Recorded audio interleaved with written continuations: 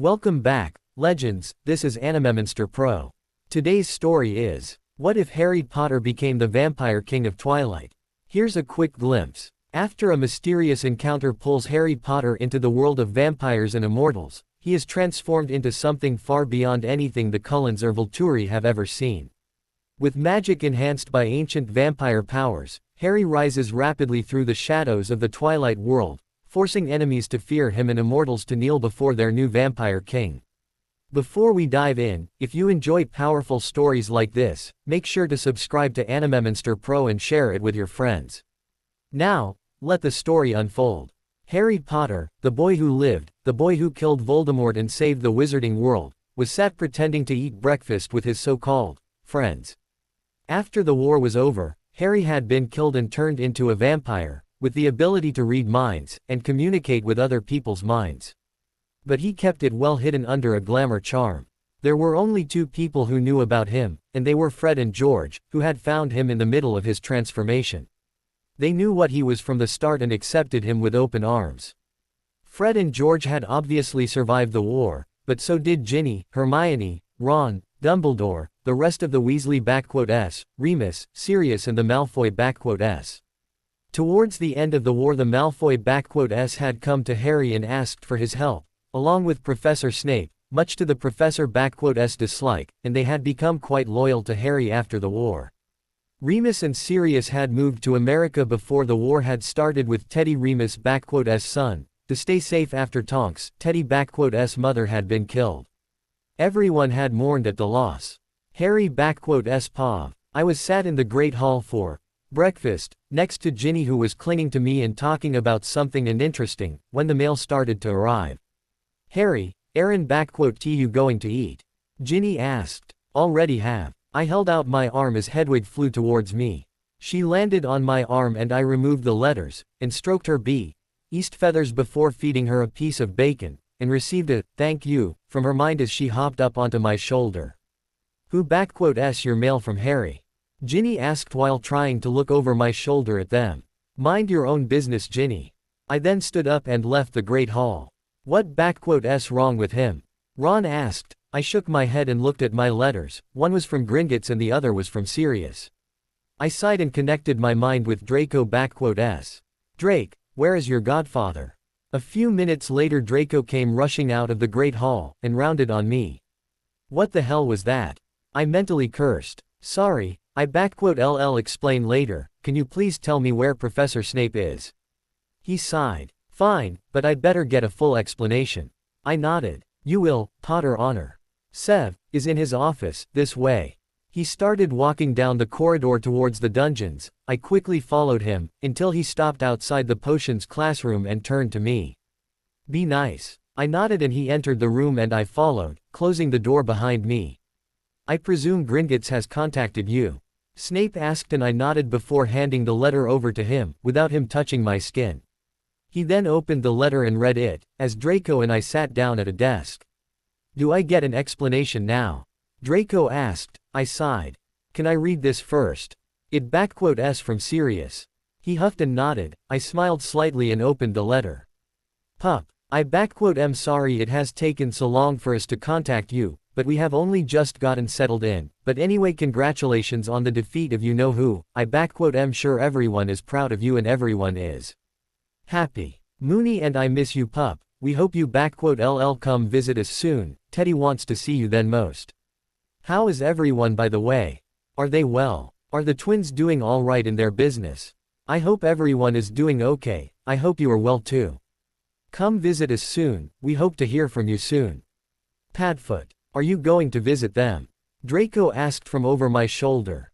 Draco. I jumped from my seat and moved across the room. Something wrong Potter? Snape asked. I am not very well. That rubbish and you know it Potter. You owe me an explanation as to why you were in my head, while you were outside the Great Hall, and you promised me a full explanation. Draco explained, and they both stood up and walked towards me. Please don Snape grabbed my hand and quickly dropped it. Merlin Potter, your skin is ice cold. I whimpered unconsciously and tried to move away from them, only to be stopped by Draco. You re-wearing a glamour charm Aaron tu. Draco asked. I whimpered again and Snape sighed. Let it down, Potter. I shook my head at Snape's request. You re not leaving until you do. Snape stated. I sighed and dropped the charm, letting them see my vampire features. You re a vampire. Draco stated and I nodded, without looking at either of them. How? Snape asked. After the war, a vampire attacked me and turned me. You they been hiding it that long. I nodded. Yeah, the twins found me in the middle of my transformation, and took me back to their flat. I stayed with them for a couple of months, before coming back to school with the cover of recovering fully to Dumbledore. What do you feed off? Cause I can imagine the twins letting you feed off them. Snape said. Oh hell no. Never. When I first figured out what I was I ran to the Forbidden Forest, and fed on the first animal I found. I didn't kill it, it let me take the blood willingly, I could never harm a human. What animal was it? Draco asked. Hippogriff, I spoke to it after giving it respect. You spoke to it? Snape asked. Yeah, I can read minds, and I spoke to him about being a newborn and he let me take the blood. I don't kill the animal, especially in the Forbidden Forest, and I will never touch a stag or a doe. Snape sighed. I see your reason. Who else knows of you being a vampire? Draco asked. You re a vampire. We all turned to face the doorway to see, Ron, Hermione and Ginny, stood there.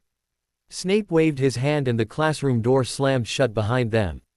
Harry, through the door next to the blackboard is my office, there is another way out through there. Take the letter from my desk and go to Gringotts, Draco and I will meet you there with Lucius, now go. You don't need to yell. I ran from the room at top speed, grabbing the letter and leaving through Snape's office. And ran from the school grounds, all the way to Diagon Alley. Time skip. By the time I had arrived at Gringotts, I had placed my glamour back up, and was stood waiting outside Gringotts. When I was suddenly ambushed by Rita Skeeter. Mr. Potter, how do you feel now that the war is over? Rita yelled. I cringed at the loudness of her voice and took a step backwards into somebody, who grabbed my arm and moved me to stand behind them. I looked up and saw the back of Mr. Malfoy. Mr. Potter has nothing to say to you. Mr. Malfoy said, before turning to me and pushing me inside Gringotts. Thank you for that, Mr. Malfoy. I tried to lock out the thoughts of other people in the building. It was not a problem. Now would you like to tell me why you were stood outside by yourself? I was waiting for Professor Snape, Draco and you. He nodded and leant down to whisper into my ear. Now would you like to tell me why? Your skin is ice cold. I whimpered and moved backwards only to knock into someone. I looked to see Snape and Draco. Father, what were you asking him? Draco asked as I hid behind Snape. I just saved Harry from Skeeter in her interview, and I was just asking why his skin is ice cold, since it was safer to ask in her than out there. Mr. Malfoy replied. Harry, go find Griphook, and we be there in a few minutes. Snape said. I nodded and walked off, only to walk into Griphook, nearly knocking him over. Griphook, I am so sorry. It s no problem, Mr.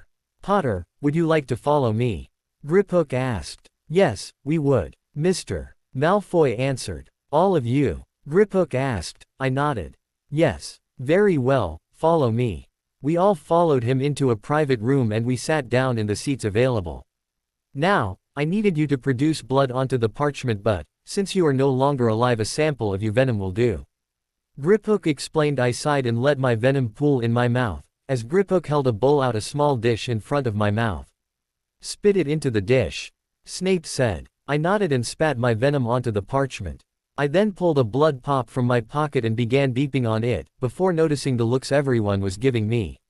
What? I had an urge. What kind of blood? Mountain lion, Mr. Malfoy. I don't drink human blood, stag or doe. He nodded as Griphook cleared his throat at us. Are you ready, Lord Potter? Lord Potter? Draco asked. Mr. Potter is the last in his family line, and since his father was a lord, the title is pasted down to Mr. Potter here. Mr. Malfoy explained. Correct, but he has also been named heir, by Mr. Sirius Black and Mr. Tom Marvolo Riddle. What? Indeed, he left a will and a letter for you to read. Can I take the letter with me? Griphook nodded and handed it over. There is also a letter from Lord Black. Griphook unsealed the letter and it floated in midair before speaking in serious S voice.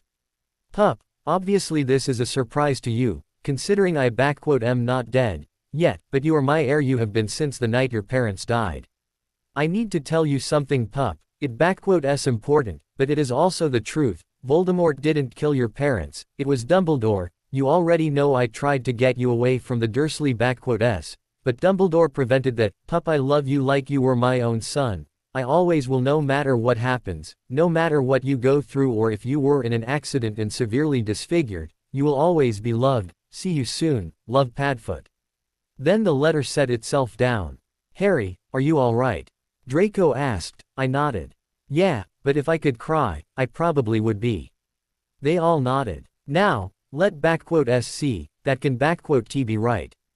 Griphook said. What is it? Snape asked. You have 2 magical guardians, Lord Potter. That can T be right. Harry should only have 1, just like every other child. Mr. Malfoy stated. It says Albus Dumbledore and Sirius Black are both his magical guardian. That means Dumbledore has direct access to everything Harry has. Snape said. Indeed, is there a way we can get in contact with Lord Black? Everyone looked at me, I sighed. Flo, you can contact him through there. Griphook nodded and left the room. I sighed and placed my head in my hands. Are you alright? Mr. Malfoy asked. I am dreading this meeting. I haven't seen Sirius or Remus since before the war. So they don't know you re a vampire? Draco asked. I couldn't tell them, I couldn't stand what looks they might give me. Then the door opened. Just in here. Griphook said. Pup. Sirius, wait. Remus said. I flinched. What is it, Moony? Sirius asked. I bit down on my blood pop, causing it to break in my mouth. I could sense Remus approach me. Harry, are you? I jumped from my seat and ran to the other side of the room. Don't touch me. Both of them looked shocked. Ari. I heard Teddy call from Remus hold. I looked away. Harry, you re a vampire Aaron you? Remus asked. I nodded. Pup, what happened? Sirius asked. It happened after the war, a vampire turned me. You been a vampire that long. Why didn't you tell us? Because I couldn't stand the looks or disgust and disappointment from you two. I slid down the wall to the floor and pulled my knees to before resting my head on top of my knees. Pup, Sirius said before pulling me into a hug. What? Silly pup, it doesn't matter what you are to us, we know you will never do anything to hurt us, and we never hurt you by giving you looks of disgust and whatever else you thought me and Moony would do. We love you, pup, and we always will. I smiled and snuggled into his hold, before we pulled apart and stood up. Ari? Teddy asked, while shifting to look like me. I smiled. May I? Remus smiled and nodded, before letting me take Teddy from him. Ari? Teddy said before snuggling in my and falling asleep. So why were we called here? Sirius asked. Mr. Potter has 2 magical guardians. Griphook explained. How is that possible? I've been his magical guardian since his parents died, no matter if I went to Azkaban or not. Sirius stated. Who is the other magical guardian? Remus asked. Albus Dumbledore. Severus answered. He has access to everything I have. Can he be removed? Draco asked. Indeed, since Mr. Potter is of age he can remove his magical guardian. Griphook explained. Remove Albus Dumbledore. Of course, and good riddance too. What are you on about? Mr. Malfoy asked. Read this. Griphook said and handed a piece of paper over to him. You have got to be kidding me. Mr. Malfoy yelled, and Snape took the paper before reading it. What is this? He asked. Dumbledore has been stealing from Mr. Potter vaults. That doesn't surprise me. Harry, he been using your money to fund the order. He been placing money into private accounts for Ms. Granger, Ms. Weasley and young Mr. Weasley, and placing money into Mrs. Weasley account. Snape explained. What? A bonding contract was made for Lord Potter and Ms. Weasley. Griphook said. What? Sirius yelled. I winced at the loud sound. Calm down, Sirius, you LL wake Teddy. Griphook, how long has that been standing? Remus asked. Since Lord Potter was 11 years old. That S is, Harry, you re are coming to Forks with us. Sirius stated. You can T just pull him out of Hogwarts, Sirius. Remus responded. Would you rather he stay here? Well, no, but I am not having him stay here any longer. I they already been absent enough in his life. He needs to finish Hogwarts. Do I don't T want him corrupted, Moony. I sighed and waved my hand. Silencio. The yelling stopped and both turned to look at me with confusion across their faces. You were going to wake Teddy, and honestly I think I they been told what to do enough in my life, don tu. Severus, if I take my NE now, do I need to finish Hogwarts? No, and I do believe you are going down the right path with this. I nodded. Padfoot, Moony, I love you both, but you need to take what I have to say into account instead of ordering my life for me. Can you do that? Please. Both nodded and I dropped the spell. Sorry, pup. Both Remus and Sirius said at the same time. I nodded. Griphook, has Dumbledore been paying all the Weasley S and Granger S? Not all the Weasley S, Fred and George Weasley Aaron T being paid, neither are Percy, Charlie and Bill Weasley. At least I still have some true friends. Hey, you they got me. Draco complained. That I do, I LL need to visit Fred and George. Before I leave. Jokes. Mr. Malfoy. Blood pops. Is there a way to break the bonding contract and return everything that was taken from Harry S vaults? Severus asked. Yes, Lord Potter, Lord Black, sign here. Griphook said and pointed at the sheet of paper. I quickly signed it before handing the quill to Sirius. How? Vampire speed. Sirius nodded and signed it as well. Very good, everything will be returned now. I will also send off for your NE. Lord Potter. Griphook said. Thank you, Griphook. The goblin nodded and left the room. I need to get the pair of you back to Hogwarts. Severus said before waving his hand at me. I shivered as I felt the glamour crawl across my skin. Harry. Sirius asked. Glamour charm, here's Sirius, take Teddy. Just then Teddy woke up screaming. I don't T think he wants you to go, Harry. I can T take him with me, Sirius. Here, Harry, pass Teddy to me. Remus said and walked over to me. I sighed and handed the crying infant over. Ari. I am sorry, Teddy Bear. I have to go back to school for a while, but I LL see you soon, okay? Teddy nodded, his cries turned into sobs. You are so coming to live with us. When Teddy cries like that, normally nobody can get him to stop. Sirius said. Sirius. Remus hissed. What? It s true. It s fine, Moony, I would have needed to know anyway. Remus sighed and nodded. Can you still change into your animagus form? Remus asked. You have a animagus form? Snape asked. I nodded and changed into a sleek Black Panther, and changed back soon afterwards. Incredible, how did you manage to do that? Mr. Malfoy asked. Sirius. That got Sirius a smack on the back of the head, making Teddy giggle. Oh, what was that for, Moony? Sirius asked, rubbing his head. You shouldn't T have taught Harry that. Remus frowned. But you were okay thinking Harry did it by himself. Harry, how old were you when you learnt? Remus asked me. 14. Sirius. He slapped him over the head again, making Teddy giggle, again. Moving on, I need to be getting these two back to school. I do have to teach your class first, unfortunately. Snape complained, making Draco and I snicker, making Snape glare at us. Okay, we can get going. We'll be at Grimmauld Place, we can sort out everything when you've taken your NEWTS, besides we want to be with you when you get your results. Remus said with a smile in my direction. I nodded. I need to return to the ministry. Mr. Malfoy said while rising to his feet. All right, father. Draco said. Mr. Malfoy nodded and patted Draco's shoulder before leaving the room. Come along, you two. Snape said, leading Draco and I out of the room with Remus and Sirius following, with Teddy. When we were outside, I hugged Sirius and Remus, Ed Teddy on his forehead, before walking over to Snape. Draco and I each took a hold of one of his arms, before he apparated us right into his classroom. Drat, neither of us have our school bags. Draco commented. We left them in Snape's office. Snape then pulled out his wand. Accio, Harry and Draco's school bags. Both of our bags then came flying through the door and into Snape's hand. He then handed our bags to each of us. Take your seats. We both nodded and sat next to each other on the Slytherin side at the front. Hey Harry. Yeah Draco. How did you become an animagus? Accidental actually. Something happened at my relatives. I got angry and changed into my panther, and Sirius and Remus gave me the name Shadow.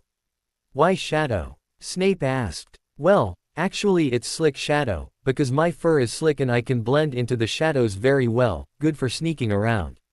How many times have you used it for sneaking around? Snape asked. Only to spy on the headmaster. I asked how many, not what for. 3, but it was during the day, not after curfew. No, not recently. He then turned and wrote instructions on the board. Wait, you saw me? I rose from my seat and stood next to the desk. Of course, I saw you, you're just lucky I didn't give you away at the time. He yelled, turning to face us again. Why didn't you out me? He sighed. Because I knew you were having doubts about the headmaster, so you were well within your rights to spy on him, though I thought you might have gone a different way about it. I frowned at him. And why would that have been? And how did you know that I had been having doubts about the headmaster?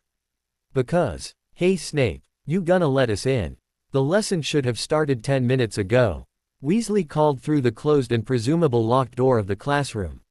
I took in an unneeded breath and let it out again, before sitting down next to Draco, and spotted my book was already out of my bag on the desk. I got it out for you, while you two were having a debate. Draco commented offhandedly. I frowned as Snape stormed to open the door. It wasn't a debate. He shrugged as the students piled into the classroom and began filling up the seats. Hey Harry. Mate, come sit over with me. Weasley yelled. I glanced over at him before facing the front.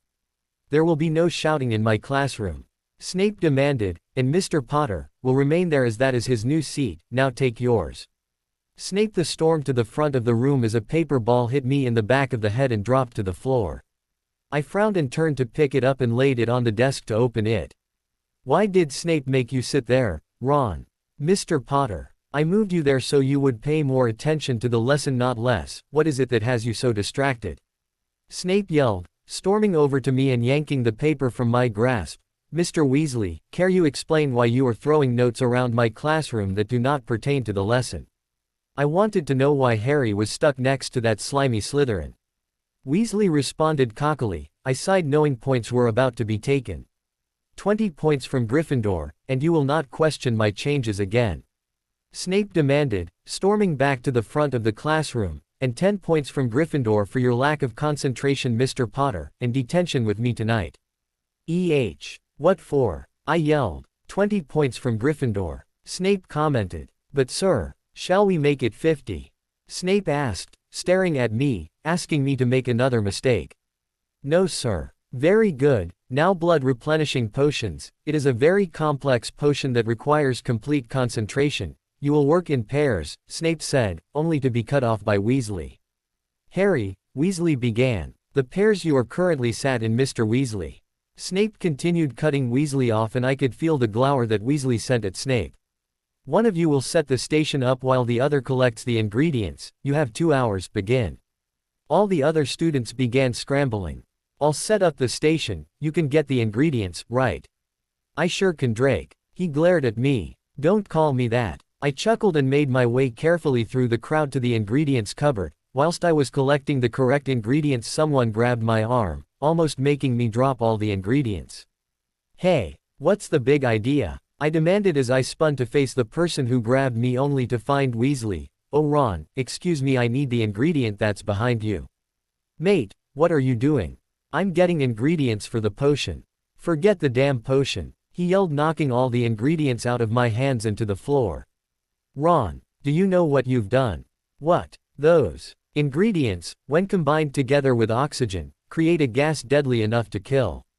Well, you've turned evil. Really, Ron? You create a deadly gas because you believe I've turned evil. Yep, now you're the only one in this closet. Weasley yelled, storming out of the cupboard and slamming the door shut. Shit, luckily I don't breathe, otherwise I would be in real trouble. I heard some shouting and listened closely. There has been a deadly gas released in this classroom, evacuate immediately. I heard Snape say. Harry's still in there. I heard Draco yell, then there was banging on the door. Potter. Potter, are you in there? I heard Snape yell. I did a couple of fake coughs to play on the fact of the gas. Yeah, can you, cough, get me out? Potter. Harry, I can't. The gas, if I open the door the gas will be released and kill everyone. Professor. You can't leave him in there. Draco yelled. I don't have a choice. I've already sealed the door trapping the gas inside, there's nothing more I can do. Harry, you'll need to play dead when the gas clears, it'll be the perfect time for you to escape. I can't play dead. Harry, you have to. Otherwise Dumbledore will control you forever. He doesn't know you're a vampire, but he's starting to think you've got some kind of creature inheritance that is keeping you from being under his control. He is trying everything possible to get you back under his control. It's just a matter of time. You have to play dead, we'll rendezvous with you later. Alright, how long till the gas clears? About 10 minutes Harry, I'm sorry it came to this, I sat against the wall nearest the door. It's not your fault, Weasley is the one who trapped me in here because he thought I went dark. Potter, are you still with us? Snape yelled through the door. Severus, Harry is in there. I heard Dumbledore say. Yes, Potter. I'm cough, cough here cough. Potter, can you tell us who trapped you in here, even you're not stupid enough to do that. Snape yelled. Ron cough, cough did, he, cough, cough, cough thought I was, cough going dark cough. Harry, are you sure? Dumbledore asked. Cough, cough, cough positive. Start to fade now Harry. Alright, I started pretend coughing really badly, and I could hear them shouting. Severus opened the door. If I do that everyone in the school will die, this way we keep it down to one casualty. That's the savior of the wizarding world you're talking about. At least he will die a hero. Snape yelled finally, shutting everyone up. It felt like forever that the gas seemed to take to start clearing, but it did clear completely. You'll have to play dead now Harry, I'm opening the door.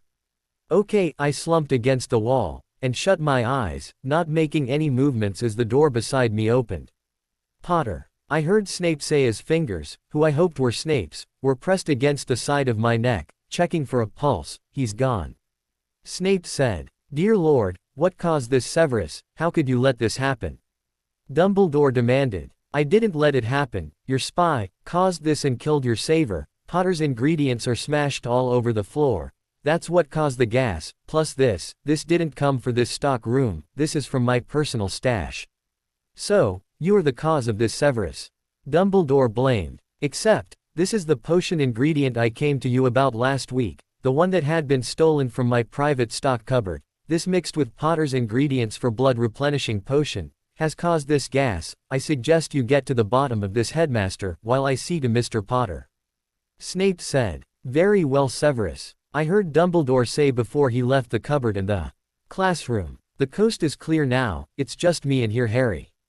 Snape said. I opened my eyes and saw Snape was knelt in front of me. So, what do we do now? He sighed. Well, school procedure states, I'm to take you up to the hospital wing, and inform your closest family, who would be Black and Lupin. I can't do that to them. You won't, I'm going to flow them now to inform them what happened and how we _LL proceed. Okay, do I need to go up to the hospital wing now? He shakes his head and stands to his feet. No, we'll go inform your dog fathers then we'll go. I nodded and rise to my feet. Snape stalks from the potions cupboard and I follow him, through the classroom and into his office. Do you know where they are staying? Snape asks me. I nod and take a handful of flow power. Black Manor. Forks, Washington. I threw the powder into the fireplace, making it light up green before Sirius' face appears. Snape and I both kneel down to talk to him. What's going on, pup, Snape? Sirius asked. Your godson is now officially dead in magical Britain.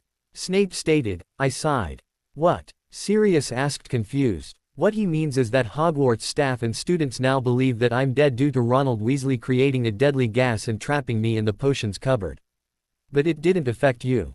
Sirius asked worriedly. I shook my head. No, I don't need to breath anymore. But this was his one chance of escaping England and coming to you in America. You know what Hogwarts policy stated about deceased students Black? Snape said. Yeah, a teacher takes the deceased student up to the hospital wing and informs the closest family, the family come to mourn some, and demand answers as to how it happened, then the family can take the child with them to bury as they please. Sirius explained and Snape nods. Exactly, so that's what I'm going to do. I'm going to float a very still Potter up to the hospital wing who will remain still until you take him with you. Hopefully you two can play your parts. Snape said looking at Sirius. I'll inform Remus and wait on your flow from the hospital wing.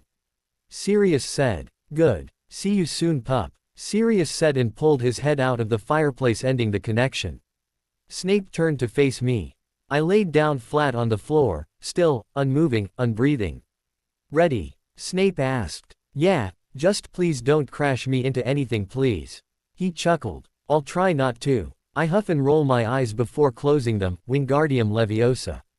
I felt myself rise off the floor and move through the air as Snape began his journey to the hospital wing. I could hear students whispering, sobbing and outright crying. Can't believe he gone. He died, our hero. He didn't deserve to die. After everything that he did for us, hadn't he sacrificed enough? Was that Neville? Was he standing up for him? How did this happen? Weasley locked him in the potions cupboard with a deadly gas he created, knocking all of Potter ingredients to the floor. That s where Draco got to. I'm sure Snape will fill him in soon enough. Eventually we made it to the hospital wing. Oh, the poor dear. Come Severus, set him down on this bed. Madame Pomfrey greeted. Of course, Poppy, it was his bed after all. Snape said as I was set down on one of the hospital beds. I told that boy I would have a plaque made for this bed, for all the times he had ended up in here. I never thought he would end up in here like this, Severus. I know, Poppy, it's a shock to us all, but he wouldn't have wanted me to open the door to let him out if it meant everyone else dying. You're right, Severus, this boy was always trying to save everyone, even when it wasn't his job to. Indeed. Now, I think it's high time I got him his plaque, don't you? Harry J. Potter, beloved by all, he saved the world a lot. I think it just right, Poppy. Now I need to go inform Black and Lupin. Oh, right, yes, you go do that, Severus. I heard a set of footsteps moving away from the bed. I inwardly smirked at the plaque that Madame Pomfrey had made. I hope Sirius asks for a copy of it. Oh Harry, you didn't deserve this, not at all, not after everything you've done for this world. I'm so sorry. I heard a set of footsteps approaching again. They'll be through momentarily, Poppy. Snape said as his footsteps came to a stop. Suddenly I heard a fireplace go, then two sets of rushing footsteps and then Ari. Ari. I heard Teddy shout out. Oh Teddy Bear. Remus sighed sadly and I heard footsteps move closer. Ari. How did this happen? Sirius hissed and a hand touched my own. He's so cold, Padfoot. Remus commented. Ari. Suddenly a weight was placed on my, that moved slightly, Ari. A hand was placed against my face, and then it was gone and weight curled up on my.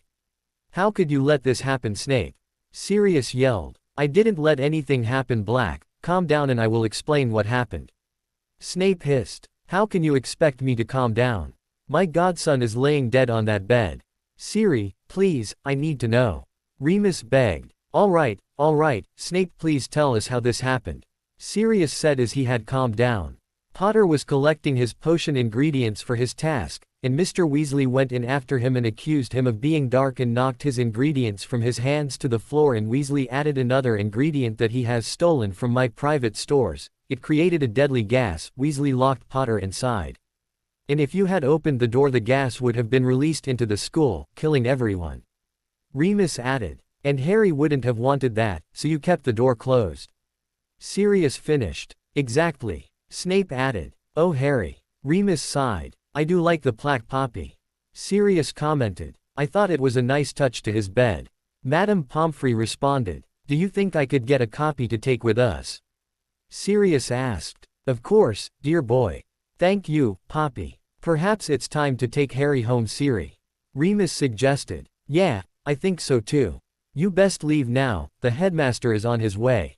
Snape commented. Wingardium Leviosa. Sirius said. Come here, Teddy. Remus said, and the weight from my was gone as I was lifted into the air again and guided somewhere. I'll go through first to guide him through when you send him.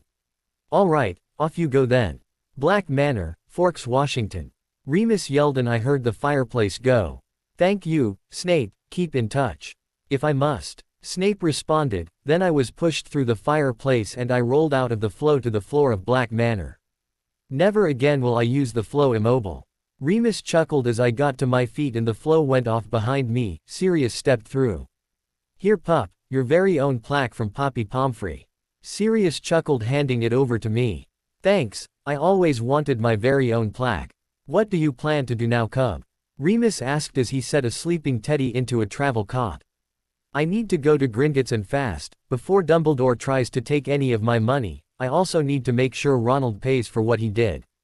Siri, take him to the Gringotts and settle, I'm gonna stay here with Teddy. Remus said as he covered Teddy with a blanket. I set the plaque down on a nearby table as Siri patted my shoulder, leading me to the flow again. Come on pup, Siri said, and we both stepped into the flow. He threw down some power. Gringotts Settle Wizarding District. We were both pulled through the fire. I stumbled out of the fireplace at the other side, whilst Siri walked out chuckling. It's not funny. Of course, it is pup, you just need some practice, you'll get the hang of it eventually. I suppose so. Come, let us go find your account manager. I nod, and we walk away from the flows, towards the nearest empty goblin teller. Can I help you, wizard and vampire? The goblin sneered. We're looking for the Potter account manager. Sirius responded politely, making the goblin huffed. Follow me. The goblin grumped and jumped down off his chair. We walked to the end of the booths and met back up with the same goblin, who then led us to a long corridor full of doors. We walked halfway down the corridor before stopping outside one of the doors, and the goblin knocked. Enter. A voice called. The goblin opened the door and stepped inside, holding the door open of Siri and I to step inside too. Bloodclaw, these two requested some of your time. The goblin said, the goblin behind the desk. Thank you, Lucktooth, you may return to your post. Bloodclaw responded. Of course. The goblin Lucktooth said and backed out of the room, closing the door behind him. Are you two going to stand there all day, or are you going to take a seat? Bloodclaw sneered as he set down his quill. I could stand all day if I wanted to. Pup, don't piss the goblin off. Siri muttered as he took a seat. I shrugged and sat down on the chair next to him. Right, what can I do for you today, wizard and vampire? Bloodclaw sneered. Is that all anyone is going to see me as now? Pup, can we just get to the reason we are here for? Right, we need to control the Potter accounts. And what is that? Because my godson is now legally dead in Britain, so he needs registering in America under his new status as a vampire, and we need charges pressed against someone in England. Sirius explained, making the goblin give Sirius a blank look. Way to confuse the goblin, Siri. Perhaps it would be better off if I just show you. Very well, I will fetch my pensieve. Bloodclaw said and raised from his seat and left the room. Perhaps we should have started with that. Siri commented, slumping in his seat a little bit. Yeah, that might have been a good idea. I just hope Dumbledore didn't go straight to Gringotts after my so-called death. Even so, you are the legal and rightful heir to the Potter name, meaning everything belongs to you. You can move it over here, so it can't be touched. Yeah. Just then the door opened and Bloodclaw came back in, floating the pensieve behind him. He set it down beside his desk. If you would place your memory of the event in here, vampire, wait your godfather best to it as you have no wand. The goblin smirked. I frowned and pulled my wand from my holster. I pointed it at the side of my forehead. The goblin looked shocked as I thought about that memory of the potions cupboard and then the hospital wing afterward. I pulled the memory from my head and put it into the pensieve. I am a wizard and a vampire. I'm Harry James Potter. The goblin looked pale and nodded before diving his head into the pensieve. That was very well said, pup. I didn't like the way he just assumes that I have no magic just because I'm now a vampire. I huffed. I know, pup, we'll get everything sorted, don't you worry. For now we just wait for the goblin to be finished. I nod and slump in my seat and close my eyes. 10 minutes later. I owe you an apology, Heir Potter. I heard the goblin say. I opened my eyes and sat up straight in my chair. I saw the Bloodclaw was out of the pensieve and sat back behind the desk. That's fine. Now from what I saw, there is definitely cause for pressing charges against Ronald Weasley, but first, what would you like to do about your accounts, Heir Potter? Bloodclaw asked. We'd like to move the Potter accounts from Britain to this branch of Gringotts. Siri explained. That will be done. Bloodclaw responded. Also, is there a way to stop anyone else from accessing my accounts? Of course, you can put their names down on a ban list from your vaults. I'd like to do that. Of course, Heir Potter, their names please. Albus Dumbledore, Molly Weasley, Ronald Weasley, Ginny Weasley, Arthur Weasley, Hermione Granger, plus anyone else that may have a key. Would you like us to issue you a new key? I think that would be a better option. Siri commented. Of course, Lord Black. Bloodclaw responded. Also, I think a card would be a good idea as well. Siri said. Of course. A card. The card will be linked to your accounts, you'll be able to use it in any shop that you go into. Bloodclaw explained. Even Muggle shops. Yep, you just had it over when you pay. The bank will give you a PIN to use. When you want to pay for things you put the PIN in and done, the money will go from your accounts here at Gringotts. Siri explained. Exactly, now I shall just get a new key ready for you Heir Potter, but I shall need a sample of your venom. Bloodclaw said pulled a small bowl from one of his drawers. I nodded and let some venom pool in my mouth. I took the bowl from Bloodclaw and spat my venom into it before handing it back to the goblin. Very good. He poured the venom into a metal tray, and chanted in its own language, then the venom began shrinking and shaping, into the shape of a key. Once it had finished forming the goblin handed it over to me. Your new key Heir Potter, now shall we move on to pressing charges against Ronald Weasley? I took the key and placed it in my pocket. Yes. Can we press charges against him for murder? Siri asked. With the memories provided, of course, but we will need one other who witnessed the accident to prove this. Obviously with you being dead and all, they will ask where these memories came from. Bloodclaw responded. Professor Snape was there, he asked me those questions about who did it, maybe he could provide you with the memories that you need. Very good, I will write him a letter as soon as we are finished here. Lord Black, it will be you pressing the charges, correct? Of course, Harry wouldn't be able to press the charges himself. Siri responded. Of course. Bloodclaw said as he wrote down some notes. Now, is that everything I can help you with today? We also need an inheritance test for Harry and he needs to claim his heir ring as well as his lordship ring. Siri said. Huh, why both heir and lordship ring Siri? Well, you are the lord to the Potter name, but you are also heir to the Black name. You're my heir pup, that's why you need both rings. I have the both rings here, start with the black one. Bloodclaw said. He pushed one of the boxes over to me. I took the ring from the box. The ring had a small crest on it and a string of Latin around the edge of the crest. Try it on, pup, Siri said. I pushed the ring onto my first finger on my right hand. It glowed slightly before shrinking to fit my finger. The ring has claimed you as the Black heir, now let's move on to the lordship ring. Bloodclaw said, pushing the other ring my way.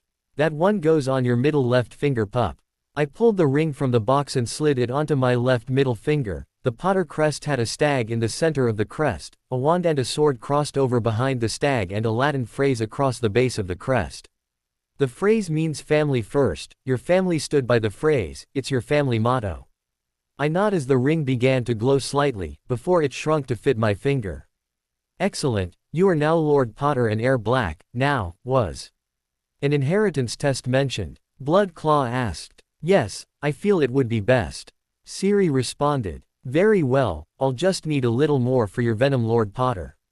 I nod and let some venom pool in my mouth again. Just spit it onto this parchment. I spat the venom out onto the parchment that was slid towards me. It immediately began moving and sunk into the parchment, and words began to appear on the parchment.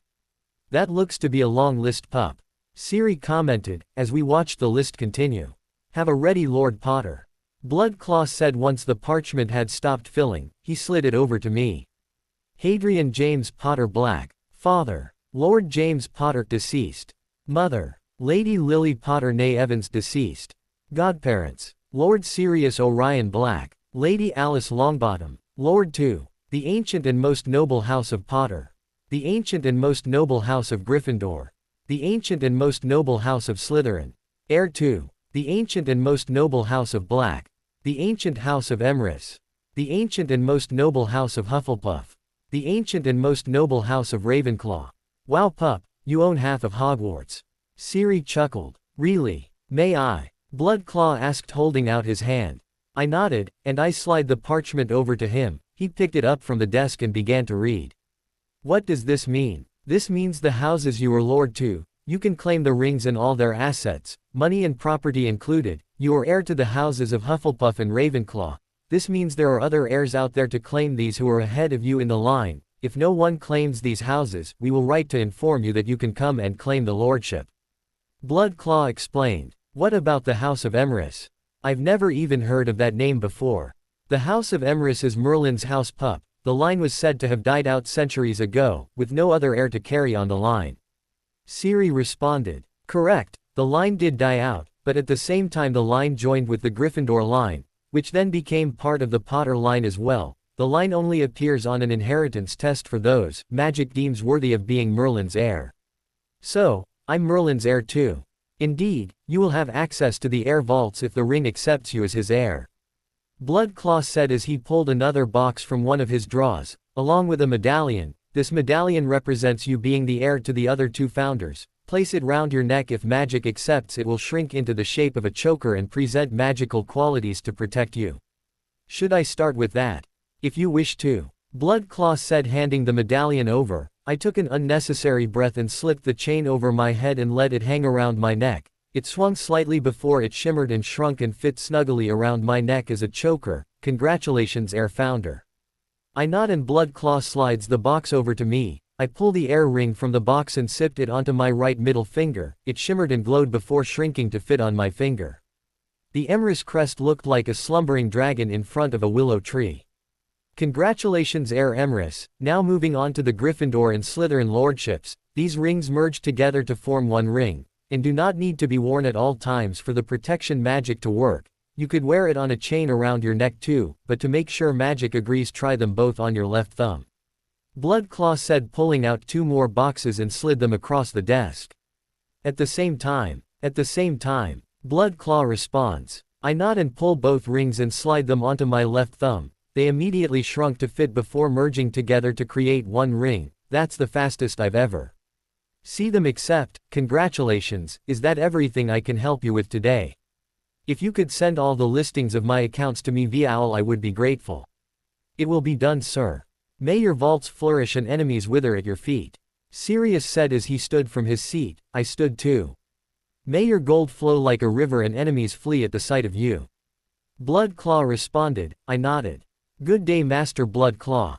Then we both left the office and headed back to the flows.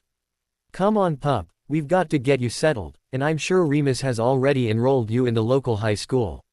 What? You'll have to go to school, Harry. We'd have the police knocking at our door otherwise. I groaned. I have a lot of catching up to do then. Yes, you do, but since you don't sleep, you'll have plenty of time to do so. Sirius responded. And the sooner you start, the sooner you'll catch up, so get started, cub.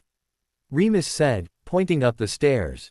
Seriously. Remus nodded. Fine. Sirius chuckled. Come on, pup, I'll show you to your room. Besides, considering you start school the day after tomorrow, best to get a head start. I sighed and followed Sirius up the stairs, down a hallway into a door that was second on the left. This is your room, pup. We know you don't sleep anymore, but there is a bed there. If you want to use it, it's fine. If you don't, we'll get rid of it for you. And Ciri, it doesn't matter what you've set up for me. I'll love it no matter what. You've already done more for me than the Dursleys ever did. I love you conditionally, Ciri. Even if you painted my room pink, I'd still love you. You mean you don't like pink? He smirked. Ciri, I don't care what color you painted my room, though bear in mind I might use magic to change it to my own preference. He chuckled. Well, why don't you take a look and see then? I rolled my eyes and opened the door to my room. The walls were painted in an emerald green with black outlines of trees across the room. There was also an outline of a doe and a stag peering out between the trees. There was a bed in the top left-hand corner. It was a double bed with black silk sheets. Across the left-hand wall was a bookcase full of books and music. A sofa was set out in front of the bookcase, and a desk to the left of the room as soon as you walk in the room, with a brand new laptop on the top of the desk. Ciri, I love it. I thought you might, and I couldn't have you move into a new room without your mum and dad near. Ciri said, pointing at the stag and the doe. Thank you, Ciri, I love it. He pulled me into a hug and I hugged him back. I'm glad, pup. He then pulled out of the hug. Now all the books you need are on your bookcase. Spend as long as you need to catch up. I'll see you in 3 weeks then. If you could supply me with a constant supply of animal blood, that would be great. Very funny cub, Siri said as he turned to walk back down the stairs. I was being serious. I huffed and walked further into the room and shut the door. I walked over to the bookcase and pulled out all the books I would need and moved to sit at my desk with the large pile of books, thanked Merlin for photographic memory. 2 days later. The day to start school, joy. I rolled off the bed and head into the ensuite bathroom. I grab a quick shower and walk into the room with a towel wrapped around my waist and head to my wardrobe and pulled out a pair of black skinny jeans and slipped them on. Removing the towel from around my waist, I set it down on the floor. Suddenly I heard a pop. I spun around quickly and saw Teddy safely on my bed, looking up at the ceiling. I chuckle and make my way over to the bed and peer down at him. He smiles up at me and laughs as his hair changes color to match mine. Hey teddy bear, whatcha doing? He giggled and made grabby hands at me. Ari. I chuckled and lifted him into my arms. Suddenly I heard Remus' panicked voice from downstairs, looking for Teddy. I sighed. Are you scaring your daddy again? Daddy. I huffed and made my way downstairs. He's not in his crib, serious. Remus yelled. Remy, calm down, I'm sure there is a reasonable explanation. Siri responded, trying to calm Remy down, as I entered the kitchen. Such as apparating into my room. Remy turned to face me, his face full of relief. Teddy. Remy said. Daddy. Teddy squealed, reaching out to him. Remus took him from me and held him close. He apparated into your room? Siri asked. I shrugged. Yep, and he landed on my bed. You had me so worried, cub. Remus whispered into his hair. And on that note, I'm going to finish getting dressed. I dashed back upstairs to my room. I pulled on a black vest top and an emerald green shirt and dashed back down to the kitchen and caught the blood pop that was thrown in my direction by Sirius. Thanks. Well, you haven't hunted since you arrived here, so you needed something to put you on until tonight, when you will go out to feed. Sirius ordered as he continued to make breakfast.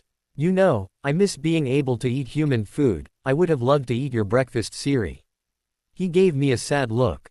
I know, pup, if there was a way for me to make it so you could still eat human food, you know I would, pup. I know you would, Siri. Where's Remus? I wanted to say goodbye before heading to school. You're driving, right? I frowned. What do you mean driving? I don't have a car. He gave me a shocked look. You don't? You best come with me then. He grinned and turned the frying pan off, pushing it to the back of the hobs, before walking over to me and wrapped an arm around my shoulders and led me towards the garage that was attached to the house. Siri, please tell me you didn't buy me a car. He chuckled and opened the door to the garage, and walked inside. I sighed and followed him inside to see him stood there, his arm wrapped around Remus' waist, Remus who was holding Teddy. Both were grinning like mad, next to an emerald green, almost black Volvo XC60. So, do you like it? Remus asked. I grinned. I love it, but you guys didn't have to do that for me. Sirius shrugged. Call it a start of all the years of birthday presents we missed. Siri said. Don't forget Christmas presents too. Remus commented, bouncing Teddy in his arms. Guys, I told you before I didn't want you to do that. I'm just grateful to be here with you both, and Teddy too, of course. They both smiled. We're getting old, call it a lapse in memory. Remus responded. Now, you best get moving, otherwise you'll be late. Sirius said and tossed the keys for the car in my direction. I caught them and walked to the driver's side. Your bag is already in there. Thanks guys, I'll see you tonight. They both nod as I climb into the driver's side and start up the car. They move to the side as the garage door opens and I pull out of the garage and onto the main road, now to get to school. I drive steadily along the roads to the school, when suddenly a silver Volvo sped past me. I'm pretty sure that's beyond the speed limit. I huff and keep driving, finally pulling into the parking lot of Forks High School, and into an empty space. I sighed, firmly placing my shields in place, a mask of no emotion on my face. I grab my bag and climb out of my car, lock it and magically shield it as I head up to the school office. I listen to the whispers from the students as I enter the building, and walked straight into the office. Can I help you, dear? The lady behind the desk asked. I give her a charming smile. My name is Hadrian Black, I start today, I need my timetable and map. She smiled. Oh yes, here you go dear, you timetable, map of the school and this sip you'll need to get all your teachers to sign and hand it back in here at the end of the day. Of course, have a good day ma'am. She blushed slightly, and I left the office. I smirked and looked down at my timetable: English, biology, math, lunch, music, PE. What an interesting day. I glanced at the map and made my way to the block where my English lesson was. I walked into the classroom and greeted the teacher. "Good morning, sir, is this English class B?" The teacher looked over at me. "It is, and just who might you be?" he asked. "I'm Hadrian Black, I just moved over here from England." "Ah yes, we were told you were starting today, you'll be sitting at the back with Rosalie Hale. I assume you have the slip from the office." "I do, here you go." I pulled the slip from my pile of papers and handed him the slip he needed to sign. "Thank you, I'm Mr. Wright." He signed the slip and handed it back to me. "Here you go, and here's the book we're working on, Act 2 Scene 3. Mr. Wright said, handing me a copy of King Lear. "Thank you." I accepted the book and went and took my seat that he directed me to at the back of the room. I sat down and pulled out my notebook and pen and started to read through the first scene to catch up whilst I waited for the bell to go and the lesson to start. -20 minutes later. Finally, the bell rung, and I was part way through Act 2 Scene 3 when students started piling into the room, and a shadow fell over me. I glanced up and saw a beautiful bee. One stood next to me, frowning. "Who are you?" she asked snobbishly. I mentally groaned. "Another Draco. I'm Hadrian Black, just moved." "I didn't ask for your life story, why are you sat at my desk?" she snarled. I rolled my eyes. "Look, if you're Rosalie Hale, then Mr. Wright sat me here, so you'll have to grin and bear it." She glared at me but took a seat next to me, glaring a hole in the side of my head. "This is going to be a long hour. Right class, today we'll be working through Act 2 Scene 3. I'm sure you've all taken some notes down. Mr. Black, you can take notes as we go through the scene." Mr. Wright addresses the class and me. I nod to him and he continues the lesson. 1 hour later. I saw the lesson was soon to finish, by glancing at the clock, and gathered my stuff, so as soon as the bell rang I was out of my seat and heading to the door, followed by the other students that were packing up. I heard Mr. Wright call out for notes on Act 2 Scene 5 for next lesson. I huffed and pulled out a blood pop, shoving it into my mouth. Miss Hale's glaring was wearing on my last nerve. I glanced at my timetable and saw I had biology. I glanced at the map and headed towards my next lesson. I navigated my way through the hallways, avoiding all contact with the other students, while I looked at the map. I finally reached the classroom, but I was still one of the first in the room. There were 2 other students there, a male and a female, both arguing with the teacher. I refused to sit next to her anymore. The male demanded, "All right, Edward, we'll sort something out." The teacher responded, "But sir, you said at the beginning of the year, who we sat with, would be out partners until the end of the year." The female demanded, "Bella, it's clear that something has happened between the 2 of you, and if I keep sitting you 2 together, Edward could either kill you or kill me, so please take your things and move to the back of the classroom." She growled and grabbed her things off a nearby table and stormed to the back of the room, throwing her stuff on a table. I knocked on the door, making all 3 look at me from their respecting places. "Yes, can I help you?" the teacher asked. I stepped into the room. I just wanted to make sure I was in the right room. "Your name?" "Hadrian Black, I just started today." "Of course, yes, you're in the right room. Do you have your slip?" the teacher asked. I nodded and walked over to his desk, handing him the slip. He quickly signed it and handed it back to me. "You'll be sitting next to Edward." The young man sat at the table already. I nodded and turned to see the male already sat down, staring at me. I frowned and moved to sit down next to him. I pulled out my notebook as the teacher came and set 2 books in front of me. "These are the books we'll be working from. You'll be a little bit behind, but as long as you read up at home, you'll catch up in no time, but in the meantime, Edward will be able to point out where we are in the books." I nodded. "Okay, thank you." The teacher smiled and turned to walk back to his desk, as other students started to filter through the door. Page 372. A voice spoke up from next to me. I turned to look at him and raised an eyebrow. He pointed to the larger book, the page we're working on, page 372. I nodded. "Thank you." I opened the large book to page 372. That accent, British, if I'm not mistaken. I looked at him again, an amused smile on his lips. "Yes. Have you been in Forks long? Is this 20 questions? Do you want it to be?" "Not particularly." He chuckled, and I rolled my eyes, turning back to look at the book. I opened my notebook and pulled out a pen. Suddenly I felt a probe at my mental barriers, my head snapped up and I glanced around the room, quickly filling up with students. Is something wrong? I turned back to face Edward, his golden eyes holding hints of worry. I felt the probe at my mental barriers again, my eyes narrowed, and I took a deep breath in, turning to face the front. Vampire, great, I had to come to a town with its very own nest of vampires. I'm fine, I thought I heard something. Out the corner of my eye, I saw him go to say something, but the teacher quickly started the lesson. As the lesson neared its end, I gathered my stuff together and stood as the bell rang, intending to get out of that room as quickly as possible. I got into the hallway and heading left towards the maths block. Wait, I heard Edward call out. I kept moving intending to keep my distance until the end of the day, but he quickly caught up with me. No surprise for a vampire after all. Hold on a second, what's the hurry? He asked. First day, want to get to my next lesson. He chuckled. Don't worry, you'll get there on time, you're heading towards the maths block, right? Let me walk you. Edward, I heard the female from before shouted. Please, let me walk you. Edward begged. I sighed. All right. He grinned and took a gentle hold of my elbow and guided me in the direction I had just been walking, him not reacting to my freezing cold temperature, other than a small smirk. So, you come from England, how are you liking it here so far? He asked me, as he guided me round the students. It's not so different actually, but it's a nice change all round. We slowed down a bit as the students began to thin out. I'm Edward Cullen. Hadrian Black. Pleasure. Why are you walking me to my maths class, minus avoiding that girl? I switched my timetable around a bit, so we weren't in so many classes anymore, so I have maths now too. The only one I couldn't switch was biology, but I'm kinda glad I couldn't now. You can let go of my elbow now. He looked down and let go of my elbow and we carried on walking into the classroom. We were the last ones there.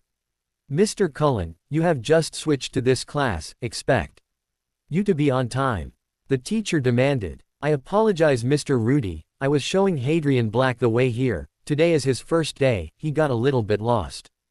Edward lied flawlessly. I internally growled. Ah, right then, Mr. Black, do you have your slip?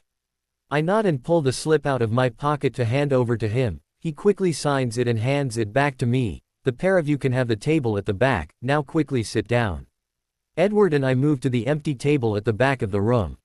I pulled out another notebook and a pen. When a maths book was set in front of me, I glanced at Edward, who was too busy turning the book to the page we needed. I flipped open the notebook to a clean page and listened to the teacher as he began to teach. About halfway through the lesson there was a gentle tap on my elbow and a small slip of paper was pushed towards my hand. I glanced at the teacher. He had his back turned towards us. I took the paper and glanced down at it. Sit with me at lunch. I looked over at Edward, who was smiling and gave me a sideways look. I shake my head and turn back to the lesson and continue to take notes. When another nudge to my elbow got me another slip of paper, I internally groaned, but took the slip and put it to one side, to wait until the teacher turned back around again. Once he did I took a quick look at the note. Why not? I thought we were getting along great. I sighed and turned back to the lesson. I glanced at the clock and saw there was only 10 minutes left, he could wait. 10 minutes later, the bell rang, and the students began packing up their stuff. Work through the questions of page 145, write your answers and full workout methods on a separate piece of paper, due in next lesson. Mr. Rudy's voice rang out and several groans followed. I grinned and packed my stuff away. Hadrian. Edward spoke from next to me. I turned to face him to see him stood next to the desk. Shall I show you the way to the lunch hall? He asked me. I shrugged and swung my bag onto my shoulder. We left the classroom and headed back the way we had come before maths, in silence until he gentle touched my elbow. So, you want to explain to me why you don't want to sit with me at lunch? It's not that I don't want to, I'd just rather sit by myself, that's all. Would you be opposed to some company? My family are a bit upset with me today, I'd rather not sit with them. I wouldn't be opposed as long as you don't draw too much attention to me. He chuckled. It's going to be a little bit late for that. What makes you say that? My family are a bit exclusive, we don't normally talk to other students, especially new students, so the rumor mill is going to be buzzing and false theories and stories are going to be flying around by the end of the day. I groaned. That was exactly what I didn't want. Sorry. He didn't seem very sorry at all, not if that massive smirk on his face said anything. No, you're not. No, I'm not. It'll be quite amusing what they actually come up with, but I'm hoping you'll tell me the real story. I gave him a funny look. What real story? Of why you moved here, that's what they will be focusing on. Are you adopted? Were you sent here after being kicked out of boarding school? I took a quick unneeded breath. How very close he was with that assumption, or maybe you just moved here to be with family. He pushed open the door to the cafeteria, and held it open for me. I rolled my eyes and stepped into the room. That suddenly went silent as I walked into the room. Edward just steps behind me. This is exactly what I didn't want. I hate gossip. I heard Edward chuckle as I moved towards an empty table. Edward joined me soon after. Just a warning, I don't think we'll be at this table on our own for long. I groaned. Can't you take your presence elsewhere then? I'm sure you're the reason that the table is about to be surrounded by people I don't want to talk to. He held his hands up in a surrender pose as the table suddenly became surrounded by students holding trays. Can we sit here? No. Thanks. Then they all sat down around us, and Edward chuckled beside me. I shot him a glare. So, tell us all the details. A girl said, leaning forward, trying to show of her beasts. I frowned. I don't know you. Oh, I'm Jessica. I don't care. Also, don't interrupt me while I'm talking. I hate being interrupted. It's my first day. I don't want to tell you my life story and see. Suddenly my phone began ringing. I'm going to take this call and finish my lunch outside. I stood from the table and made my way outside, pulling my phone out as I went into the parking lot and stood leaning against my car. I saw it was Siri ringing. I answered. Hey Siri. Hey pup, how's it going? All right, I think I've made a friend. I caught sight of Edward making his way towards me. That's good. Anything else? The rumor mill it flying high. Oh pup, you have to realize though, it happens to everyone. I know, doesn't make it any better you know. I know, but you've only got 2 hours or so left of school, then you can come home. I know, I'll see you soon Siri. See you soon pup. I hung up the phone and looked at Edward, who looked slightly apologetic. I am sorry this time. Really? He nodded and held up an apple. Peace offering. I sighed and took the apple. Thanks. So what damage did I leave behind me? He chuckled. Jessica, the girl who demanded answers from you, squawked and stood and left the table. Her entourage followed shortly after. So you're not in favor with that crowd. That's fine. I'm not here to make friends with gossipers. He chuckled. But, will you be friends with me? I don't know, you seem to be getting me into a lot of situations I don't want to be in. Honestly, I don't mean to honest, I'm just simply fascinated by you. I'm leading you down a road that I can't control. I laughed. Sure you are. He grinned and then pointed back towards the school. Do you want to go back inside? I shook my head. I'd rather stay outside. Sit with me. He nodded, and we moved over to a bench to sit down and talk. End of the day. I left the school and headed out to my car. I magically unlocked it, but made a show of unlocking the door with my key. I opened the door and threw my bag into the passenger seat, but as I was about to climb into the driver's seat there was a tap on my shoulder. I turned and saw Edward stood there, with 2 females and 2 males. Good last period? He asked me. I shrugged. It wasn't too bad, you. He shrugged. It was all right. I want you to meet my family. You mean the family that wasn't happy with you? He nodded. You might already know Rosalie, you two have English together. Edward sighed, gesturing to the own female. I looked and nodded.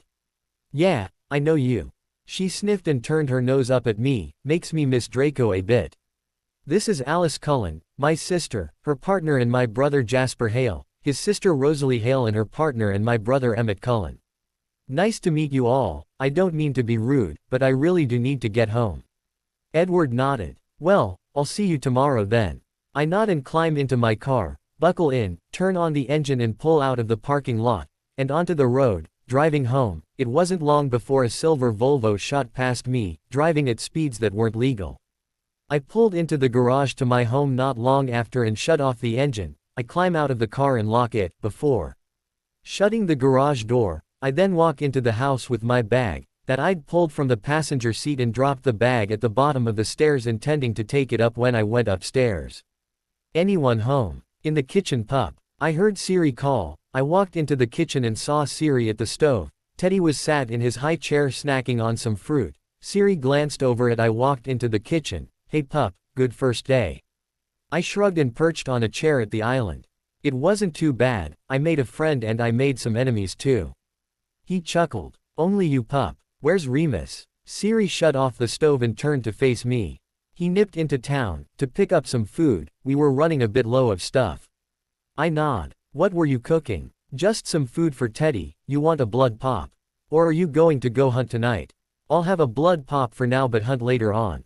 He nodded and turned to open one of the cupboards. He pulled out a blood pop and threw it to me over his shoulder. I caught it and stuck it in my mouth. You two got any plans for tonight? Siri shrugged and turned back to prep Teddy's food. Nothing much, put Teddy down to sleep and maybe watch a movie. You got any homework to do? Yeah, but I can do it tonight, I don't sleep after all. I heard the door open and shut. I smelt Remus before he called out. I'm home. Remus shouted. We're in the kitchen. Sirius called back and Remus appeared in the kitchen entryway a second later carrying 3 brown paper bags full of food. I walked over to him and took 2 of the bags out of his arms.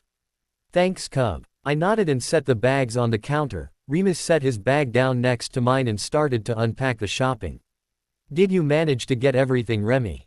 Sirius asked, pressing a key to his cheek. Yeah, I got everything that we needed. I also picked up some more blood pops for you cub.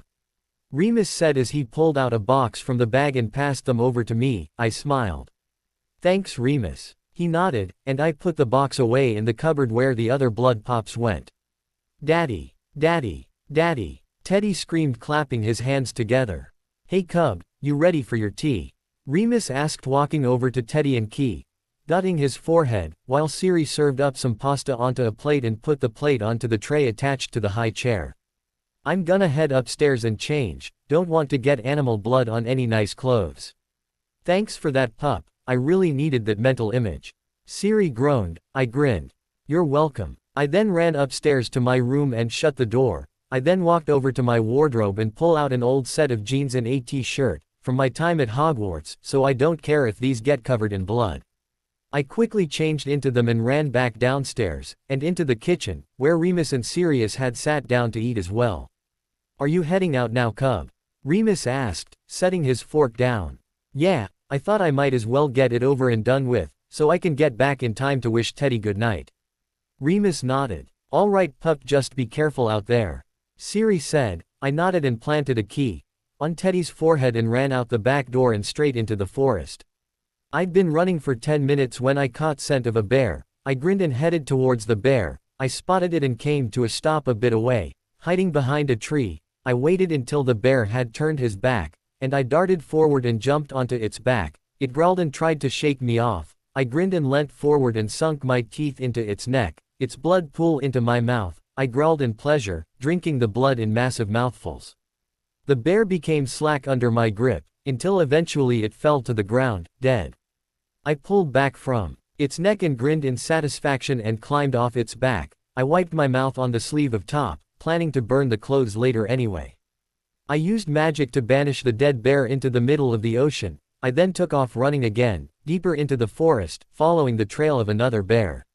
When suddenly something moving at high speed knocked me off my feet and flying into a tree and I fell to the ground, landing on my front. I groaned as I climbed to my feet. Hadrian, I heard Edward ask. I looked up and saw him stood here, looking confused. Edward, fancy meeting you here. He frowned. You're a vampire. Yep, and so are you apparently. Thanks by the way, for bowling me over and into that tree. I turned and pointed up at the tree. Ouch, I did some damage to that tree.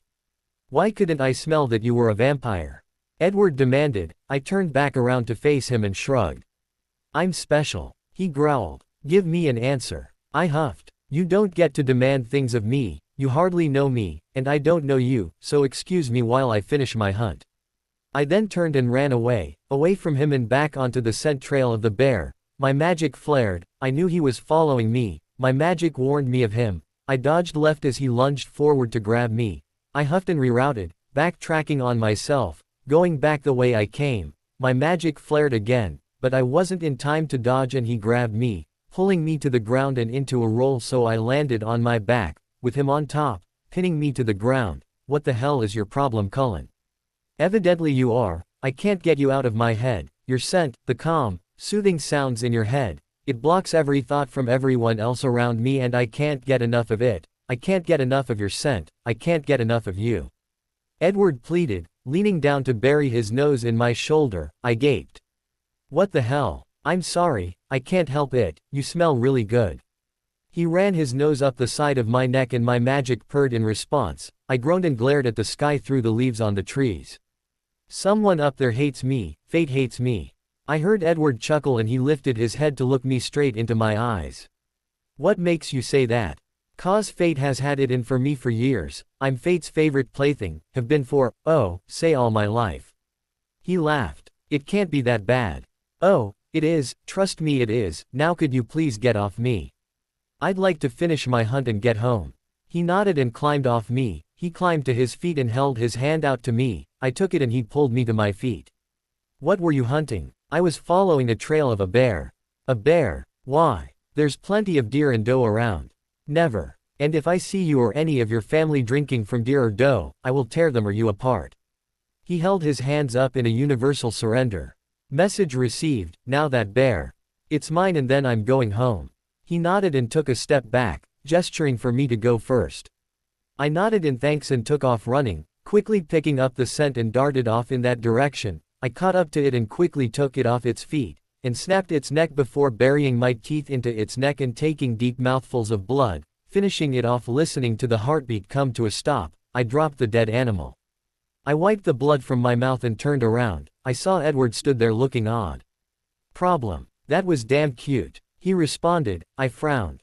Me killing a bear was sweetie to you. He grinned. In my opinion, yes it was. I sighed. I need to get home and finally burn these clothes. I've been meaning to do it for 3 years. He chuckled. May I escort you home? I shrugged. You'll have to keep up. He smirked. I don't think that's going to be a problem. I shot of running, Edward close behind me. Weaving through the trees I saw my house before we passed through the wards. Edward passed through them as well, but then came to a stop. I stopped too and turned to look at him. Well, you kept up. He nodded, a frown on his face. Yeah, did you feel that?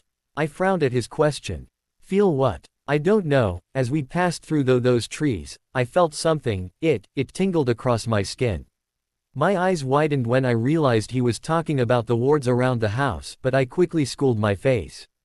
I didn't feel anything. He raised an eyebrow, before nodding and looking over my shoulder. You look to have people waiting for you. I glanced over my shoulder and saw Sirius stood there, arms crossed and a frown on his face.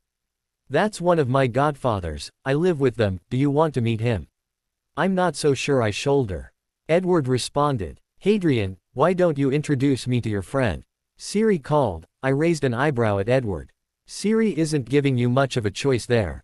He chuckled. I guess not. I turned and headed to the back door. Sirius stepped out of the doorway and shut the door behind him. Edward stopped next to me. Siri, this is Edward, someone I met at school today. Edward, this is Sirius, my godfather. Siri stepped forward and held his hand out to Edward. Pleasure to meet you, Edward. Sirius greeted. Edward grasped his hand and they shook hands. Likewise, sir. Edward responded, and they let go hands. Hadrian, Remus is upstairs with Teddy. Siri commented. I nodded with a grin. Oh right, I get to read Teddy his story. See you tomorrow, Edward. I turned and waved bye at him and headed inside. It's gonna be sunny tomorrow. You might want to avoid going to school. Edward stated. I stopped and turned back around to face him. Seriously. He nodded. All right, I'll see you another day then. He nodded, and I headed inside. I went upstairs to Teddy's bedroom, to see Remus changing Teddy into his night clothes. Hey cub, good hunt? Remus asked with his back turned to me. It wasn't bad, I got my fill, and also confirmed some suspicions. What suspicions? Remus asked as turned to place Teddy into his crib. My classmate is a vampire, and probably most of his family too. Remus gave me a shocked look. We live in a town that is inhabited by vampires. I nodded. But, judging by their eye color, they feed off animals, just like I do. Well, that makes me feel more comfortable. Do you want to read Teddy his story? I nodded. Remus smiled and patted my shoulder as he left the room. I walked over to Teddy's crib. Hi cub. Teddy yawned and rubbed his eyes. Ari. Let's read you your story. I stepped away from the crib and over to the bookcase. I pulled out a small story, knowing that he would be asleep by the time the first page was even read. I moved back over to the crib to see Teddy yawning. I leant against the crib and opened the first page. Once upon a time there was a girl called Little Red Riding Hood. She was known by this name for the red cloak she wore. Her mother made it for her. One day she was taking cakes to her granny, who was ill. Her granny lived all the way at the other side of the forest. I glanced down at Teddy to see him fast asleep. I smiled and closed the book. I then pulled his blanket over him before leaning down and pressing a key to his forehead. Sleep well, cub. I put the book back on the shelf and headed downstairs. Sirius, what did you do that for? Remus demanded. I frowned as I reached the bottom step and walked into the living room. Because he likes our pup, so I told him that if he wanted anything to do with our pup, he has to do it properly. Sirius responded while sat on the sofa. Remus was stood in front of him. Padfoot. Remus groaned. What's going on? They both turned their heads to look at me. Sirius gave your new friend the shovel talk. Remus responded. The shovel talk. They both looked at me in shock. You don't know what the shovel talk is? Siri asked. I shook my head. Come sit down, pup. I moved over and sat down next to Siri. So, what's the shovel talk? Remus perched on the edge of the coffee table.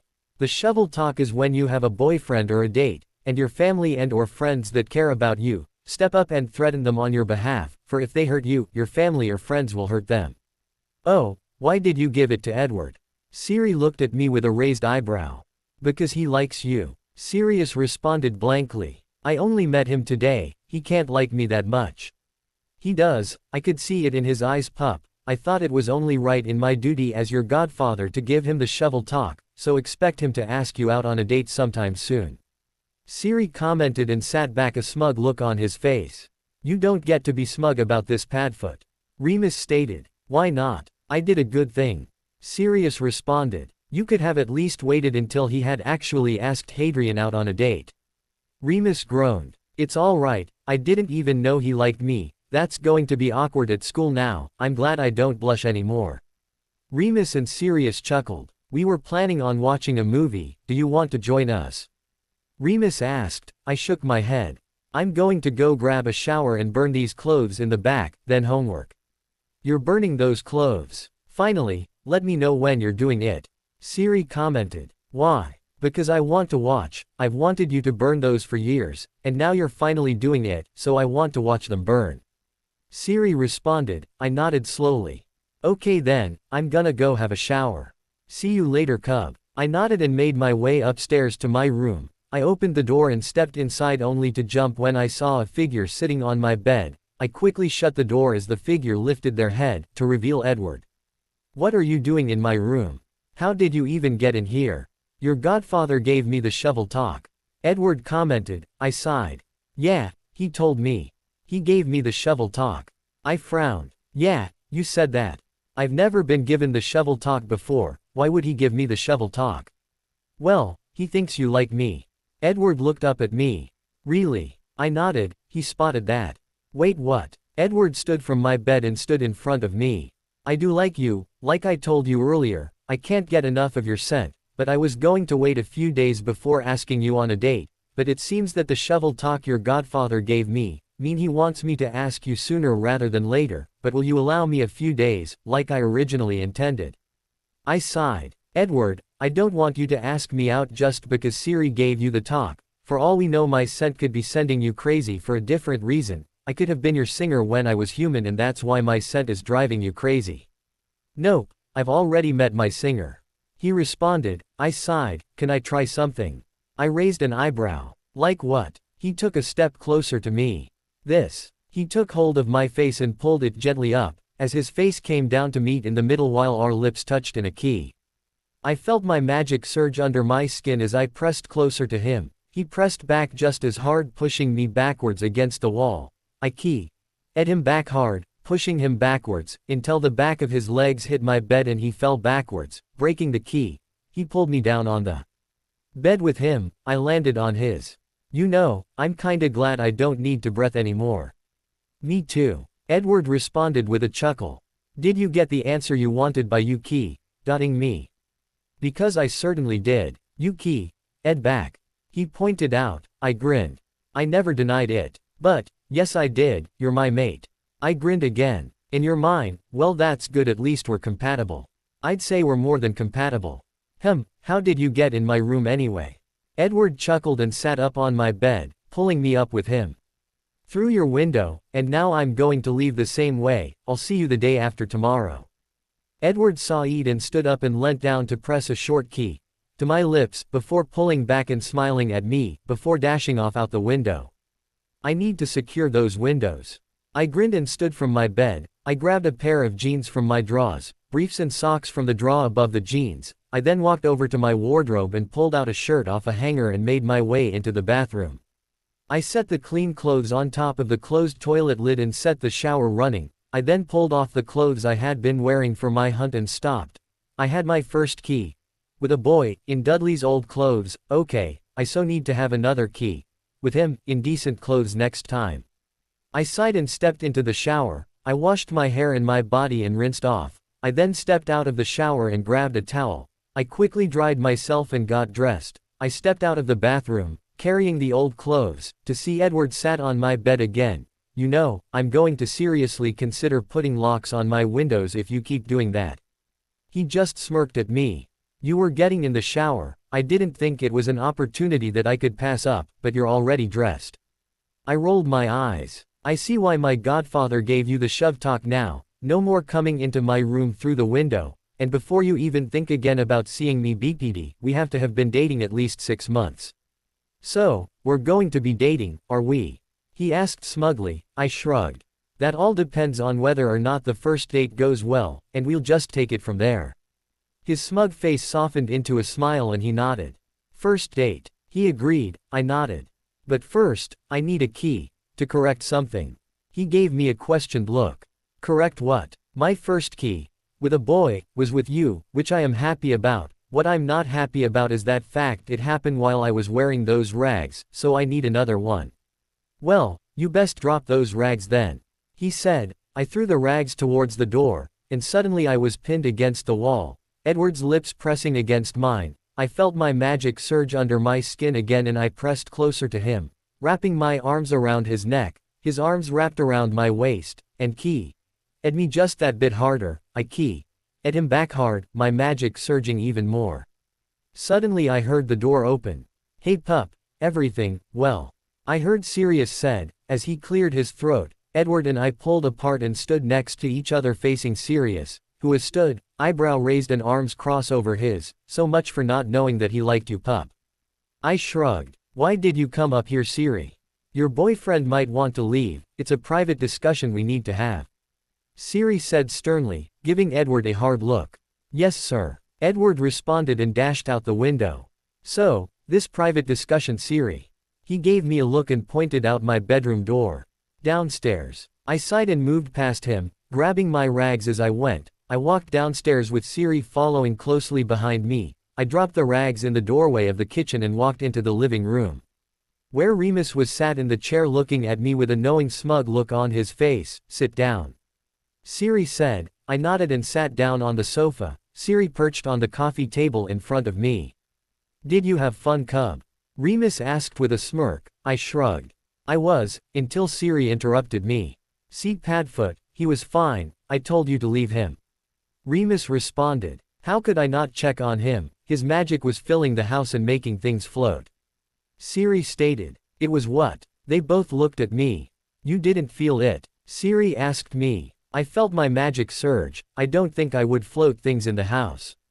Don't worry, it's natural when you find your soulmate, your magic responds accordingly. Remus explained. Will it settle down? After a month or so, your magic will be used to your soulmate presence and them key. In you, but 1 or 2 more key. Your magic will stop floating things, so don't worry. Remus reassured me. Now, on to other matters. Siri spoke. Like what? He gave me a look. He cannot be coming through your bedroom window to see you. Siri stated. I told him this, after he did it earlier before I had my shower. I thought he'd gone home. Why did he come back then? Remus asked. Cause he knew I was getting in the shower and thought it was a good opportunity to see me BPD, but I was already dressed. I'll kill him. Siri fumed. No, you won't. Remus and I both told him. Besides, I already told him no more coming into my room through the window, and before he even think again about seeing me BTD, we have to have been dating at least 6 months. Well, good on you pup. Siri said as he moved from the table to sit next to me on the sofa. So, you two are going to be dating? Remus asked. Well, I told him we have to have our first date first, and then we'd see from there. Remus nodded. Very smart. Wait, why was he in your room the first time? Siri asked. You gave him the shovel talk. Yeah, what of it? Siri asked. He's never had one before. He was a bit confused, until he realized that you knew he liked me and wanted to confirm something. Confirm what? Remus asked. That I was his mate. And how did he confirm that? Siri asked. By dotting me, it confirmed it for me too. I've never felt my magic surge like that before, it felt really good. What? The dotting or you magic surging? Remus asked. I shrugged. Both. Siri and Remus laughed. It was the same for us too pup. Siri commented, but let's move on, as long as we agree he uses the front door, or the back door, no window access. I nod. I agree completely. Now I brought he rags down with me, let's go burn them. We all stood and walked through the kitchen. I grabbed the rags as we passed them and headed into the back garden. Over here pup, we've got a fire pit. Siri commented. I glanced over and saw him walking towards the small fire pit. I followed him to the pit and dropped the rags into the pit. Ready cub? Remus asked. I looked up at him and nodded. I'm ready to remove that part of my life from my past. Remus nodded and rested a hand on my shoulder. Siri followed suit, placing a hand on my other shoulder. I pulled my wand out and pointed it at the fire pit. Incendio. A short fire stream burst from my wand, hitting the rags and setting them alight. I cut the stream of fire and lowered my wand, tucking it back away in my holster. We then stepped back and watched the fire burn the rags to ash, and the sky turned dark. It's getting late cub, I'm going to head to bed.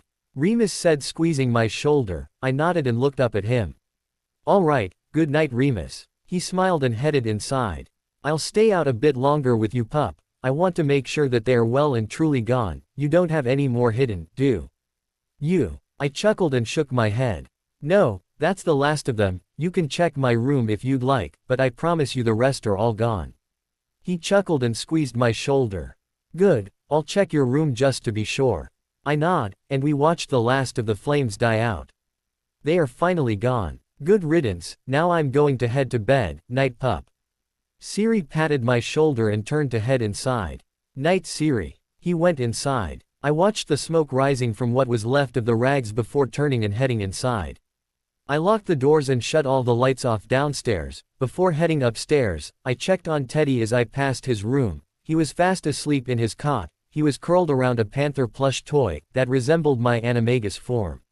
He also had a wolf plush, a grim plush and a stag plush all in this cot, dotted at the corners of the cot, each resembling the animagus forms of my dad James and Siri's form, and the wold looking similar to Mooney. I smiled at Teddy and left the room, gently closing the door behind me. I headed into my room and shut the door. I walked over to my bookshelf and pulled a book at random and sat down at the head of my bed and began to read.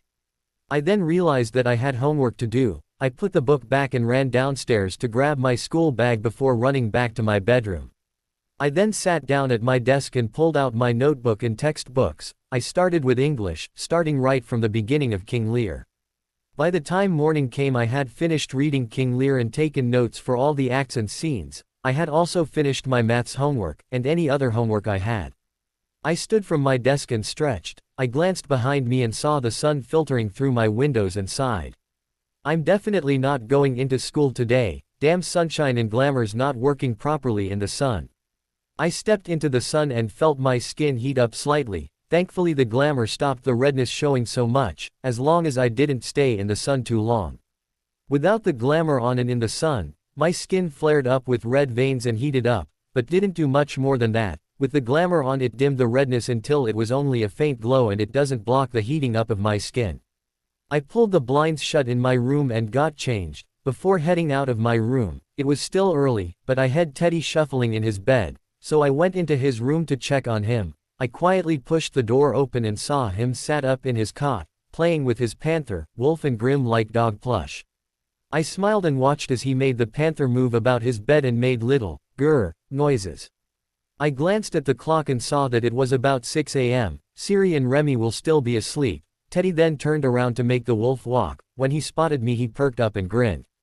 Ari. I smiled and entered the room. Hi cub, what are you doing awake this early? He grinned and held up his panther plush. Grr. I chuckled. That's right cub, grr, do you want some breakfast? He grinned and dropped the plush. He then started clapping his hands. Yay, yay, yay. I smiled and walked over to his crib and lifted him out. He then whined, grr, grr. I reached down and grabbed the panther plush. I handed it to him and he cuddled it close. I smiled and carried him out of his room, closing the door behind me and carried him downstairs and into the kitchen. I placed him into his high chair and fastened him in before fastening the tray in place. You sit nicely, yeah. Uncle Harry gonna make you some breakfast, okay? He smiled a toothy smile at me and held up his plush. Grr, grr. I smiled and let him play with his plush, while I turned to the fridge and pulled out the ingredients to make scrambled eggs for Teddy, but pulled out enough ingredients to make Siri and Remy breakfast as well for when they started to wake up. I pulled a blood pop out of the cupboard and shoved it in my mouth to beep on while cooked up Teddy's breakfast.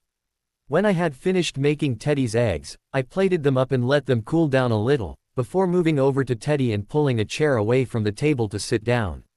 Teddy, we need to put Grr down now. Teddy looked at me and frowned. No. I sighed. Teddy, it's time for breakfast. He shook his head, clinging to the plush tighter. No. I huffed, and set the plate onto the table. Teddy, it's time for breakfast, you can play with Grr after. No, no, no. I sighed. Does Teddy want eggs? He perked up at the mention of eggs. Egg. I nodded. Teddy wants some eggs. Yay, yay, yay. Then Uncle Harry needs to hold Grr. Teddy looked down at the plush before slowly handing it over. Grr, grr. I took the toy and set it on the table. Grr is going to sit right here, and Teddy is going to have his eggs. He smiled and clapped. Egg, egg, egg. I smiled and set the plate on the tray in front of him. He straight away picked up the little plastic fork and began to try and scoop the egg up. I smiled and stood. I then turned and faced the sink to wash up the pots I hand used to make Teddy's breakfast, keeping an ear on Teddy. When I had finished washing up, I heard movement upstairs, a door opened, before hurried footsteps on the stairs. I caught Remus, sent before he rounded the corner into the kitchen. Calm down Remus, he's fine. I turned to face Remus, just in time to see relief course through his body. I saw his empty bed, and thought, I wouldn't let that happen, not ever. He sighed and took a seat at the table in front of Teddy, who perked up and dropped his fork to begin clapping his hands.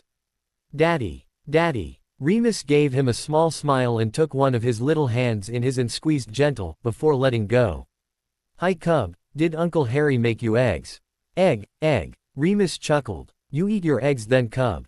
Teddy smiled and picked up his fork again. Remus slumped in his seat. I frowned and pulled the chair that was besides Remus, out and round so it was placed in front of him. I then sat down on it. Remus, he's okay, you're okay, and so is Siri. I can hear his heartbeat and his snoring. Nothing is going to happen to Teddy, he is safe. Remus looked at me. What if they find us? Remus said. If they do, the wards will alert us. We can even set up extra wards if it'll make you feel safe. If they do come and get anywhere close, I'll smell them before we see them. And I'll hear their thoughts before they even reach us. Padfoot knows their scents and so does Mooney. You don't need to worry. I doubt they've even begun looking in this direction, never mind a town that has cutlery for a name. Remus chuckled. You're right cub, thank you. He then leant forward and pulled me into a hug. I hugged him back. You don't need to thank me, it's the truth. Remus then patted my shoulder and we pulled apart. We both glanced at Teddy to see him happily content eating his eggs. Then Remus glanced at the kitchen window and looked back at me. I'll phone the school for you, tell them you've come down with something. Do we know how long the sun is supposed to last? I shrugged. Edward just said it was going to be sunny today, I don't know about tomorrow. He nodded. You okay watching Teddy, while I phone you in sick? I nodded. Not a problem. He nodded and stood from his seat, patting my shoulder and heading out of the kitchen and into the living room. I then heard Siri moving about upstairs. He came down a few minutes later, dressed. Morning pup, hi Teddy. Siri said as he walked over to us. Pad, pad, pad. Teddy chanted before putting some more egg into his mouth. Siri chuckled, and gave my shoulder a squeeze. Where's Remus? He asked. He's phoning the school. Siri frowned. Why? I grinned and pointed at the kitchen window. A look of realization came across his face. Ah, you know I never asked, what does the sun do to you, cub? I smiled and stood up. I walked into the direct sunlight that filtered through the window and released the glamour. I felt my skin heat up, and redness flared through my veins. Ari, Ari, Ari. Teddy chanted. I smiled and stepped out of the sunlight and reapplied my glamour before sitting and retaking my seat. Wow pup, I can see why you definitely won't be going to school today, even your glamour won't cover that redness. Siri said. I know, the redness faintly filters through, so even if I did go out in the sun, I couldn't be out for long as people would start to notice. He nodded. Does it hurt? I shook my head. My skin heats up a little bit, but it doesn't burn or anything if that's what you're thinking. He nodded as Remus walked back into the kitchen. Well, that's you off for a couple of days, cub. Remus said as he sat back in his seat heavily. Siri frowned. What did you say to them? Remus grinned at me. I told them you had a sickness bug. They said you had to be in the clear 48 hours from your last bout of sickness. I shrugged. 2 days, right? Well, what's done is done. Remus, are you all right? Siri asked, placing a hand on Remus' shoulder. Remus grasped it and looked up at him. I am. Teddy wasn't in his crib again this morning. I panicked, but all for nothing. Harry had gotten him up and given him breakfast, but I still. Remus cut off, taking a deep breath, stopping himself from crying. You worried he had been taken, Remus? They're not going to find us here. Siri said, kneeling down in front of his chair. But what if they do? What if one day they do find us hiding here? Remus demanded. Remus, we went over this, we'll put up some more wards, and I'll know if they come. I'll smell and hear their minds before they even breach the wards. Shadow, Padfoot and Mooney all know their sense. Teddy is safe here, he's not going anywhere. Harry is right, Remus. I'll add some more wards to the house today, from the Black Family Ward book. That will take more than one expert ward master to bring down, all right. We're safe here, no one but Snape and the goblins know that we are here. The goblins won't tell a soul, and everyone believes Snape hates us, so they won't ask him, and he won't tell. We're safe and Teddy is safe, no one is going anywhere. Siri explained, squeezing Remus' hands. All right, more wards though, promise. Remus demanded. Siri nodded. I'll let you watch me set them up, and you can even pick them out. We'll choose them together, all right. Siri responded, making Remus nod. Why don't you go get a shower and get dressed, Remus? You might feel better. Remus looked at me and then at Teddy. I didn't even have to read his mind to know what he was thinking. Teddy is safe. I'm not going anywhere. Look, he's enjoying his eggs. When he's finished, I'll clean him up and get him dressed. While you go get a shower, it'll do you some good. Remus glanced at me, then looked at Siri. I'll come with you. Harry will stay with Teddy. He won't let anything happen to him, all right. Remus nodded and stood up from his seat, leaving one hand in Siri's grasp. He used the other to reach down and caress Teddy's head and place a key on the top of his head. You be good for Uncle Harry, all right, cub? Remus asked him. Teddy looked up and held up his fork. Egg gone. Remus chuckled. There's more on your plate, cub. Teddy looked down at his plate and grinned. Egg. I chuckled along with Siri and Remus before the both of them left the kitchen, heading back upstairs. I heard their bedroom door open and shut. Soon after, I heard their shower turn on. I sighed and turned to look back at Teddy, so was trying to scoop the last bits of egg onto his fork. Hey Teddy Bear, do you want some help? He looked at me and held out his fork to me. Egg. I smiled and took his fork from his hand and scooped up the last bit of egg and held the fork in front of his mouth. Teddy opened his mouth with an ah. I smiled and guided the fork into his mouth, which he then snapped shut around the fork. I gently guided the fork back out of his mouth so that he could finish the last bit of food off. I then stood from my seat and picked up his plate from his tray and turned to place them in the sink to wash up later. I then turned back around to face Teddy, who had his hands reached out toward his plush that was sat on the table. Teddy then whined a little bit. I started to walk forward to pass it to him when it began to float up from the table, and over to Teddy's waiting hands. I stared in awe at the display of magic that Teddy had just done. Ari, Ari, grr, grr. Teddy chanted. I looked at him. Yes Teddy, you've got grr, shall we get you dressed? He smiled at me and shook the plush at me. Grr, grr. I sighed and shook my head with a grin, before moving over to the high chair. I removed the tray and set it onto the table. I then unfastened Teddy and lifted him out of the high chair and into my arms. Come on Teddy bear, let's get you cleaned and dressed. I carried him upstairs to his room, while he was babbling away to his plush. I entered his room and shut his door. I then sat him on the changing mat that was on top of his drawers. He then whined and held his hand out towards his cot. Og, og. I glanced behind me and saw the grim dog in his cot. Do you want dog? He looked at me and grinned. Yay, yay. Alright then, you need to lay really still while I get him okay. He nodded and looked at the panther plush. I waved my hand to set up a mini barrier around him, just in case. Then I turned to grab the dog plush before turning back to Teddy, who was still laid looked at his panther plush. I moved back over and brought down the barrier to hand the dog plush to Teddy, who grinned and took it. Before bopping the two plushes' noses together, I smiled and quickly changed his nappy, before pulling out a clean vest, long-sleeved top, trousers and socks out of the drawers underneath the changing mat. I managed to get him changed into his clean clothes without much fuss. He fussed a little when he had to put the plushes down, so I could get his vest and top on, but once he was dressed he was happily bopping the plushes' noses together again. I grinned and picked him up, gathering him and both plushes, plus the wold plush into my arms. I collected his dirty clothes and brought him back downstairs.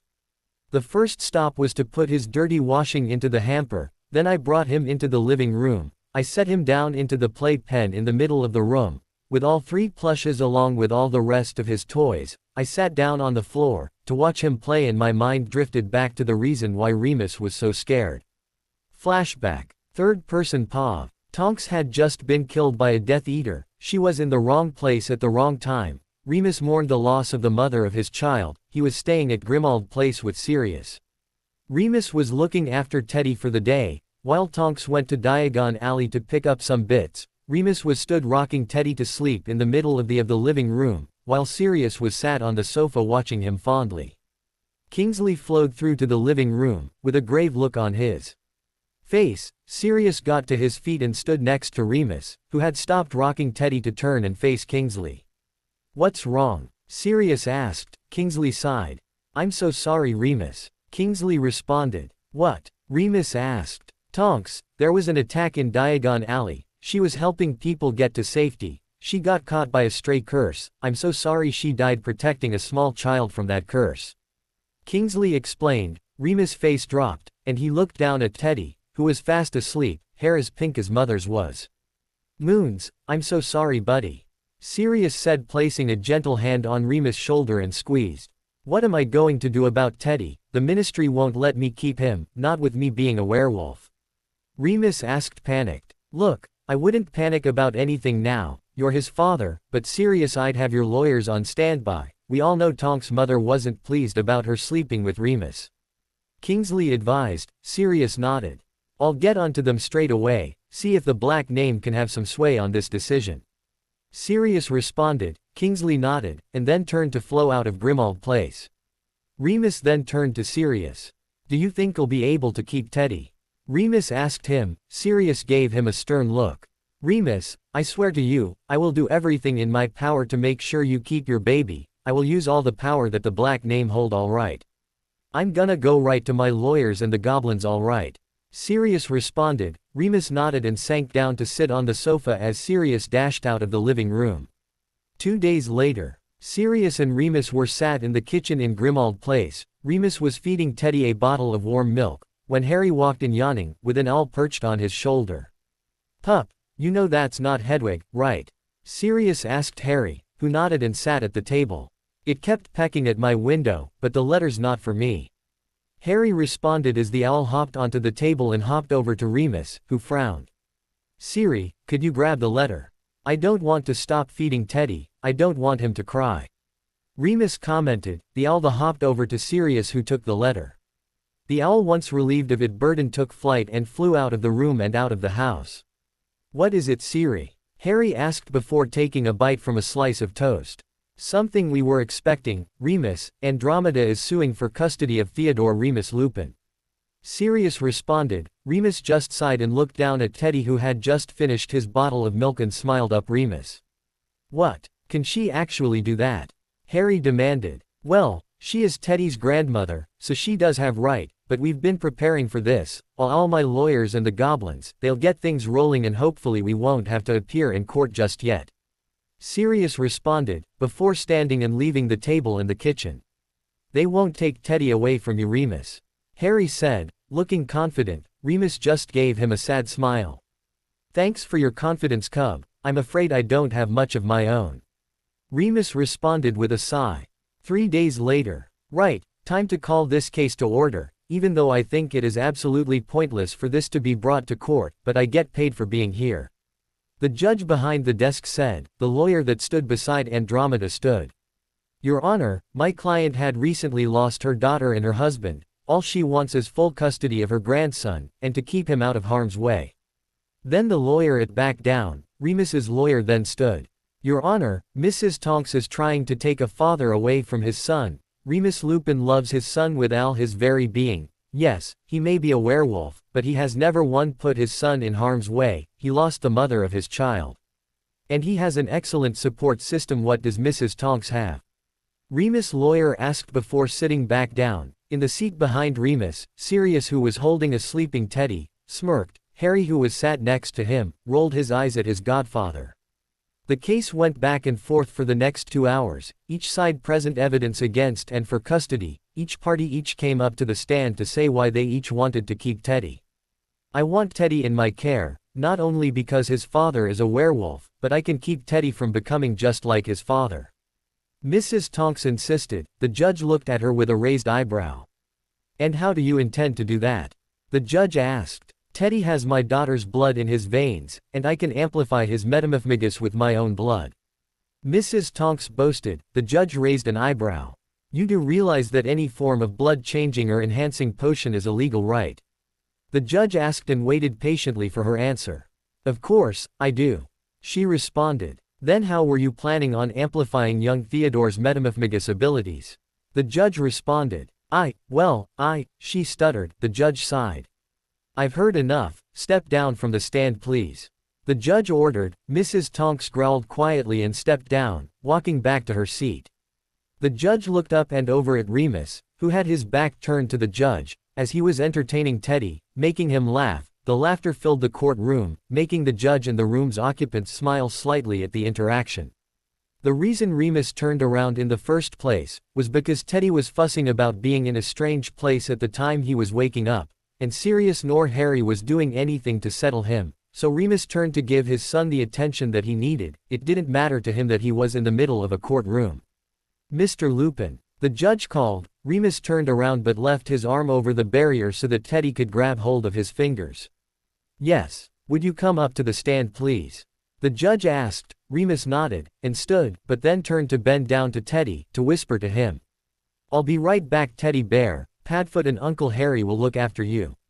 Remus whispered and took his fingers from Teddy's grasp, that were immediately replaced by Harry, who nodded at Remus, who smiled back at Harry before turning and heading towards the stand.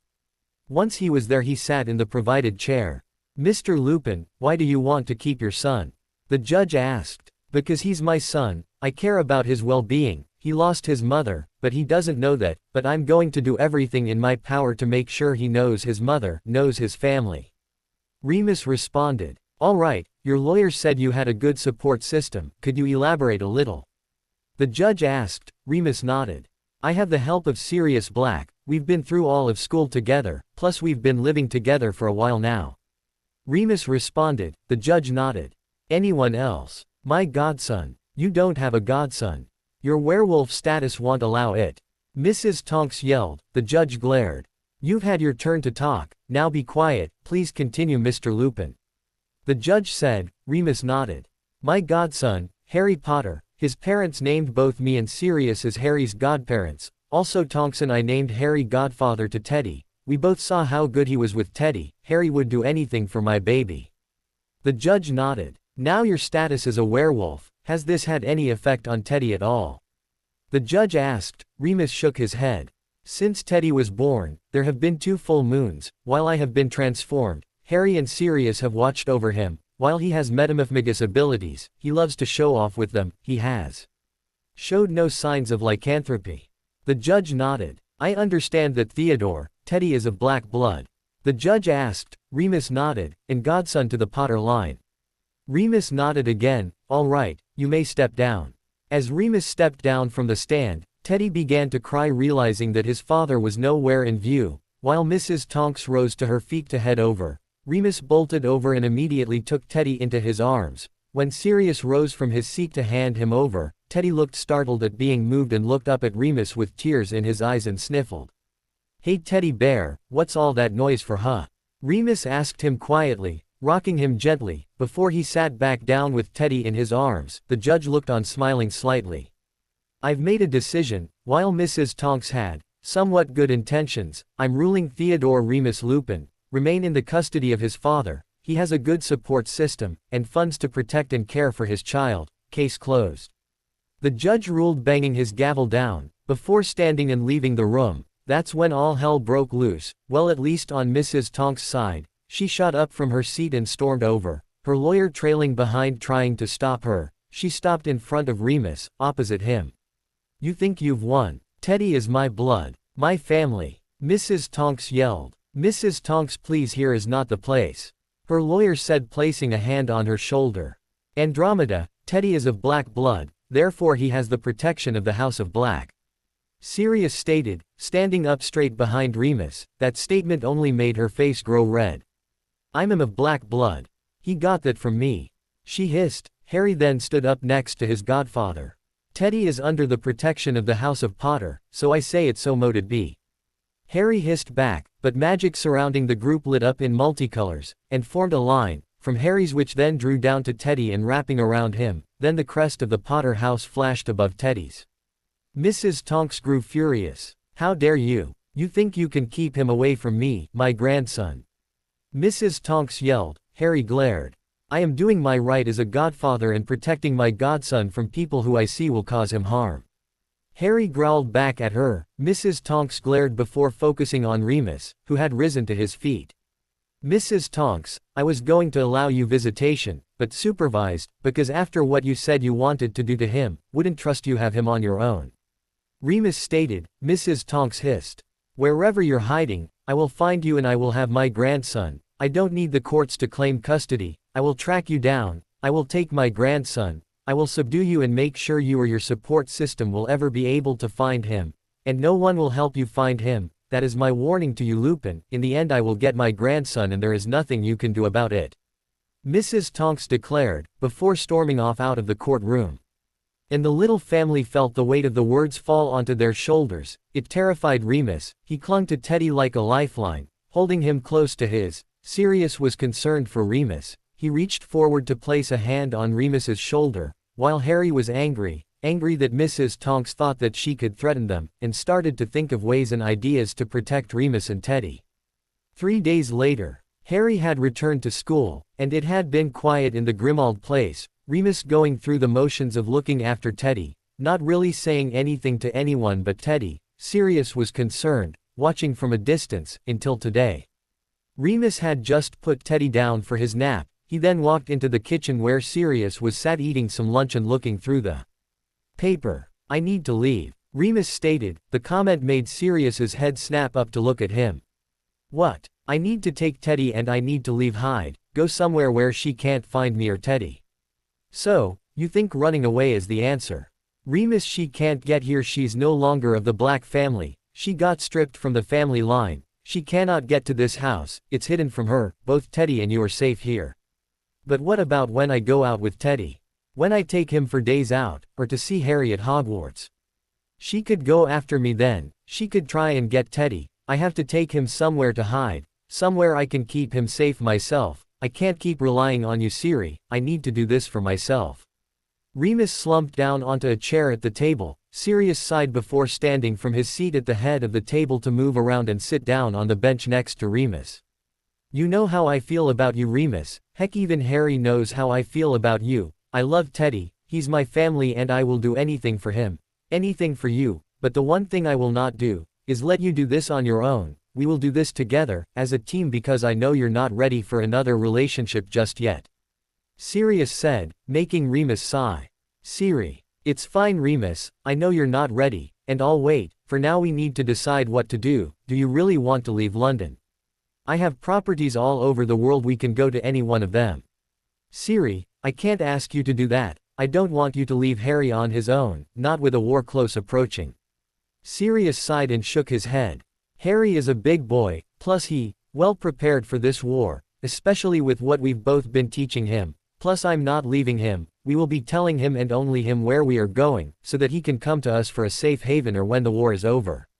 Remus sighed. They then spent the next hour deliberating over properties and the countries they were in. They finally decided on America, Seattle, Forks, Washington. Sirius then wrote a letter to the goblins to ask for that manor to be set up, with everything they might need before they move over. Once they received word from the goblins that the manor was pretty much set up and ready for their arrival, Sirius wrote a letter to Harry, while Remus packed up their belongings, intending to move across to the new manor the next morning. When Harry received the letter they would be already gone. The next day, Harry was sat eating breakfast with Neville when Hedwig swooped in and landed in front of him on the table. Hey girl, you got something for me? Harry asked. Hedwig nodded and held out of her leg. Harry untied the letter, fed Hedwig a piece of bacon and then she took off flying again, back out the window. Who's it from Harry? Neville asked. Harry glanced at the front of the letter and immediately recognized Sirius's writing. It's from Sirius. Harry then opened the letter and began reading. Hey pup, by the time you get this, Remus, Teddy and I will have already left Grimmauld Place. I know that will be a shock to you, but Remus felt it best. And you know how he's been the last few days. He came into me yesterday and told me he needed to take Teddy and leave. I told him under no circumstances would he be going alone and that you would understand why. The place to where we've gone will be for your eyes only. It is hidden with the Marauder's password, you know which one, and you also know the reason why it is such a secret. I'm sorry we didn't say goodbye to you in person, but Remus wanted to go as soon as possible. I'm sure he'll be in touch soon to apologize too. We'll keep in touch with letters and we have our part of the two-way mirror, the other part is in your room at Grimmauld Place. I don't know why you left it behind, but you did, and you can collect it soon. Please let us know when things get too bad, we'll minimize contact to the two-way mirror only. Be safe pup, fight like hell, do your parents proud but most of all, come back to us.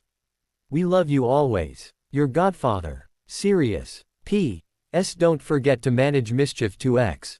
What does he say? He's moved, keeping Teddy and Remus safe, wishes me luck.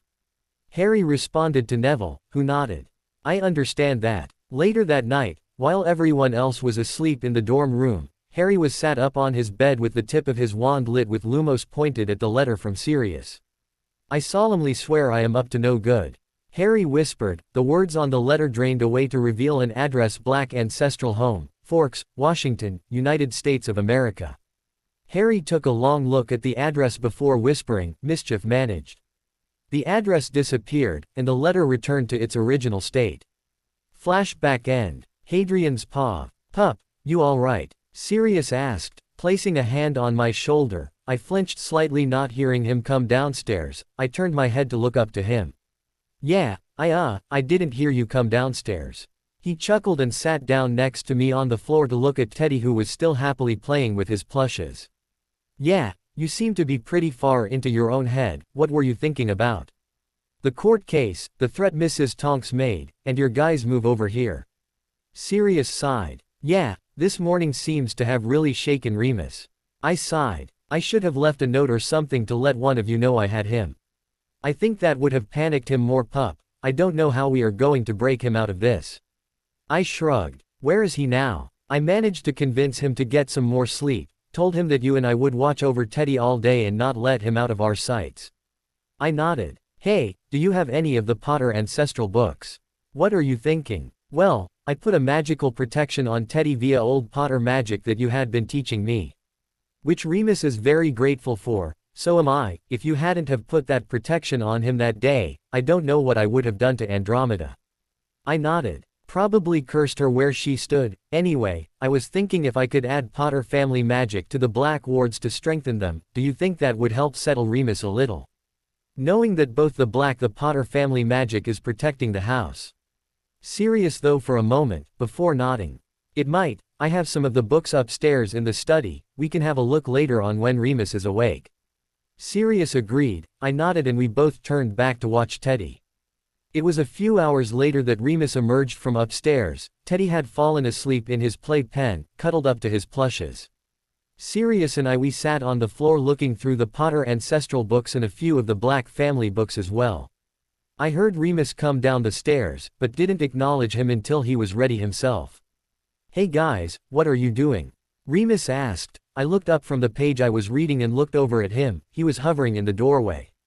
We're looking into improving the wards around the house. Teddy's asleep in his playpen. Remus glanced over in the pen and nodded before venturing further into the room. Improving the wards? He asked. Yeah, you were a bit upset earlier. Harry thought about adding Potter family magic to our wards, to strengthen them. Sirius explained as Remus sat down next to him. Remus looked over in my direction. You want to strengthen the wards? With Potter magic? I nodded. I thought, it might make you feel a little bit more secure. I know you had a fright this morning when I got up with Teddy, and Sirius has been teaching me. I just want to make this place safe for us, for Teddy to grow up in. Remus smiled with a soft look on his face.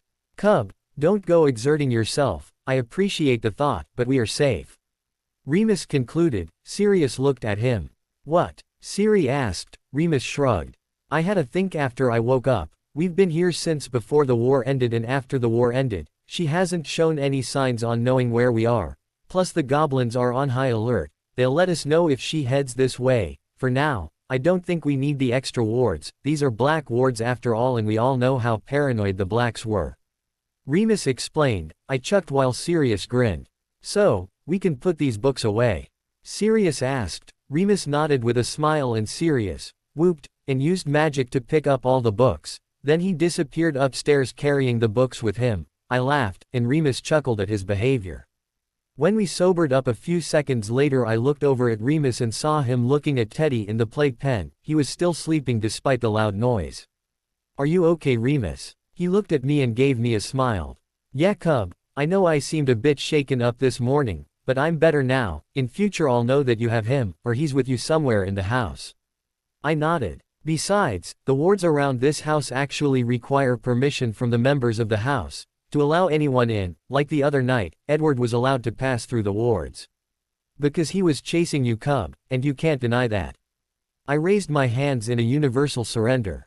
I won't deny that he was chasing me. It was fun, the thrill of the chase, but back on topic, because I wanted him to follow me the wards allowed him access. Remus chuckled. The thrill of the chase, Cub. Do we need to give you the talk? I groaned. You're back to yourself. He chuckled again as Sirius came back into the room. Did I miss something? Siri asked, perching on the edge of chair. Nothing. Remus is threatening to give me the talk. Siri snickered. You're the one telling me about your thrills, Cub. Remus commented with a smirk. With kind of thrills, pup? Siri asked. I groaned. You two are evil. No, we're marauders. Remus responded. The last remaining marauders. Sirius corrected. I rolled my eyes. I still claim you're evil, both of you. They both chuckled and suddenly there was a knock on the back door. Was that the back door? Siri asked. I stood from my place on the floor. I'll get it. I made my way to the back door and unlocked it. I then pulled it open to reveal Edward. Hi. He smiled at me. I wasn't sure if you'd answer. He said. I grinned. I just haven't been out for a run this morning. He stood there for a moment before saying. I see you took my advice of not going to school. I raised an eyebrow, when Siri came to join me at the door. Hello Edward, what bring you here? Siri asked. Hello Mr. Black, I came to see if Hadrian would like to come for a walk with me. Edward asked. I raised an eyebrow. Walk or run? Edward chuckled. Either is fine by me. He responded. Siri chuckled. Why don't you come in first? Teddy's just woken up. Siri commented, placing a hand on my shoulder. Is he asking for me? Siri nodded and disappeared back towards the living room. I sighed and looked at Edward, who looked a bit confused. Come on in, I'll introduce you to my other godfather and my godson. He nodded, and I stepped back, opening the door wide enough for him to step in. I shut the door behind him. Do I need to take my shoes off? I shook my head. Nah, you're fine. He nodded, and I led him through the kitchen to the living room, when he suddenly stopped in the entrance way. Is there a problem? Do you have a wolf here? I gave him a curious look. A werewolf? Yes, why? I could just smell the faint traces of a wolf. There are some wolves up at the reservation, I thought one had been here. He explained. Oh, you're talking about the shifters. Yeah, they're not werewolves, nowhere near being a werewolf. You'll have to explain the difference between the two species one day. Wait, you live with a werewolf? He asked. I chuckled. Come on, I'll introduce you. I led him into the living room, where I saw Remus sat on the floor playing with Teddy and his plushes. Ciri was perched on the edge of the sofa watching them with a soft smile. When Remus caught sight of us standing in the doorway, he sat up and smirked at me. I rolled my eyes. Edward, I'd like to introduce you to my other godfather Remus Lupin, Remus my mate Edward Cullen. Remus got to his feet and moved over to shake Edward's hand. Pleasure to meet you. Edward greeted. Remus nodded. Likewise, did you know that you put the thrill of the chase in Hadrian? Remus asked him. Edward froze as he let go of Remus' hand. If I could have blushed, my face would have been beet red. I put my face into my hands and groaned. I heard Remus chuckle and Ciri laughed. I snapped my head up to glare at Remus. Evil. No, marauder. Remus countered. That was not a joke or a prank, that was plain evil. I will not be running with you on the next full moon, you evil person. Remus chuckled. Oh cub, relax, your parents aren't here to tease you or your mate, so it falls to us to do that in their place. Remus explained, ruffling my hair. Besides, James would have done the exact same thing, pup. Ciri commented from his now place on the floor with Teddy. I sighed and looked at Edward, who looked extremely uncomfortable. I'm sorry, they're getting old and going senile. Would you like to meet Teddy? He looked at me and visibly swallowed. Sure. I smiled and led him over to Teddy, who was sat playing quietly with his plushes. Sirius moved away and got to his feet. We'll be in the kitchen, pup. Ciri said. I nodded, and he disappeared into the kitchen with Remus. I sat down on the floor in front of Teddy. Edward sat down behind Teddy. Ari. He reached up to me and made grabby hands at me. I smiled and lifted him into my lap. Hey cub, I want you to meet someone. I turned him around in my lap to face Edward. This is Edward, he's my new friend, say hi. Teddy leant forward and waved. Hi, Eddie. Teddy said and clapped his hands. Edward smiled. It's nice to meet you, Teddy. Edward greeted. Teddy clapped again before reaching down for his toys. Gur down. I chuckled and set him back on the floor. He crawled over and began to play with his toys again. Well, he seems to like you, that's a good thing. He nodded and glanced at Teddy before looking back at me. What your godfather said about the thrill of the chase, was that true? I sighed. My godfathers are jerks, or at least when they want to be they can be jerks, but he was telling the truth. I was trying to have a serious conversation with him earlier and told him that, I'm sorry he blurted that out to you. Edward chuckled. It's all right, I wish you would have told me yourself, mind you. He said. I chuckled. Would you like a blood pop? He frowned. What's a blood pop? Exactly what it sounds like. Want to try one? He shrugged. I stood and made my way to the kitchen, where Remus and Sirius were sat at the kitchen table, each had a cup of tea. I moved to the cupboard and pulled out 2 blood pops and quickly made my way back to the living room, only to see Teddy showing his plushes to Edward, who was smiling down at him and making the animal noises, which was making Teddy laugh. I smiled at the sight and walked over to sit down with them. I moved back over to the pair and sat back on the floor. Teddy was still distracted by Edward's animal noises. I grinned and ruffled the little boy's hair, making him look up at me. Ari, Eddie Gur, Teddy said, grinning madly. I know. Teddy clapped and returned to play with his plushes. I looked at Edward. You're good with him? He shrugged. I've not been around children much in my time, but he seemed to like the animal noises. Yeah, he likes his animals, that's for sure. Daddy. I looked down at Teddy, to see him looking around the room. Daddy, Papa. My eyes widened. I'll be right back. Okay. Edward responded wearily. I hurried to my feet and dashed into the kitchen. Cub, is everything all right? Remus asked, rising from his seat. You two may want to come into the living room. Why? What's wrong? Ciri asked. Just come to the living room. I hurried back to the living room, to see Edward stood holding Teddy close to his. Teddy looked to be on the verge of tears. He started to tear up when you left the room. Edward explained. I nodded. Thank you. He nodded and started to pass him over to me. When Remus and Ciri came into the room, Teddy immediately started to reach from Remus, who walked over to Edward and took him. Why did you want up in here, Harry? Ciri asked, stepping up next to Remus, giving Edward a weary look. I didn't hurt him. Edward immediately defended. No one is saying you did. Edward huffed. Then why are we in here? Ciri asked again. Papa. Teddy's voice rang out, making Remus look down at Teddy, who was reaching out towards Ciri. That's why I called you in here. He was calling for Daddy and Papa. We've never said that to him. Remus said, and Ciri took hold of Teddy's reaching hand. I shrugged. I don't know how he came across it, but maybe you should sort it between yourselves. Yeah, that might be best. You two head out. Ciri said to me and Edward. I nodded and led Edward to the entrance. I stopped in the doorway and turned back to face them. Whatever you two decide to do, I'll support you, both of you. I then leave the room, taking Edward to the back door. You want to run? He asked me. I nodded. I opened the back door and we both stepped out. I then pulled the door shut, before taking off in a run, Edward following me, close behind. We ran through the forest, weaving between the trees, heading up towards the mountains. I came to a stop as I saw sunlight filter through the trees, hitting the rocks of the mountain. Edward stopped next to me. Is something wrong? He asked me. I shook my head. I don't go into the sun all that often, that's all. Does your skin react differently? I gave him a confused look. What do you mean? He smiled and walked into the sunlight. He turned around to face me, slowly unbuttoning his shirt, to reveal pale sparkling skin. I looked in awe as his skin shone like diamonds. This is why I can't go out in the sunlight. Will you show me yours?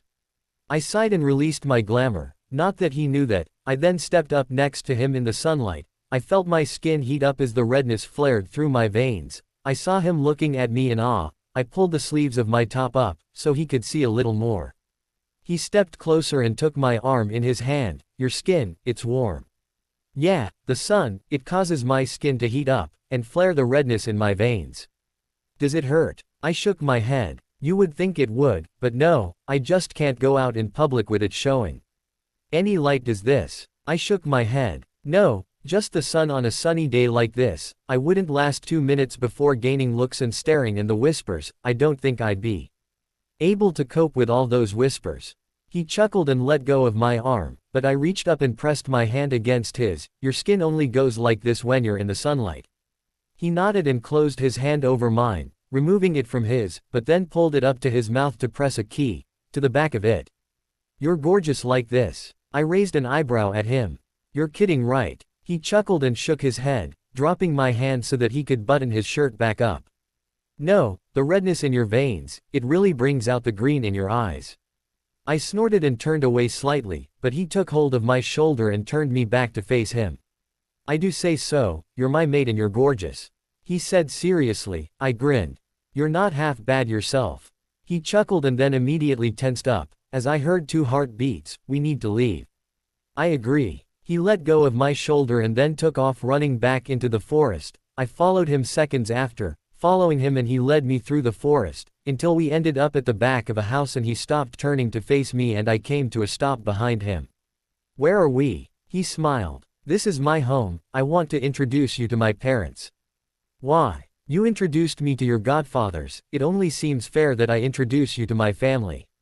I sighed. If we must. He chuckled and took a hold of my hand. He led me towards the back of the house. It was a large house, with lots of windows, which seemed a bit strange for a vampire house, but whatever suits them. It frustrates me to no end to not know what you're thinking. Will you tell me?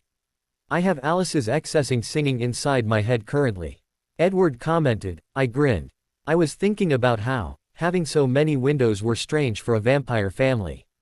He smiled. Esme, my mother, decorated the house. It's worked well for us and we don't get many human visitors, at least, we didn't used to. He stopped at the back door. What do you mean, used to? He sighed. A few months ago, a girl moved to Forks, Isabella Swan. Bella, she was my singer. Oh no, tell me you didn't kill her. I didn't kill her, no, it took a lot of control, but no, I dated her instead. I looked at him in shock. What? Are you completely mad? What on earth possessed you to date your singer? He shrugged. I fell for her, I didn't mean to, I kept my distance for a while, but eventually I did fall for her. I sighed. Mental, that's what you are, bloody mental. It wasn't something I could help, Hadrian. I huffed. I suppose not, can't help who we fall for, so, what happened? She found out about us being vampires, she was okay with it. That's a warning sign if ever I heard one. He huffed. Will you let me finish? I nodded and folded my arms over my. Thank you. We continued to see each other, only for a few weeks, but she became obsessed with becoming a vampire. She went to stay with her mother for a while, when she and her father got into an argument the other day. Did you break up with her before she left? He shrugged helplessly. I tried to, but she threatened to reveal us. I couldn't risk that. My family, we've settled here, we don't need to up and move again. I glared at him in anger. You're still together with her. He cringed. Hadrian. No, how could you? What? You come and tell me that I'm your mate, while you're still involved with a human. Oh, he's a good one. I heard the voice of Rosalie say. I glanced over to the back door and saw the rest of Edward's family stood there. I huffed. I'm sorry he told you like this, we did warn him. The older vampire said, stepping forward. I huffed. He should have listened. I saw Edward slump out the corner of my eye. Allow me to introduce myself, my name is Carlisle Cullen, this is my wife Esme. Carlisle introduced, gesturing to the older woman beside him. She nodded at me. Hello. She greeted. I nodded my head in return. A pleasure to meet you both. They both nodded. I'm sure you know the rest of my family. Carlisle commented. I nodded. I have some classes with them. He nodded and gestured to the house behind him. Would you like to come inside? I glanced at the door, before looking at Edward, who looked downtrodden. I then turned to face the forest. Thank you for the offer, but I need to head home. My family will be wondering where I got to. Hadrian, I'm sorry. Edward spoke. I know you are, I'll see you another day. I then sped back into the forest, weaving back through the trees, making my way back home. I sped through the woods. By passing the wards around the house, I stopped at the back door and sighed. Knew it was too good to be true, nothing ever goes right for me. I walked into the house through the back door to see Remus and Sirius sat at kitchen table with Teddy in his high chair eating his lunch, pasta, his favorite thing for lunch at the moment. Both Remus and Siri turned to look at me as I shut the door and slipped my shoes off at the back door. We weren't expecting you back so soon, pup. Did you have fun? Siri asked. I frowned and sat down at the table, in a seat across from the pair. I know that look, cub. What happened? Remus asked. I huffed. He's still together with his human singer and didn't decide to tell me until he took me to his home, so I could meet his family. Wait, he's still with someone and decided to peruse you at the same time? Siri asked. I nodded and traced the patterns of the table with my finger. Can I kill him now? No. Remus and I both answered. But pup, he hurt you, I can see that quite clearly on your face. Siri responded. I looked up at him. I'm not hurt, Siri. He gave me a look and I conceded a little. Okay, maybe it hurt a little to find that out, but I'm more disappointed more than anything. Why disappointed, cub? Remus asked. Because nothing good ever seems to happen to me, and when I think I've finally got something good going, something comes along and screws it all up. Fate hates me. Remus chuckled. Fate doesn't hate you, cub, you just have a little bit of bad luck sometimes, we all have our fair share of it. Remus commented and stands from his seat. Tea serious? Siri nodded, and Remus turned to head over to the side to make some tea for the pair. It's times like this, where I miss drinking tea. Siri chuckled. It's not funny, Padfoot, I genuinely miss Remy's cups of tea. Well, I'm glad you miss them, pup. Would you like a blood pop instead? Remus asked, reaching into the cupboard to pull 2 mugs out. Yes, please. Remus reached into another cupboard and pulled one from the box and threw it in my direction. I caught it and pulled the wrapper off. Thanks. He nodded and finished making the tea. So, what are you going to do now, pup? Siri asked. Hide, that way I don't have to see his gorgeous face again. Siri barked out a laugh. You won't be able to hide from him forever, he knows where we live. Remus responded. We'll move then. We're not moving, pup. Siri grinned. Then we just don't answer the door to him. Then he'll climb through your window to see you. Remus commented. I don't want him climbing through your windows, remember? Siri asked. I nodded and then shrugged. I'll get locks on all my windows and make sure they're always locked. I shoved the blood pop into my mouth. Cub, let's put it this way, you have the rest of today, all tomorrow that you don't have to see him, but the day after you will be returning to school, you don't have a choice. Remus said, setting 2 mugs down on the table and sat back in his seat. Unless it's still sunny. I checked the weather, there is only sunny spells today, then rain for the rest of the week. Siri responded, lifting his mug up to his mouth. I groaned. You two are spoil sports. You two are mates, you won't be able to avoid him forever, eventually you'll feel a pull to be near him and you won't be able to resist that forever. Remus explained. I huffed. I hate this. We know, but why don't you tell us why he is still with his singer? I'm sure there's a reason. Siri said, setting his mug back down on the table after taking a sip. I pulled the pop out of my mouth. There is. So, tell us, maybe we can think of a way to solve this. Remus commented. I huffed. He told me that when they got together, she found out they were vampires but was surprisingly okay with it. Warning sign right there. Siri commented. That's what I said. Anyway, she became obsessed with becoming a vampire, but got into an argument with her father and has got to stay with her mother for a while. Did he at least try to break up with her before seeing you? Remus asked. He told me he tried to, but she threatened to reveal his secret of being a vampire, him and his family's secret to the whole of Forks. Obviously being a vampire is a big hush thing. Edward said he couldn't risk his family. He didn't want to be the cause of them having to pack up and move again, but I saw her on my first day. Both she and Edward were arguing with the teacher at one of me lessons, so she must have left for her mother's not long after school, but before Edward came to tell me that I was his mate. But he tried to break it off. That's what he told you? Siri asked. I nodded. Yeah, that's what he said, but he was worried about her revealing their secret, so stayed with her.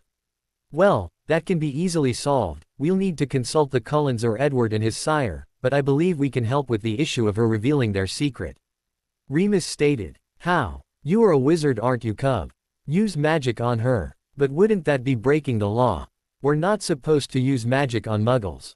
We'll contact the American Ministry about it, but here they have laws to protect creatures, such as vampires and werewolves. They're not prejudice over here, pup. Siri responded. Well, I'm glad about that, but can we contact the ministry first? I don't want to get Edward's hopes up we can help, but then not be able to at all. Sure, Cub, we'll pen a letter to them, and see if we can get someone out to speak to us about this. Remus responded, taking another drink from his tea. Siri did the same with a thoughtful expression, while I stuck the blood pop back in my mouth. Does Edward even know you're a wizard, Harry? Siri asked. I gave him a sheepish look.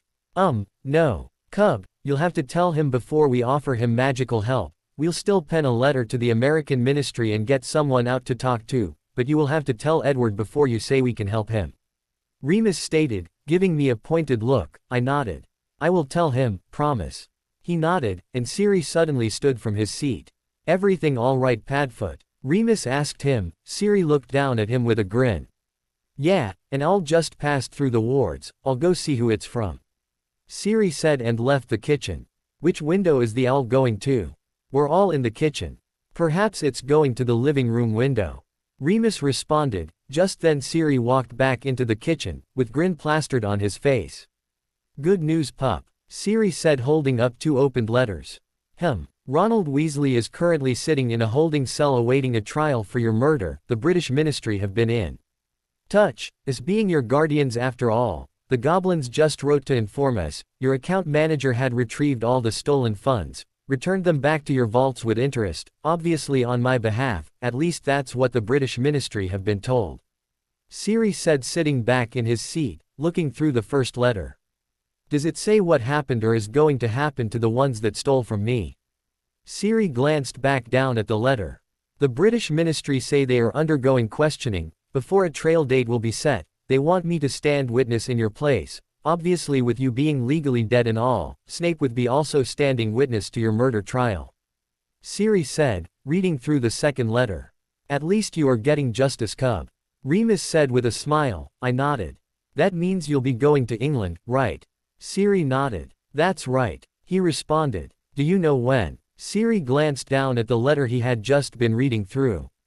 Ron's trial dated 2 weeks from the date on the letter, so his trial is in a week and the others yet to have trials, but I'm sure they will be soon, so that means I'll travel to Britain for Ron's trial and stay until it's all over.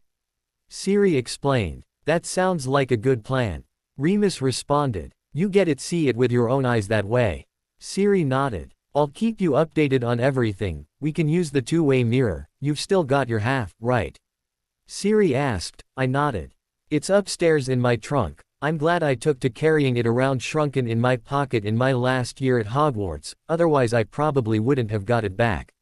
Very true, cub. Remus agreed. The next day, I left my room early. Then next morning, I checked on Teddy and found him still asleep. Heard Remus still fast asleep, but I heard Siri moving about downstairs. I was already dressed in today's outfit, black jeans, a green polo t-shirt and a black jumper. I made my way downstairs and into the kitchen where Siri was sat at the kitchen table nursing a cup of coffee. You only drink coffee when you really need to be awake. Siri jumped at my voice. Before turning his head to look at me, he gave me a smile, but it didn't quite reach his eyes. Morning, pup. I frowned and moved to sit at the table in front of him. What's wrong? He sighed. I'm just thinking, I can't wrap my head around me and Remus. Did you two discuss what happened yesterday? He nodded, and I heard a bedroom door open upstairs. I love Remus, I have done since we were in Hogwarts together, but he never seems to show an interest back, so I didn't pursue him. We grew up, you were born, I went to Azkaban, broke out, the war, got myself cleared of charges. He fell for Tonks, had Teddy with her, I adore that kid, nothing with change that, and I still love Remus. When we moved here we started something, I don't know if he was grieving and needed a release, but I gave it to him. I heard Remus come down the stairs, but he stopped on the last step before the kitchen entryway. But you weren't sure his feelings for you. No, I wasn't, and it didn't matter to me at the time. All I cared was that I finally had him. I was finally with him, like I'd wanted since we were kids, but then Teddy called me Papa and Remus asked me to sleep in the spare room last night. But you two did talk about Teddy calling you Papa, right? He nodded. Yeah, he doesn't want Teddy to be confused. So, what? You're going to stop Teddy from calling you Papa? He shrugged. Seems so. That'll just confuse him even more. He shrugged again. I don't know. Look, don't tell Remus this, but I'm thinking of heading over to England sooner than planned. Get everything in order with the goblins and ministry, play the grieving godfather. I frowned. You're running away. He sighed. Not forever, just a few weeks, until this mess in England is cleared up. Make sure they get what they deserve for what they did to you. I huffed, as he stood from his seat to take his cup to the sink and rinse it out. He then placed it on the side to be washed up later. It's not right, Siri, you shouldn't have to hide. This is your home, you need to tell Remus what you just told me. Did he even know you've loved him this long? He spun around to face me. No, and you won't tell him either. Promise me, Harry, not a word. I sighed. All right, I promise I won't say anything to Remus. He sighed. I don't like putting you in this position, pup. Then don't and just tell him. He sighed. I can't, pup, not yet. Just promise me you'll keep it a secret, just for a while. I nodded. I already promised, didn't I? He nodded with a grin, as he joined me again at the table. So, you ready to face Edward today? It's raining outside, you know. I huffed. I know, I was listening to it all night, thinking about what I could say to him. You can't help who you fall for. Then I heard Remus head back upstairs. I know, I just need to let the word flow when I next see him. He nodded. You gonna have a blood pop before you go? And have you done all your homework? I rolled my eyes. Yes, Siri, I've got all my homework done, and yes, I will be taking a blood pop with me to school. I'll eat it while I'm driving. He chuckled. Well, you best get your bag then, otherwise you're going to be late. I glanced at the clock and groaned. I dashed upstairs to my room. I hurriedly put all my school work in my bag and dashed back downstairs. Siri was stood leaning against the kitchen counter, a smirk planted on his face, holding out a blood pop. Yeah, laugh it up. I took the blood po from him and made my way to the garage. Have a good day, pup. I grinned and grabbed my keys from the counter. I then jumped into my car. I drove at a steady pace all the way to school and parked in the parking lot. As soon as I shut my car off there was a tapping at my window. I frowned and glanced up to see Edward soon there looking sorry for himself and guilty. I sighed knowing that this was coming. I grabbed my bag and pulled the keys from the ignition. I then opened the door. Edward stepped back to let the door swing open so that I could get out and shut the door behind me. I locked the door and then turned to look at Edward expectantly. He sighed. "Can we talk?" I glanced at my watch and realized we had a bit of time before the school and nodded. He gently took a hold of my elbow and led me away from my car and to the edge of the car park, near the forest line. "Hadrian, I'm sorry." I nodded. "I know." He gave me a shocked look before giving me a confused look, not even having to read his mind. I shrugged. "You can't help who you fall for, whether it be actual love, or just lust, it can't be helped." He sent me a small smile. "I really did try to break it off with her, that one of the reasons we were arguing the day you started school." I nodded. "I understand Edward, honestly I do, you don't need to apologize anymore." "I know, but I still am really sorry." I grinned. "You'll make it up to me eventually." He chuckled. "I'm sure I will." Then suddenly the bell rang. "We better head into class." I nodded and we walked together into school idly chatting, until we went our separate ways to class. When lunchtime rolled around, I walked out of my classroom to see Edward stood, leant against the opposite wall, holding his books in his hand. He was glancing down the hallway as if he was looking for someone, but when I stepped out of the classroom, his gaze fell on me and he smiled. "Waiting long?" He grinned and shook his head. "I had a free period before lunch, I thought I'd walk you to the cafeteria." I smiled. "You know I don't eat right." He chuckled. "You don't? What a shocker. Shall we just go and enjoy each other's company? And perhaps maybe pretend to eat?" I put a thoughtful look on my face, and pretended to deliberate over it. "I suppose we could, though, I didn't bring anything to pretend to eat." He shrugged. "We can get something from the cafeteria." I nodded and he gestured down the hallway with his book-filed hand, while his other hand was tucked into the front pocket of his jeans. "Shall we go?" I watched out the window as Harry's car drove down the street and chuckled. Only my vampire godson could run late to school. I grinned and turned back to the counter to make myself a coffee, something I don't normally drink. "You don't normally drink coffee, Siri?" I heard Remus say. I glanced over my shoulder and saw him leant against the doorframe, with his arms folded. I turned my head back to my mug and shrugged. "I didn't sleep well, and I need the caffeine." "Siri, I'm sorry, I just..." "No, I get it, you don't want a relationship and you don't want to confuse Teddy, you're his father, you know what's best for him." "Siri, that's not what I meant, you know that." I set me up down and turned to face him. Do I really, Remus?" "Siri." He dropped his arms to his sides and stood up straight.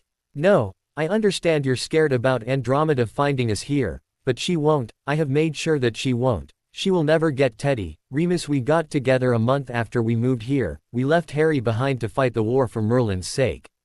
Now since Harry is here, things are complicated." "I don't get it, Remus, I just don't. I didn't want Teddy not to know his mother. Yes, it was a one-time thing between us, but he should be able to know his mother. And he will, Remus. Teddy calling me Papa isn't going to change that fact that you'll tell him all about his mother, as will I and so will Harry, but shutting me out is going to be just as confusing to Teddy." "This isn't just about Teddy, Siri, Harry didn't know about us either." "Harry knew, don't insult his intelligence, he's just as confused as to why you won't let Teddy call me Papa." "You spoke to Harry about this?" "He asked me, and I told him the truth, Remus." He sighed and I turned back to face my cup. I picked it up and took a large gulp. "Siri, I don't want this to change anything between us." I scoffed, still holding my cup near my mouth. "It already has, Remus. But I don't want it to." I turned to face him. "You made me sleep in the guest room last night, Remus. You pushed me out of my bed, because you didn't like what I said yesterday." I finished off my coffee and turned to face the sink. I rinsed out my cup and set it on the side. "Because I didn't think it was right, I didn't believe you hadn't told Teddy to call you that." I turned to face him. "Why would I have told him to call me Papa? I wouldn't do that, because as you said yesterday, he might be from the House of Black but he's not my son. You made things quite clear, Remus." I moved past him, out of the kitchen and headed upstairs. "Siri, we need to talk about this," Remus said as he followed me upstairs and into our bedroom. I huffed and pulled my trunk out from the closet. "What are you doing?" "I'm packing. What does it look like?" Why? I pulled clothes out of our closet and shoved them into my trunk. Because I'm going to London, to oversee the trail of the murder of our godson, or is he just my godson? I just don't know anymore. I then got out robes and laid them on the top of the rest of the clothes and shut my trunk. Harry is our godson, we were both appointed that role by James and Lily. Why are you packing? You're not meant to leave for another few days. I pulled out my wand and then shrunk my trunk. I then picked it up and placed it in my pocket and returned my wand to the holster on my arm. I've decided to leave early. I think we need some space, and a few doors isn't going to be enough. But Siri, we need to talk about this. I've tried to talk to you, Remus, yesterday, and you wouldn't listen. Besides, I have business in London. I walked past him and back downstairs and headed to the flow. Siri, please don't leave. Remus said from behind me. I sighed. I'll be back soon. I picked up a handful of flow powder and threw it into the flow. Gringotts Bank, London, England. I then stepped into the green flames. Hadrian's Paw. Edward held the door to the cafeteria open for me to walk through before following me through, letting the door swing shut behind him. We then joined the queue for lunch. Anything in particular you want on your tray? Edward asked, his head close to my ear. I shrugged. Anything is fine, it's not like we're going to eat it. He chuckled and stood up straight. I'll go get a table, before they're all taken. Good idea. I grinned and left the queue and headed over to a table at the back of the room and sat down. I set my bag down on the floor before I caught the thoughts of a nearby table. What does he think he's doing? That's Bella's boyfriend, how dare he try and steal him? Ignore them, Hadrian. I glanced over my shoulder at Edward, who had his eyes locked on mine the moment I turned to look at him. You're not stealing anyone. I ended it with Bella. You're my mate. I wouldn't have it any other way. He smiled at me and I turned my head away to smile too. My phone then buzzed in my pocket. I frowned and pulled it out. I found 2 messages, one from Remus and one from Sirius. I huffed and opened Sirius first. Hey pup, I won't be home when you finish school. Remus and I got into an argument, so I've come to London early, so we can have a little bit of space. I'm sure he'll tell you as well, but it was over yesterday's disagreement. I love you pup. I'll see you when I get back. I sighed and shook my head slightly, before sending him a quick response. Okay Siri, I understand, give them hell in London. Winking face, I'll talk to you later. Love you. I then opened up Remus. Text. Hey Cub, I just wanted to let you know that I've received a response from the American ministry. They're going to send a representative tonight so we can discuss everything. Also, Siri won't be here when you get home from school. I'm not sure whether or not he will tell you, but we had an argument this morning after you left for school. I upset him with some of the things I said to him yesterday, and I feel I may have made bigger wounds this morning. He left early to go to London, wanting to create some space between the two of us. Anyway, I'll tell you more at home tonight. Love you Cub X. I huffed and shook my head again before sending him a reply. Okay Remus, thank you for letting me know. You can tell me more about the argument tonight after I finished school. Love you X. I then put my phone away, back in my pocket as Edward sat down next to me with 2 trays. Anything wrong? He asked, looking concerned. Family drama. Hopefully they're old enough to resolve it themselves. He chuckled and then groaned quietly. Incoming. I frowned and glanced over his shoulder to see the group from my first day heading over to our table. Can I run away? You know, super fast. So, they won't see me. Edward chuckled. I don't think that's the best way to keep your cover. They'll notice you missing and they're looking right at you. I huffed. I still thinks it's a good idea. He gave me a shocked look. I didn't know you could do that. I smirked at him. There's a lot about me that you don't know. He chuckled and ducked his head as the group arrived at the table. Can I help you? Stop stealing Bella's boyfriend, you creep. A female yelled. I frowned. Who are you again? I heard Edward chuckle under his breath as the girl growled. I'm Bella's best friend Jessica, and you're trying to steal her boyfriend. She yelled again, drawing the attention from students across the room. I frowned but Edward lifted his head. Hadrian isn't stealing anyone. I broke up with Isabella before she want to stay with her mother. Besides, it's not up to you or to her, who I chose to spend my time with, so back off. Edward sighed coldly. You didn't break up with her, Bella would have told me. Jessica demanded. I broke up with her at the airport, so she wouldn't have to face her peers and so she could come up with some excuse to turn the story round and say she broke up with me. Edward responded. Well, You owe Jessica an apology. The male of the group shouted. I frowned. For what? The way you brushed her off on your first day here, you were really rude, and she deserves an apology. He responded. I frowned as Edward shifted next to me.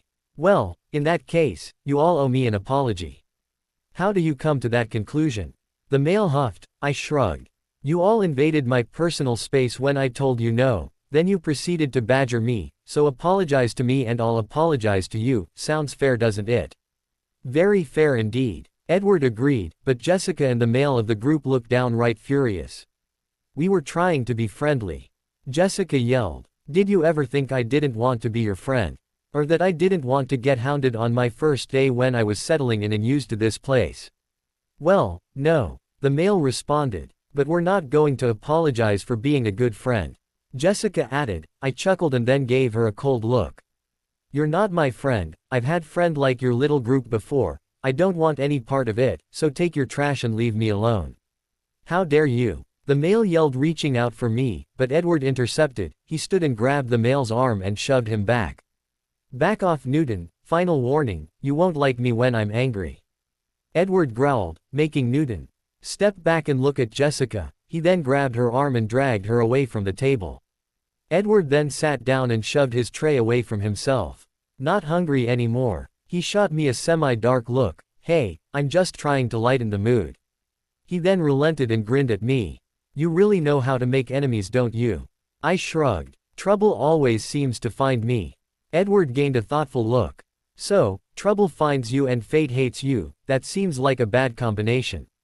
He grinned. I nodded, a mocking, troubled look on my face. Oh, it is, such an awful combination. Will you protect me? He chuckled and bumped his shoulder with mine. I think you're more than able to protect yourself. I shrugged. Very true, but you can come along for the ride if you want. He gave me a hopeful look. Really? Even after? Edward, there are just some things that can't be helped, but I trust you. Your ex sounds delusional, and that's dangerous in itself. I'll want to be with you, but not right away. He drooped a little. At least not in public anyway. He then grinned. And you'll tell me your gifts. Gifts? Vampire gifts? Oh, of course, but not here and probably not today. He nodded. Would you like to meet up after school today? Edward asked with a smile on his face. I sighed and shook my head. I can't today. I have some guests coming over to the house. Remus wants me there to help with Teddy. He gave me a slow nod. I understand that. Can I at least have your phone number? So, we can keep in touch. I grinned and pulled my phone back out. Sure. We quickly exchanged numbers and shoved our phones away as shadows fell over us. We looked up and saw Rosalie and A.B., owned mail from Edward's family. This isn't our table, Edward. Rosalie said, sticking her nose in the air, a move that reminded me so much of the younger Draco. I sighed, rumming about the good old rivals. What are you smiling at? She demanded. He's amused. The B-owned male said. What could he possibly be amused about? Rosalie demanded. The B-owned male shrugged. I don't know, I'm not the mind reader. He responded. Also, I'm sat right here, why not just ask me? She huffed and folded her arms. Why are you amused then? Edward asked. I grinned.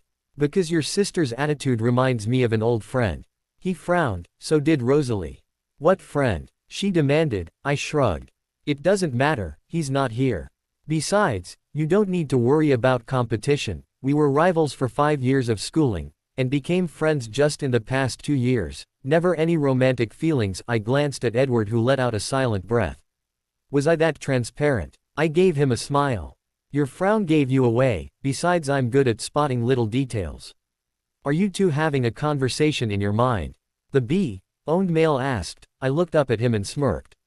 Sorry, do you feel excluded? He smirked back. I like you. He held his hand out to me. Call me Jasper. I took hold of his hand and shook it.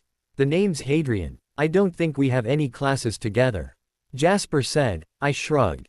I'm not sure. You don't, at least not yet. You've not had history yet. Edward commented. I glanced at him. You've looked at my schedule. He shrugged. When did you have time to do that? I wanted to see which classes we had together. I looked when I first visited your house, well, while you were in the shower. I grinned. So, you mean the second visit you had to my house then?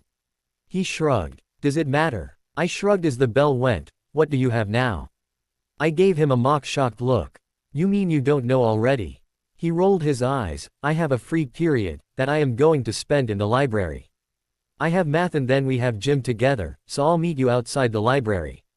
I nod and he heads off to his lesson, followed by the rest of his family who give me some sort of farewells before heading out of the cafeteria. The rest of the day passed fairly quickly. It was dodgeball in gym, and it ended up being Edward and I were the last ones in, against one another. Coach called the game when the last bell of the day rang. That was a good game. Edward commented from behind me. I pulled my polo shirt down and picked my jumper up and tied it around my waist before leaning down to grab my bag by its strap. I would have liked to see the outcome. I might have actually beat you. I swung my bag up onto my shoulder and turned to face him. He had a surprised look on his face. You thought you would have beat me in dodgeball? I shrugged. Possible, but more likely it would have ended in a draw. He chuckled and we started to head to the door, following the crowd of students out of the building and into the car park.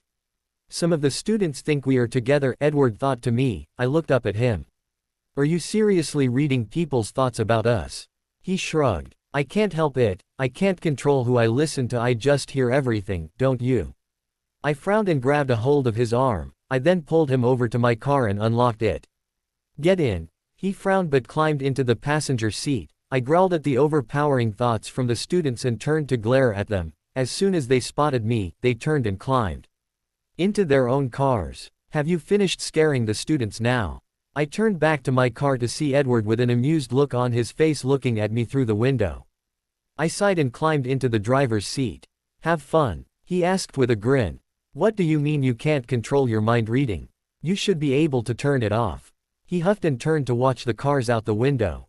Ever since I was turned, I've been able to hear people's thoughts. I've never been able to turn it off. It's a gift and a curse. He turned to look at me. What about you? I can hear thoughts, if they're overpowering enough and focused on me, but I can turn mine off, and communicate with non-mind readers' minds. How do you turn yours off? I put up a wall to stop it. A wall? A mental one. It's a way of controlling your mind and emotions, like you can only catch my surface thoughts, correct? He nodded slowly. That's because I've blocked away everything else, a way to keep my mind safe. But why would it be unsafe? And how did you learn to do this? I smiled sadly. That's something I can't tell you right now. I have to meet with some people first. But why? I sighed. There are some secrets about my family and myself. I need to talk this through with them before I tell you anything. But as soon as I have permission from all of them, I promise I will tell you, and I promise I will help you. He gave me a long searching look, before finally nodding. All right, I best get going. My family and I are going out to hunt tonight. I nod. I'll see you tomorrow. He nodded and climbed out of the car. He shut the door and moved across the car park to his car, where his family was stood waiting. I sighed and moved my bag to the passenger seat. I then buckled in and started the car. I pulled out of the car park and turned off down the road. I caught sight of Edward's silver Volvo pulling out behind me and quickly sped off behind me, pulling up close before overtaking and speeding down the road. I shook my head and continued on my journey home. I pulled into my garage and shut off the car. I grabbed my bag and climbed out, only to be greeted by Remus, who was stood in the doorway leading to the house holding the remote to the garage door. The garage door slid shut and Remus gave me a sad look. Why the long face, Remus? He sighed. I didn't want to upset him, or hurt him, Harry, you have to understand that. I gave him a long look, before shrugging. It's not my business, Remus. You and Sirius are having a lover's quarrel. Who am I to butt into that? So, you did know that we were together. I grinned at him. To say you two are wizards and know plenty of spells, you weren't very quiet, especially with my vampire hearing. Remus blushed. So, Sirius was right, you did know about us. I nodded. Yeah, I kinda thought you two were together before you moved over here, or at least you had strong feelings for one another. Remus sighed and rubbed a hand over his face. I've been really stupid, haven't I? I shrugged. That's not up to me to decide, Remus, but I know that Teddy is smart. And we both know he gets what he wants most of the time. We all loved Tonks. He was his mother and Teddy will know his mother, but Teddy wants Sirius to be his papa. But if you try and change his mind, I'll confuse him, especially when he's seen you two together. I know, Sirius and I are all he's known for the past few months. I don't want to confuse him. But you two arguing will confuse him, Remus. He won't understand what's going on. All he'll know is that the person he sees as his papa is gone. Remus sighed. I can't do anything about that, he's gone to oversee the trial. I nodded. I know, for now we can help the Cullens with their little problem. He nodded and I shut my car door. I locked my car and headed into the house after Remus. We walked into the living room to see Teddy curled up asleep on a mat in his playpen, cuddling his grim-like dog plush. I spotted Remus' sad look before he pulled out his wand. He cast a monitoring charm and then headed into the kitchen. I set my bag down at the bottom of the stair and followed him into the kitchen. I found him making a cup of tea. Merlin, I miss drinking tea. Remus chuckled. And eating treacle tart, I bet. I nodded vigorously. Definitely. When is the ministry representative arriving? Remus glanced up at the clock. In about 10 minutes, I was lucky to get anyone out at all. This was the only slot they had available. I nodded. That's okay. Suddenly I heard the flow go off in the living room where Teddy was sleeping. Are we expecting anyone other than the ministry representative? Remus shook his head. No, why? The flow's just gone off. Remus nodded. Stay here. I shrugged. I wouldn't go anywhere else. He chuckled and headed out of the kitchen. I listened closely. Hello. Remus Lupin here. Ah, Mr. Lupin, you requested an audience from the American Ministry of Magic. We've had a cancellation. Would now be an okay time for your meeting? I can send someone through straight away. Harry, I know you're listening. Is now an okay time? Are you prepared? Yes, Remus, now is fine. I'm ready. Ah, yes, now is okay too. They'll have to be quiet though. My son is down for a nap in his playpen. Remus said to them. I'll be sure to tell them. Thank you for your time. I heard the flow connection cut out. Then it flared to life again as some stepped through. Greetings, Mr. Lupin. I'm Auror Dan Bentham. Auror Bentham greeted quietly. Thank you for coming so quickly. We have an inquiry that we would like to run past you. Remus responded. We? Auror Bentham asked, and I focused on his thought. I don't sense anyone else in the house, unless they are no mage. Then Mr. Lupin might be violating our laws. I frowned at his line of thought. Let's move this into the kitchen. My godson is waiting in there for us. Very well. I heard them move out of living room and into the kitchen. I looked at the doorway as Remus walking in, followed by Auror Bentham, who froze upon seeing me. Mr. Potter, you're alive. We received notice from the British Ministry of Magic that you had died in a potions accident. I scoffed. It wasn't an accident, trust me, it's the reason Ronald Weasley is on trail for murder. Remus growled. But you're not dead, that's fraud. Auror Bentham stated. I then used my vampiric speed to run across the room and appear in front on him. Are you sure I'm not dead? Cast a diagnostic spell on me. Every Auror knows that spell, tell me what it tells you. Auror raised an eyebrow at me and pulled out his wand. He cast the diagnostic spell and his eyes widened. You're a vampire, but you still retain your magic. I nodded. Hence the reason I faked my own death in Britain. I'm sure your ministry received notice of my being here. Gringotts will have informed you. Auror Bentham frowned and put his wand away. I'll have to check that, but nevertheless, welcome to America. He welcomed. Thank you. Now what can I help you with? Auror Bentham asked. Remus gestured to the dining table and we moved to sit at the table. I've found my mate, here in Forks. He is a vampire also, but a muggle, no mage vampire. Auror Bentham smiled. Congratulations. He said. Not really, since I can't claim my mate. Auror Bentham frowned and Remus stood. I'll make some tea. Harry, do you want a blood pop? Remus asked. I nodded. Yes, thank you, Remus. Thank you, Mr. Lupin. Now Mr. Potter. It's Hadrian Potter Black, please call me Hadrian. He nodded. Hadrian, then, please explain why you cannot claim your mate. It is your right as a vampire to claim your mate, is it not? I nodded. It is. Unfortunately my mate found his singer first. At first I was willing to keep a distance from her, but something happened that drew him in, and they were dating for a short time. And this girl, your mate's singer, is a no mage. I nodded. Yes, he tried to break the relationship off nicely, but she found out what he and his family were. Let me guess, she wants to be just like them, live forever and have the beauty for a lifetime. I shrugged. Something like that. When my mate refused, she threatened to expose him and his family, if he continued to try and break it off with her and refused to change her. That is a problem. Revealing vampires to the no mage would create mass panic. and we certainly wouldn't be able to rectify the situation before it spread by word of mouth. So, I thought by speaking to the ministry, we could come up with a solution before a problem even arise. Well, you did the right thing. This No-Maj holds a fair amount of power over this vampire coven and she probably knows it too, so, what did you have in mind? Bentham asked, looking intrigued. I thought about maybe a memory charm, or an oath of some kind to keep her from saying anything. Would it perhaps be better for her to forget about this information? Does your mate know about your magic? Remus scoffed as he returned to the table. He set 2 mugs down, he then handed me a blood pop. Harry didn't want to tell his mate about magic until he had confirmation from the ministry and had a set plan for his mate's singer. Remus said, sitting back down in his seat. Bentham smiled and nodded to Remus. Not only that, the reason I left Britain was because people wanted to control me and my magic. Isn't it just fair for me to be wary? Thank you for this, Mr. Lupin. Now Hadrian, I do understand your wariness, and I can assure you, I will speak to the correct people in the American ministry, and I will make sure you have our protection. I gave him a shocked look. Really? He nodded. We're a lot different from the British ministry. You can count on us to help you, should you ever need us to. When you defeated Voldemort, not only did you save Britain from his reign, but the whole world. We owe you a great deal. I didn't know that. Ministries from all over the world should have sent you messages of congratulations and alliance offers. I know our ministry did. Bentham commented, frowning. I shook my head. I never received anything like that, but then again, Dumbledore was withholding all my mail. I might have to speak to the goblins.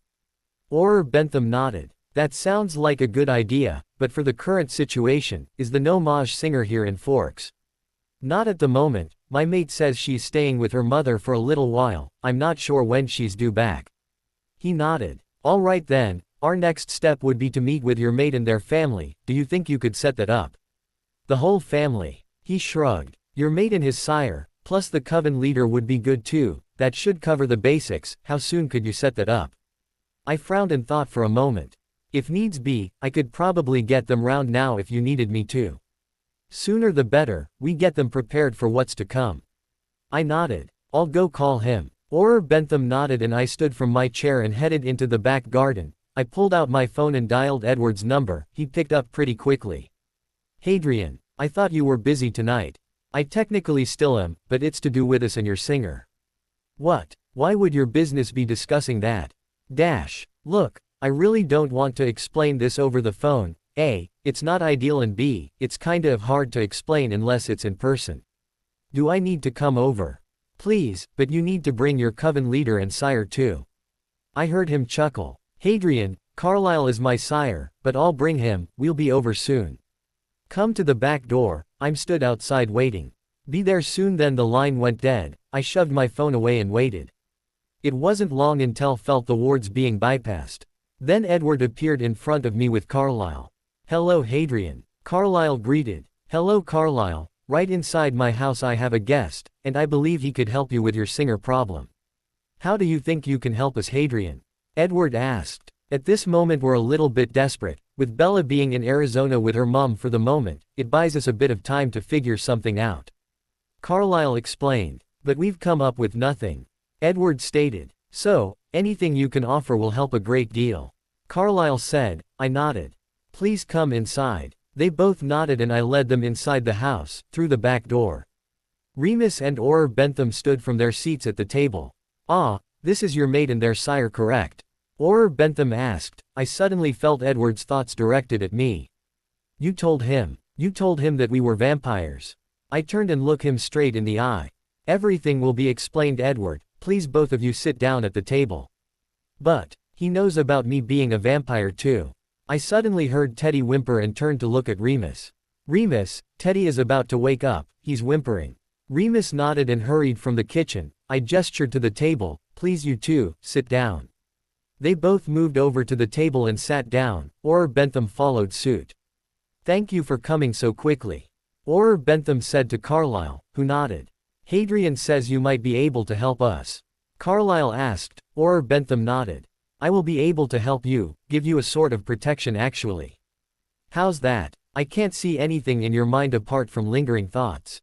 Edward Said. Bentham smiled. You're a mind reader, you don't have any control over it, do you?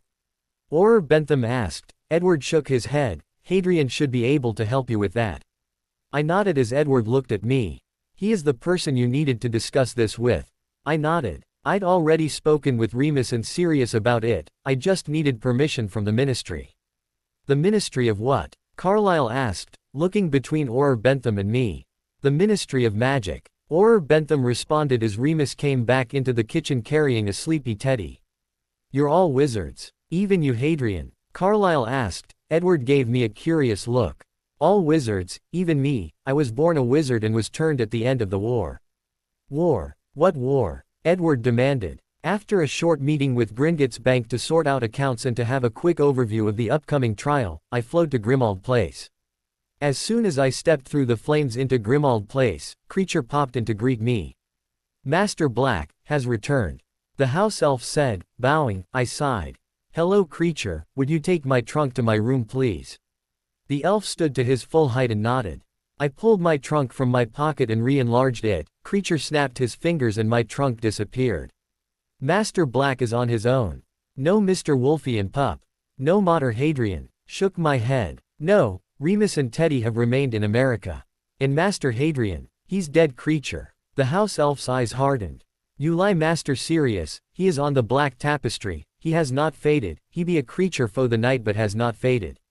I sighed. Creature, Hadrian is dead to England. Ronald Weasley tried to kill him. The only way for him to escape the headmaster was for him to fake his own dead. He is a citizen of America now, like Remus and I, but we have dual citizenships. The elf looked angry. Weasley boy tried to hurt Master Hadrian. I nodded. Yes, Creature, but you can't tell anyone that Hadrian is alive or that he is living in America as a vampire. America's citizenships are confidential, so he cannot be found in America that way. I keep Master Hadrian's secret, I keep the Black family secrets. I nod with a small smile. Thank you, Creature. Now has anything been delivered here while I was away? Creature nodded its head. Oh yes, Master Sirius, there was letters from goblins, letters from Ms. Tonks in a large box delivered for Master Hadrian, from Black Potion's master. I frowned. Why would Snape send a parcel for Hadrian here? Does Black Potion's master know about Master Hadrian? I nodded. He does. Snape is the one that helped Hadrian escape. Was there anything else? Master Sirius received a letter from cousin Narcissa. Creature shook his head, his ear flapped as he did so. Master Draco. I frowned. Where did you put everything? In the study, Master. Would you like a beverage or snack? I nodded. Some tea would be great, Creature. Thank you, I'll take it in my study. He bowed and then popped away. I made my way up the first set of stairs to my study. I entered the room and removed my cloak. I laid it over one of the chairs, intending to put it away later. I saw a large box on my desk and sighed, wondering what Snape could possibly have sent. I then sat down in the chair behind my desk, only to realize that I couldn't see over the box when I was sat. I huffed and stood back up only to catch sight of two envelopes attached to the box. I pulled them off the box and looked at the names on the front of the envelopes. One addressed to Hadrian and the other addressed to me. I set Hadrian's letter down and opened mine. Dear Black, I don't know when this will reach you as I sent it Grimmauld Place, and I'm not sure if or when you will be returning to this place. In the box are Hadrian's possessions. His trunk unfortunately was damaged beyond repair along with a lot of his clothes. Thankfully Longbottom thought to keep Hadrian's possessions safe when Weasley showed signs of distrust, so his father's cloak, photo album, and the scrap of parchment he was so fond of is in there too. But now, I'm sure you're wondering why on earth would I send a huge box for those small items. Well, it seems that his peers and loyal friends wanted to each give him something. No, they don't know that he is actually alive, except perhaps Longbottom and Lovegood, not that they voiced it, but they had knowing looks on their faces. Anyway, is the box or items, photos, mementos of Hadrian's time at Hogwarts. The students believe that Hadrian should have a piece of all of them buried with him or placed around him, to watch over him as he passed through onto the afterlife, or something of that nonsense. I've also placed an envelope inside this box. It contains Hadrian's Hogwarts records, for if he wanted to his NEWTS. See you at the Trail Black.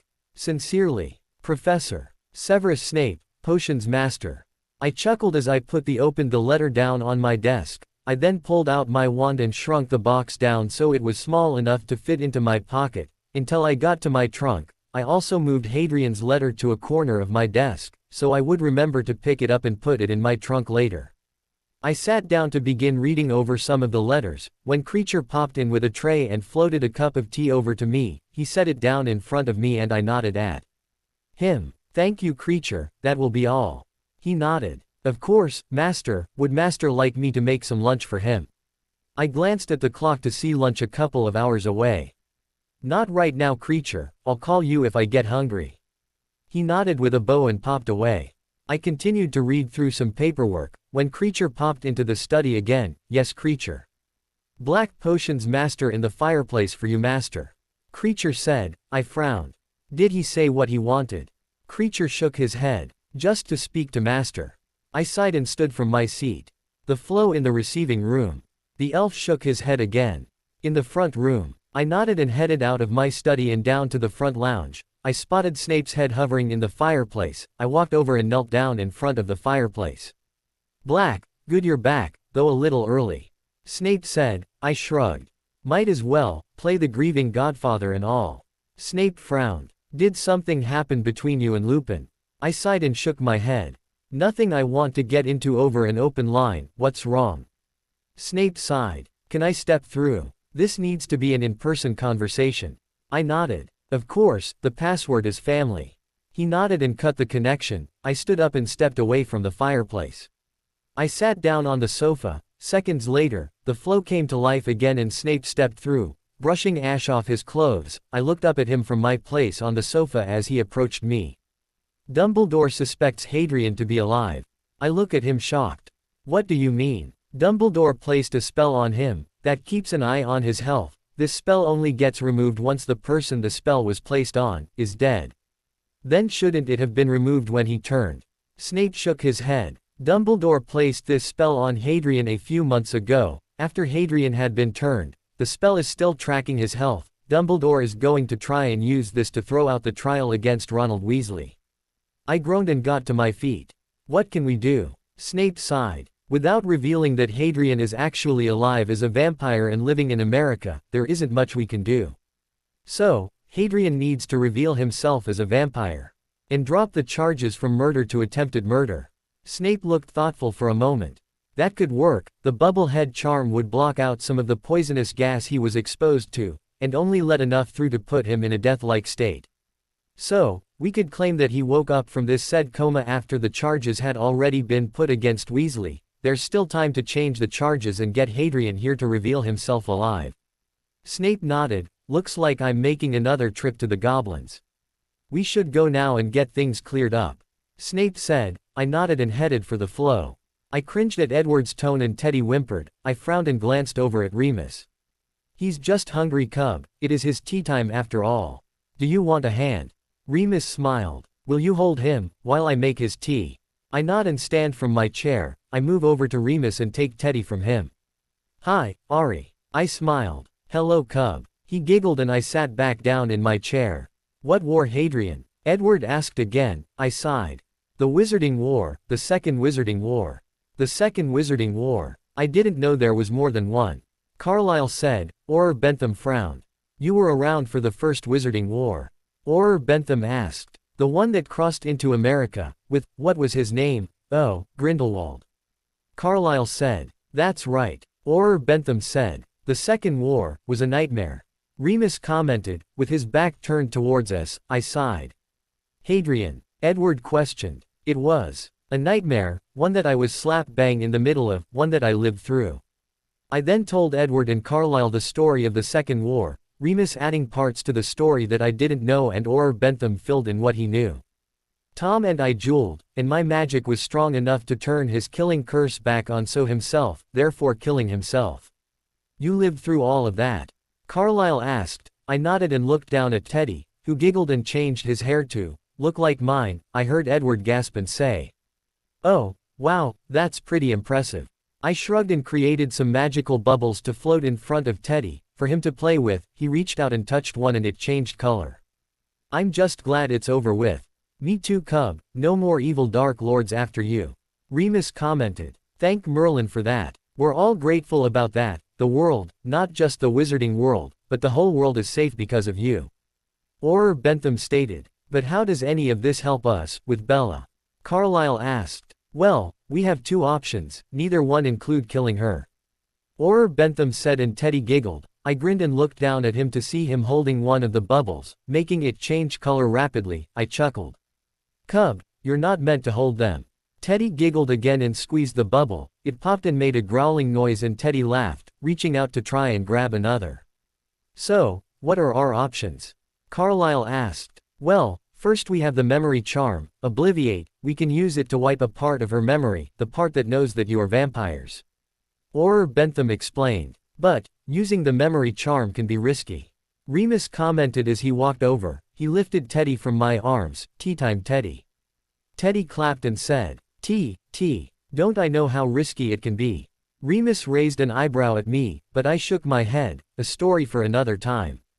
How risky? Edward asked. If used incorrectly, it would wipe her memories completely. She wouldn't remember anything. She wouldn't even know who she is, never mind anyone else.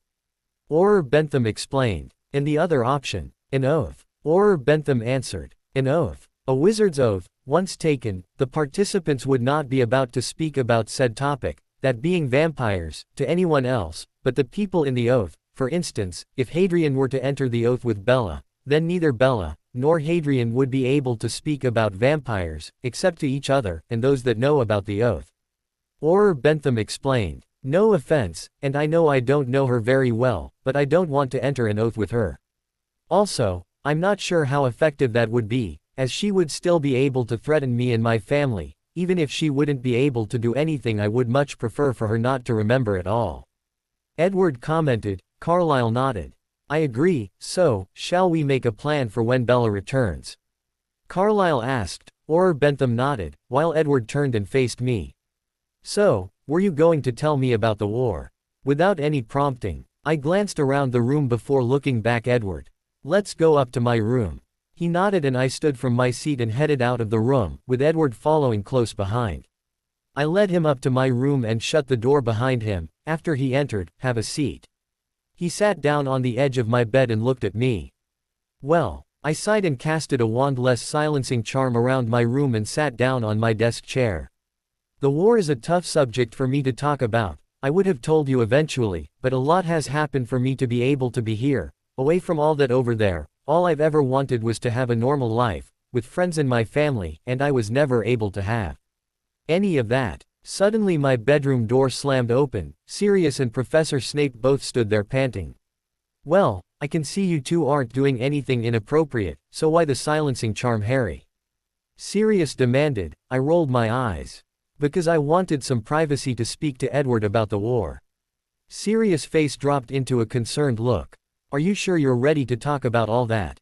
He asked, while Snape huffed. Not like I had much of a choice. Can we just get to the reason we're actually here? Snape demanded. Why are you here? You're meant to be in England overseeing the trail for my murder. Your murder? Edward asked. I looked at him and shook my head. I'll explain later. He nodded. Dumbledore has a spell on you. He placed it on you after you were turned. It keeps a track of your health. He knows you're still alive, well, as alive as you can be when you're the Walking Dead, Siri explained. Get on with it. Snape interrupted. Right. Dumbledore is going to use this spell to get the trial overturned. Siri said. Is there any way to remove the spell? Edward asked. Potter's death. Snape answered. I frowned and thought for a minute. I'm sure I've read about a similar spell before. What was it called? Harry, we don't have time for this. We had to change the charges against Weasley. Siri stated. I frowned again. To what? Attempted murder. Siri answered. Either one of you want to explain how I'm going to pull this off? The bubblehead charm would have blocked out some of the poisonous gas in the stock room, only letting enough through to put you in a death-like state, a coma. Until today, you will need to reveal yourself as a vampire, otherwise, whether or not you had the bubblehead charm, the gas would have killed you. Snape explained. So, I need to go back to England, reveal myself a vampire just out of a coma, and press charges against Weasley myself. You don't need to worry about pressing charges. The trail has been moved to today. With the change of charges, we need to go, now. Siri demanded. I stood from my chair and headed out the door, with the trio following me all the way to the flow. Where Remus and Auror Bentham were stood waiting, Carlyle was stood by the living room window. Are you all going? Remus asked. I nodded. Well, probably not Edward. Siri commented. I'm going. Edward stated. You'll be walking right into unknown territory. Carlyle said, placing a hand on his shoulder. Hadrian is my mate. I'm not going to let these people hurt him, if I can at least help stop them. Edward explained. I glanced over at him. To see him looking straight at me, I smiled at him. All right. Carlyle commented and stepped away. I'll come along too. Auror Bentham commented and grabbed a handful of flow powder and threw it into the fireplace, yelling, Ministry of Magic, London, England. Then he stepped through the flames. Snape went next, shouting the same thing, while Siri turned to me. It might be better for Edward to travel with you, you have at least some grasp on this travel. Siri said. I nodded, and he stepped into the fireplace and yelled, Ministry of Magic, London, England. Then he disappeared. I took a hold of Edward's hand and pulled him into the fireplace. Remus held out the tub of flow powder to me. Are you sure this is safe? Edward asked. I nodded. Complete. I then yelled, Ministry of Magic, London, England. I then dropped the flow powder and we disappeared from the fireplace. I briefly felt Edward's hand squeeze mine before we landed in the fireplace at the Ministry of Magic in England.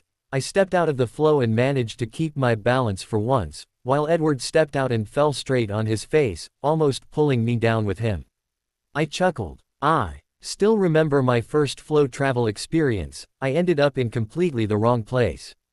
I helped Edward to his feet, and he looked at me with a raised eyebrow.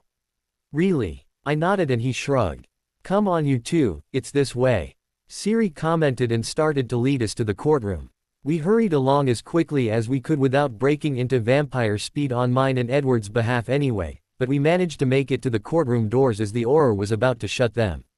Sorry, you can't come in now, he said. I growled in frustration and moved my hair to reveal my scar. The Auror gasped, Harry Potter.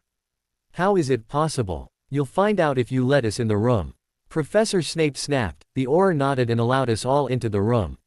We took seats quickly as the minister started to talk.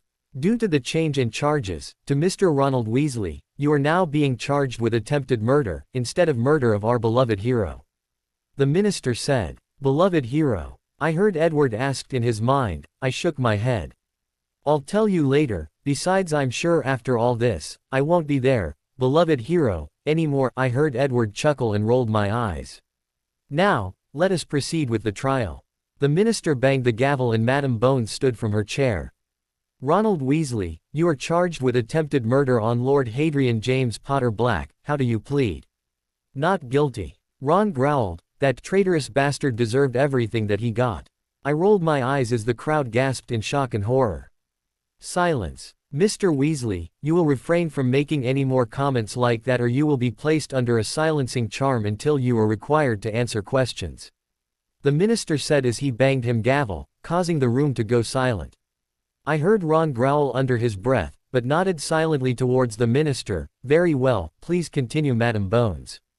There were several witnesses that saw you lock the potions classroom door and fled the room once a student revealed that Lord Potter Black was still in the room after Professor Snape sealed the door, to prevent the fumes from causing more harm. What do you have to say to this? She asked. I didn't know the fumes would kill him, though they just might give him a funny look, like a prank potion would. Ron responded. I shook my head and held onto Edward's arm to prevent him from getting up and attacking Ron. Why are you stopping me? He's lying. Edward roared. I looked at him. I know he is, I was there, he knew it was harmful, but you attacking him won't do any good, apart from maybe getting you locked up. Don't worry, he'll get him comeuppance. Look at the thoughts from the people sat as the jury. They don't believe him. I'm well loved, not only that I'm from an ancient and noble family. Why does that matter? He attempted to kill a heir and lord from an ancient and most noble house and bloodline. Even if he is lying, I can request a truth serum. Beside, even if I don't, he won't get out of this easily, so you can calm down a little, Edward huffed. I still don't like the little bastard. He can't shield his mind like you can. I can see into his mind, I sighed. Just don't look. It's hard not to, when his thoughts are broadcasting loud and clear. I sighed and took a hold of his hand.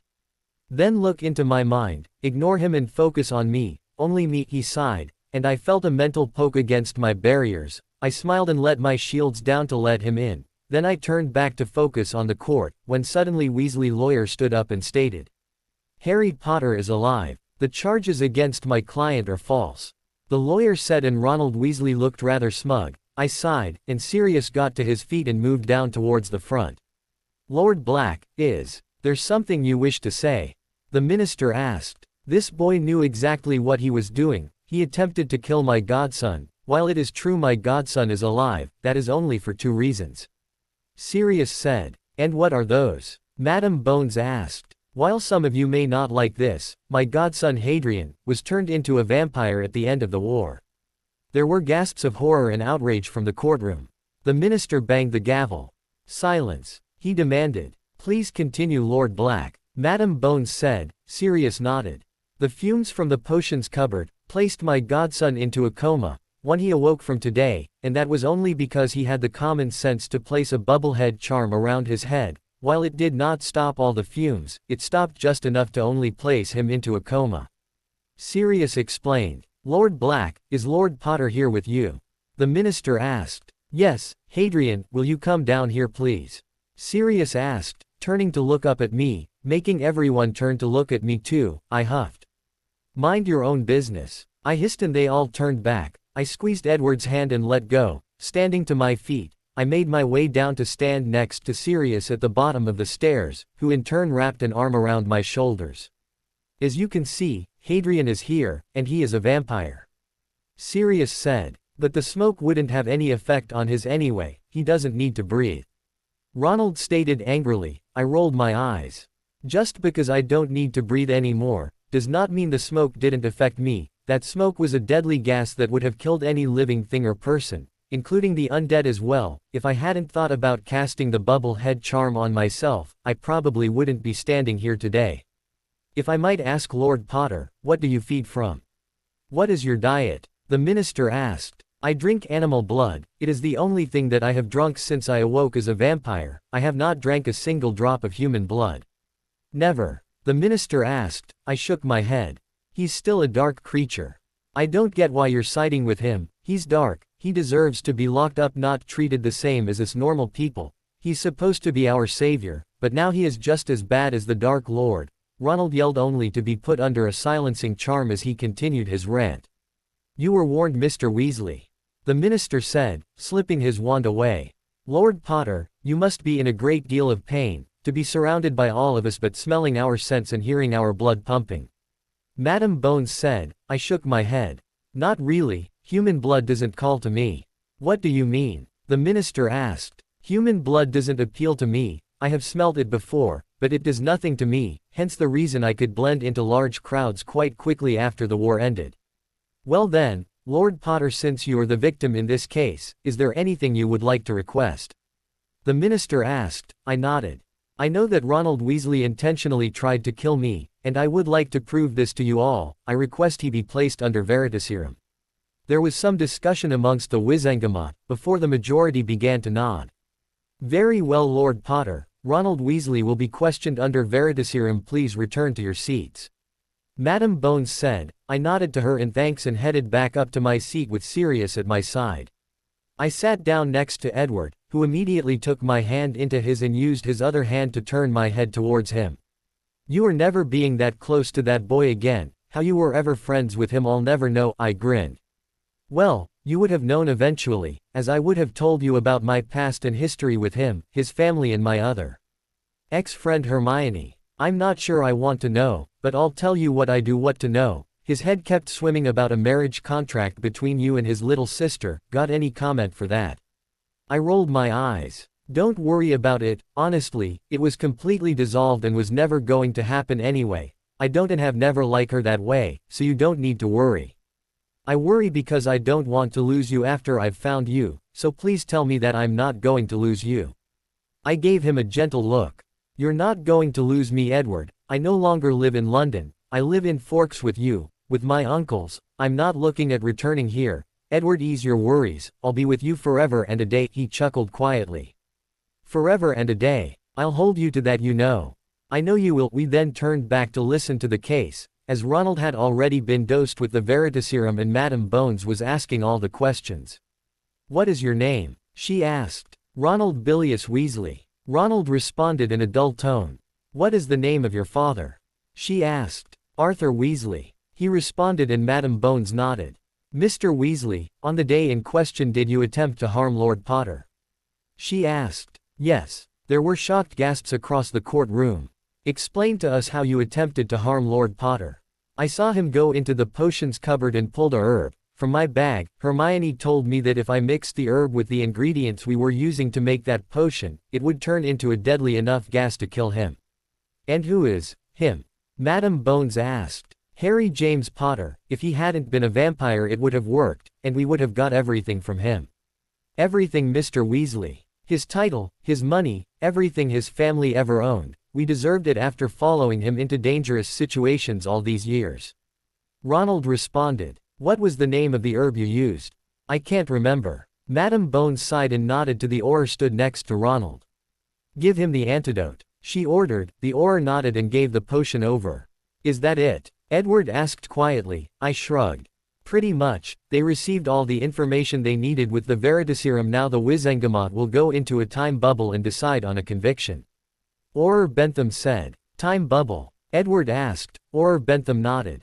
It's a space of time, magic created for long or sensitive cases as such as this. With Lord Potter being such a high-profile figure in the wizarding world, this case becomes highly sensitive because his past best friend tried to kill him. And as was just revealed why, I don't expect them to be in the time bubble very long. Auror Bentham explained. Edward nodded. Well, let's hope the Wizengamot see sense to send him where he deserves to go, and Granger too, she played a part in this. Professor Snape commented. It didn't take long for the Wizengamot to come back from the time bubble, or at least it didn't seem that long to us. There was a slip of parchment that was passed from the head member of the Wizengamot to Lady Bones, who scanned over the parchment and then passed it on to the minister. He looked at it and nodded. Members of the Wizengamot, have you reached a decision? The minister asked, and it was Lucius Malfoy that stood to his feet to answer. We have, Minister. Lucius responded. On the count of attempted murder upon Lord Hadrian James Potter Black, how do you find the accused? The minister asked. We the Wizengamot, find Ronald Bilious Weasley, guilty on the charge of attempted murder. Lucius responded. I sighed in relief, but there were suddenly shouts of complaints coming from the supporters sat in the seats behind Ronald, until the minister banged his gavel. Silence. The minister yelled using a spell to make his voice boom across the courtroom, but it made Edward and Hadrian flinch from the loud noise. Now, let's continue. Members of the Wizengamot, how do you find the accused on the count of attempted line theft? We find the accused guilty on the charge of attempted line theft. Lucius responded and sat back into his seat. Thank you, ladies and gentlemen of the Wizengamot, your services today are greatly appreciated. The minister said and then turned back to face Roland. Mr. Weasley, you have been found guilty by the Wizengamot for your crimes to one Lord Hadrian James Potter Black. For one count of attempted murder to a fellow wizard you will be sentenced to Azkaban prison for 10 years in maximum security. For the charge of attempted line theft you will be sentenced to an extra 10 years in maximum security. The minister declared. I gave a small smile and looked at Hadrian, who grinned at me, while keeping a tight hold of Edward's hand. Suddenly Ronald began yelling and I looked back over at the back of his head, as he stood to his feet. That's not fair. He's a vampire. He deserved everything he got. He's a dark creature who doesn't deserve all that money. Ronald yelled. The minister banged his gavel. Silence. Aurors, remove the prisoner and take him immediately to Azkaban. The minister yelled. 2 Aurors rushed forward and grabbed a hold of Ronald, then dragged him from the room while he was still shouting and thrashing about. Now, to the next point of business. One Miss Hermione Granger will be found and brought here on the charges of conspiracy to murder. Madame Bones, see to that please. The minister said. Of course, Minister. Madame Bones responded. This case is closed, and the courtroom dismissed. The minister banged his gavel again and then stood up to leave the room. I sighed in relief as the courtroom began to empty and turned to look at the group, Snape's eyes looking around the room. Dumbledore didn't make an appearance. Snape commented. I nodded. I have a feeling he's going to ambush us, and I don't like feeling like that. Snape nodded. Siri, we want to get out of here. I want to go home, I don't feel comfortable being here. Hadrian said. I nodded and got to my feet, when Lucius Malfoy approached us. Good day, gentlemen, on your way to the flow? He asked. Hadrian nodded. Yes, I'm going back home. How is Draco Lord Malfoy? Hadrian asked. He is doing well, actually he is the reason I am stood here, he asked me to pass on a letter to you.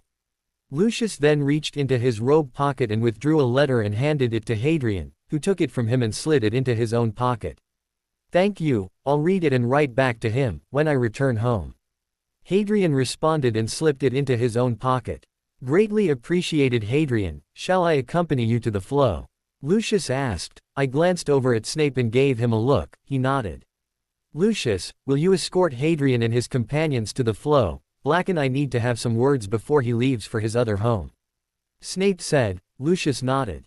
This way, gentlemen, Lucius said, leading Auror Bentham and Edward towards the door, while Hadrian stood back next to me. You're not coming home, are you? Hadrian asked. I sighed, and Snape stepped away from us. No, I'm not, Hadrian, I've still got some business to take care of here, before I can even think about coming back home. Hadrian gave me a long look. Are you sure this had nothing to do with the fight with Remus? I sighed. Maybe a little. Look, Hadrian, I just need a few days before I come back home, alright? He nodded. Alright, I'll look after them both, but try not to stay away too long yet. I would actually like to have you back. At home soon. I nodded and pulled him into a hug. Of course, pup, I'll be home in a few days. I nodded and he gave me a small squeeze and then pulled away. See you in a few days, be safe. Hadrian said and then walked out of the courtroom. I waited until he had left the room and then turned to look at Snape. Shall we go back to my manor? I left the courtroom that Sirius was in and saw Edward and the others waiting for me. When I reached them, Edward immediately took a hold of my hand. Where were you? I thought you were right behind us. Edwards asked. Sorry, I stayed to speak to Sirius for a moment, check a few things with him. He nodded and squeezed my hand. Are we ready to leave now? I don't want us to bump into any problems along the way. Lucius said. I nodded. Of course, please lead the way, Lord Malfoy. He nodded and set off walking towards the flow. Edward squeezed my hand, and we followed after him, when all of a sudden I felt some gentle poking against my mental shield. I glanced at Edward, who shot me a look, as if to say, let me in, I need to talk to you. I lowered my shields, so I could hear his thoughts and talk to him mentally. What's the matter? I'm hearing the thoughts of someone who really wants you back in England. He keeps thinking about getting you back under his control. I sighed and gave a quick glance around. I couldn't see him. Any idea where the thoughts are coming from? I can't really get a good location as to where he is, but I will tell you he is getting closer. As his thoughts are getting louder, I'm surprised that you can't hear them. He's practically shouting at you in his mind. I have my shields up. I've only lowered them enough to let you in, but you say he's getting closer. Yeah, definitely. I looked around again and caught sight of Albus Dumbledore trying to force his way through the crowd to get towards us. I frowned. We need to move quicker, now. I don't want you get caught up by him. Edward nodded and I raised my shields back up. Then I started to walk a little bit quicker and tapped Lucius Malfoy on the shoulder, which he then glanced over. Dumbledore is trying to make his way towards us. I'd like to get out of here as soon as possible. He nodded. I shall try and create a distraction for him. Lucius said and tapped his cane on the floor twice. Suddenly papers blew up everywhere, making them fly all around the room. Hurry now. I nodded and pulled Edward along quicker towards the flow. I could faintly hear Dumbledore calling my name, but I ignored him and pulled Edward along quicker as Lucius sped up. With all the chaos of flying paperwork, it took us a little longer to reach the flow, but we managed to get there, and they were mostly clear, a few ministry workers mulling about. Here we are, Lord Potter. I do wish you and your companions safe travel. I will see about heading Albus off in a different direction, to buy you some time. Lucius said. I nodded. Greatly appreciated, Lucius, and how many times do I have to tell you? It's Hadrian. He nodded with a small smile and stepped out of the way of the flow and back into the crowd. We best move. Auror Bentham, would you like to go first? I'm afraid I can't remember the address. Auror Bentham responded. I sighed and shook my head, realizing Remus but had activated the wards. Then we go together. Lucky the flow is big enough. I grabbed a handful of flow powder, and we all stepped into the flow together, Black Manor. Forks, Washington. I felt the wards of the manor pulse before I threw the flow powder down, Mischief managed. The wards accepted the password and I threw the flow powder down. I felt Edward squeeze my hand as we disappeared from the Ministry of Magic in London and landed in my home in Forks. We all stumbled out of the flow in Black Manor. It's official, I hate flow travel. Edward saw Ed, groaning and sitting on the floor. I grinned as I heard Carlyle chuckle. I looked over at the doorway to the living room to see Remus and Carlyle stood there. I glanced out of the window to see it had gotten dark. Flow travel for muggles is generally bad, that's we hide from them and don't let them travel. You being a vampire will affect your senses a little more, since your senses are heightened. Remus explained and then looked at me. Is everything sorted? What happened? I smiled. Ronald Weasley was found guilty on attempted murder and attempted line theft. He will be locked away in one of Azkaban's maximum security cells for 10 years each on both counts. Remus smiled. And Hermione Granger is going to be found and tried for attempted murder too. She told Ron how to kill me. I'm just lucky they didn't know I am a vampire. Remus nodded. I'm just glad that you're safe and they are going to be locked away for a very long time. Remus commented. The only thing we need to worry about is stopping Dumbledore from finding us. Remus nodded. Was he there? Not during the trial that I saw, but he was there afterwards. Tried to chase us down, but Lucius caused a distraction and we managed to get to the flow without any hassle. Remus nodded. Good, no serious though. I shook my head. He said he was staying a few days longer. He nodded. Shall we finish our business? I would like to get home and see my family. Auror Bentham suggested. I nodded. Of course, shall we head back to the kitchen? Everyone nodded and we made our way back to kitchen and sat back down at the table. So, where did we leave off? Auror Bentham asked. We were discussing the plan of which choice to do with Bella. Remus commented. What do you think, Edward? Carlyle asked. It would be better that she doesn't remember about us being vampires, but only that part of information, leave everything else if possible. Edward responded. But won't she still be all stalkerish? He nodded. More than likely, but at least she won't remember about vampires. Auror Bentham said. So, is that what you have decided? To wipe her mind of all knowledge of vampires. That's as Edward's choice. I believe it is the better choice. She cannot hold any information about us against us then. I'm assuming it will be you doing the spell on Bella. Carlyle asked. Auror Bentham nodded. Once the non-mag returns to Forks, have my Lupin here contact me. I'm on leave for the next week. I'll leave my flow address so you can contact me once she returns. I will come through and cast the spell. Is there anything I should know about the girl before I cast the spell? Auror Bentham asked. I looked at Edward, who nodded slowly. She's a shield, a natural one. I can't see into her mind at all, but Alice can see her future and Jasper can shift and change her emotions. Auror Bentham nodded thoughtfully. All right, I'll discuss it with some of my colleges and come up with a plan. In the meantime, wait until she returns and don't let on that anything is wrong. Auror Bentham suggested. I nodded, as did Edward, and Remus escorted him to the flow. Are you sure about this decision, Edward? Carlyle asked. Edward bowed his head. It's the better choice, Carlyle. If she doesn't know about us being vampires, then she can't hold the secret against us when I break it off with her, and the Volturi doesn't have to be concerned either. I saw Carlyle nod slowly. You have a good point there. Carlyle responded. I frowned and looked at the pair of them. Who's the Volturi? What do you mean, Hadrian? Edward asked. I mean exactly what I asked. Who's the Volturi? You mean you don't know? Carlyle asked. I shook my head and stood from the table. I wouldn't have asked if I didn't know. I moved over to the cupboard and pulled out the box of blood pops. I pulled a few out and put the box back. I then moved back to the table and handed them each a blood pop. They both frowned and didn't take them. I shrugged and set them down in front of them and popped my own in my mouth. How can you eat that? Carlyle asked. I shrugged. It's blood, it's a blood pop, animal blood only. They both nodded, but still didn't take them. So, are you going to tell me about the Volturi? You'll need to register yourself with them. Carlyle said. I frowned and pulled the blood pop out from my mouth. Why? They set the rules for all vampire kind. They are our rulers. We abide by their laws and keep ourselves from getting killed by them. Edward Said. I shook my head. I'm registered in America already, especially with my status as a vampire. I'm not going somewhere else just to tell them I'm a vampire. If the Volturi want or need to know my status, then they can contact my people. We need to inform them about you moving here, Hadrian. They look into our coven a lot because we feed on animal blood. If we don't inform them of another vampire moving to town and associating with our coven, we could get into serious trouble. Carlyle said. I growled. Fine, you tell them then, but if they cause me any trouble about living here with my family, I will not be very happy. Carlyle nodded. I understand, Hadrian, but they may want to send someone out to visit you. I nodded. Fine, but they don't get to come near my family. They do. I'll tear them apart and suffer the consequences later. Edward chuckled. I have no doubt, but don't worry, we won't let them come near your family. If they do send someone out to meet you, you could always stay at our home, so they don't come near here.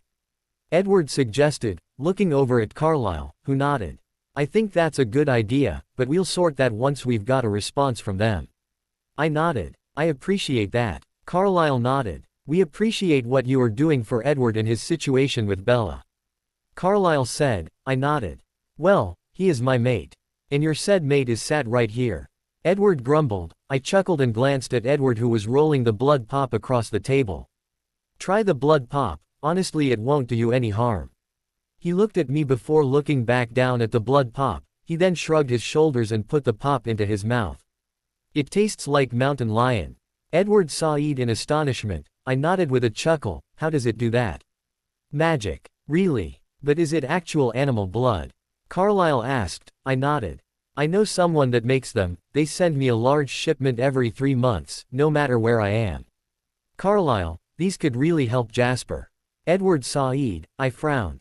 Really? Edward nodded. Why? Is Jasper struggling? Carlyle sighed. When Jasper was turned, his sire had him on human blood. Alice found him and then they both found us. He started on animal blood. He struggles a lot, especially in a school fully of teenagers with hormones running high. Carlyle explained. I nodded. I'll get you a box and I'll order extra, and pass it on to you when I get it through. Carlyle nodded. Thank you, we appreciate that, Hadrian. Carlyle said. Anything I can to help. Then Remus came back into the room carrying Teddy, who was yawning. Do you mind holding him, Cub? I need to sort out some tea for myself. It probably won't be long until he falls asleep. Remus said and passed Teddy over to me. I took him into my arms and settled him again. His hands immediately latched onto my top and his head snugged into my. I think it's time that we take our leave. We've taken up too much of your time tonight. Carlyle said. Remus shook his head. It's no problem. I'm glad that we were able to help. I'm sure Hadrian will be at school tomorrow. Remus said. I nodded, and Edward got to his feet and squeezed my shoulder. Remus, would you mind pulling 2 boxes of blood pops out? They're going to take them for their family.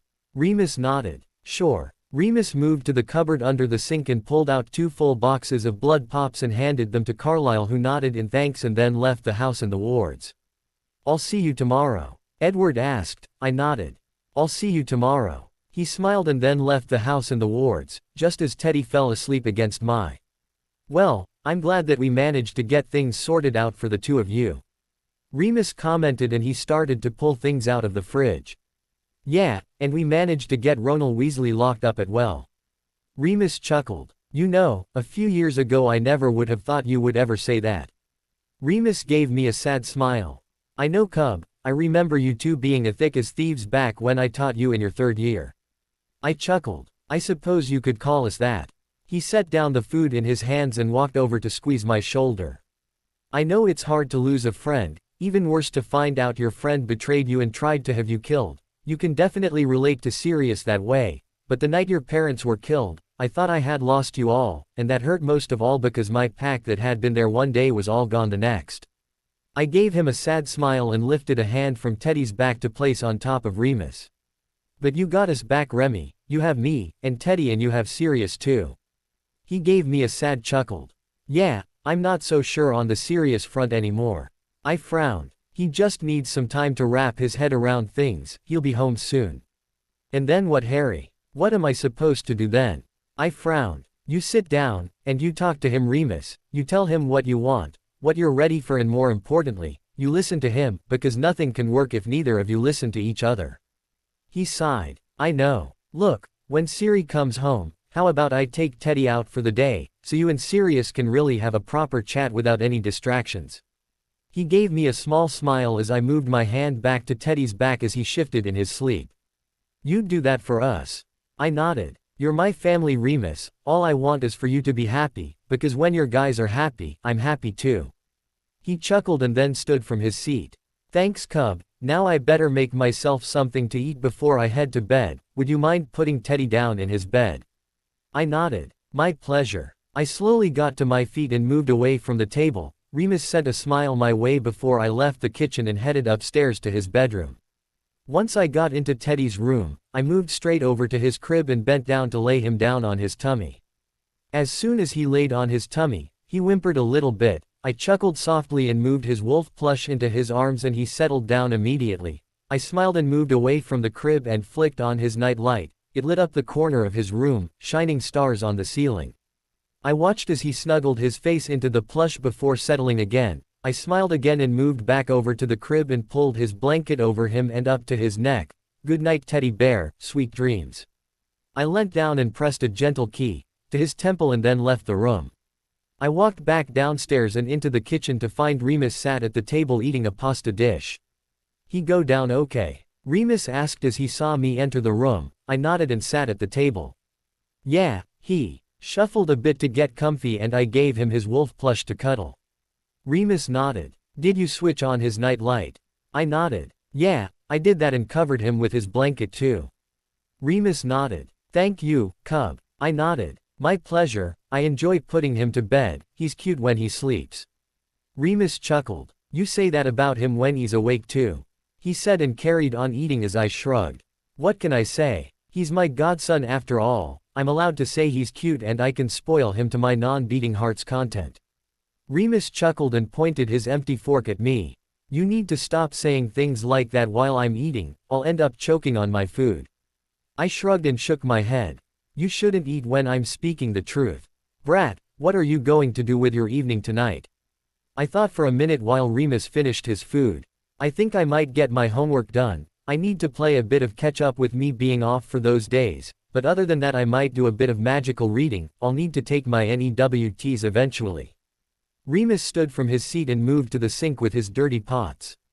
To be honest, Cub, I'd actually forgotten about them, with you moving here and faking your death in England. I nodded. I know the feeling, so much has happened in such a short amount of time. I need to catch up and get them done, even more so now the British Ministry of Magic knows I'm alive, undead. He chuckled. I know the feeling, Cub, but don't worry, we'll get you ready to take those tests and you can take them in your own time when you feel you're ready, Cub. I nodded. Thank you, Remus. He nodded and moved over to me after drying his hands off on a towel. He placed a key on my forehead. No problem, Cub. I'm going to head up to bed. Would you lock up down here? I nodded and he smiled as he set the towel back on the side. Good night, Cub. Night, Remus. Sleep well. He nodded and left the kitchen. I heard him climb the stairs and go into his bedroom. I sighed and moved to the front door. I locked it with the house key and cast a strong locking spell on the door too. I then walked into the garage and cast the locking charm again. I nodded once the charms were set in place and then moved to the back door only to hear it gently tapping on the back door. I frowned and walked to the door only to see Edward. I rolled my eyes and opened the door. You just can't stay awake, can you? He gave me a sheepish smile. Afraid not. I thought we could talk some more. We didn't quite finish our private conversation earlier. I rolled my eyes and opened the door wider. We'll have to keep our voices down. Remus has just gone to bed and Teddy is asleep. He nodded and stepped into the kitchen. I understand, Hadrian. I don't sleep. We've got all night, and I've waited for you for a lifetime. I think I can wait until you're ready to tell me. I chuckled. I know, I can tell you most of it, but other parts I'm still a bit sore about. He nodded. I can wait until you're ready to tell me. I smiled at him. I appreciate that. You don't know how much. He smiled, and I started to tell him some of my past, right up until the part about faking my own death, and here we are now. And that's the shortened version. Edward asked. I nodded. Yeah, when I'm more comfortable I'll tell you more. That fine, Hadrian. I want you to be completely comfortable with me, so whenever you're ready to tell me that fine. I nodded. Thank you. Well, it's late, you better head out. He nodded and got to his feet. Will you be in school tomorrow? Edward asked. I shrugged. I think so, but it depends on whether or not the sun makes an appearance again. He chuckled. Alice hasn't told us of the sun making another appearance this week, so I'll see you in a few hours. I'll pick you up. I shook my head at him. I am capable of driving myself. I know, but I want to pick you up. Edward insisted. Edward, people at school already are spreading rumors about us dating, which isn't good, because they all think you are still with your singer. I said before that we needed to wait, and now we need to even more so. He sighed and stepped closer to me and placed his hands on my hips. But I don't want to, Hadrian. I want to be with you. I need to be with you. I placed my hands on his shoulders.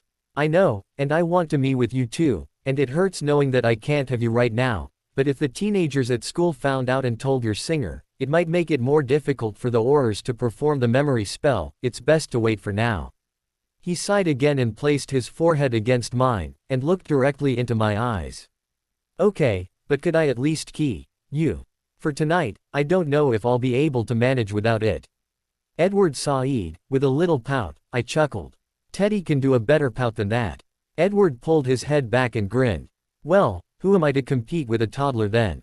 I smiled. A good night, Key. Will that suffice for you? Will it for you? I nodded. Then a good night, Key. I will agree to. And with that he leant down and placed his lips over mine. I wrapped my arms around his neck and pulled him closer. He pressed his lips against mine and I felt my magic surge through my veins. I pressed closer to Edward and I felt his tongue press against my lips, wanting an entrance.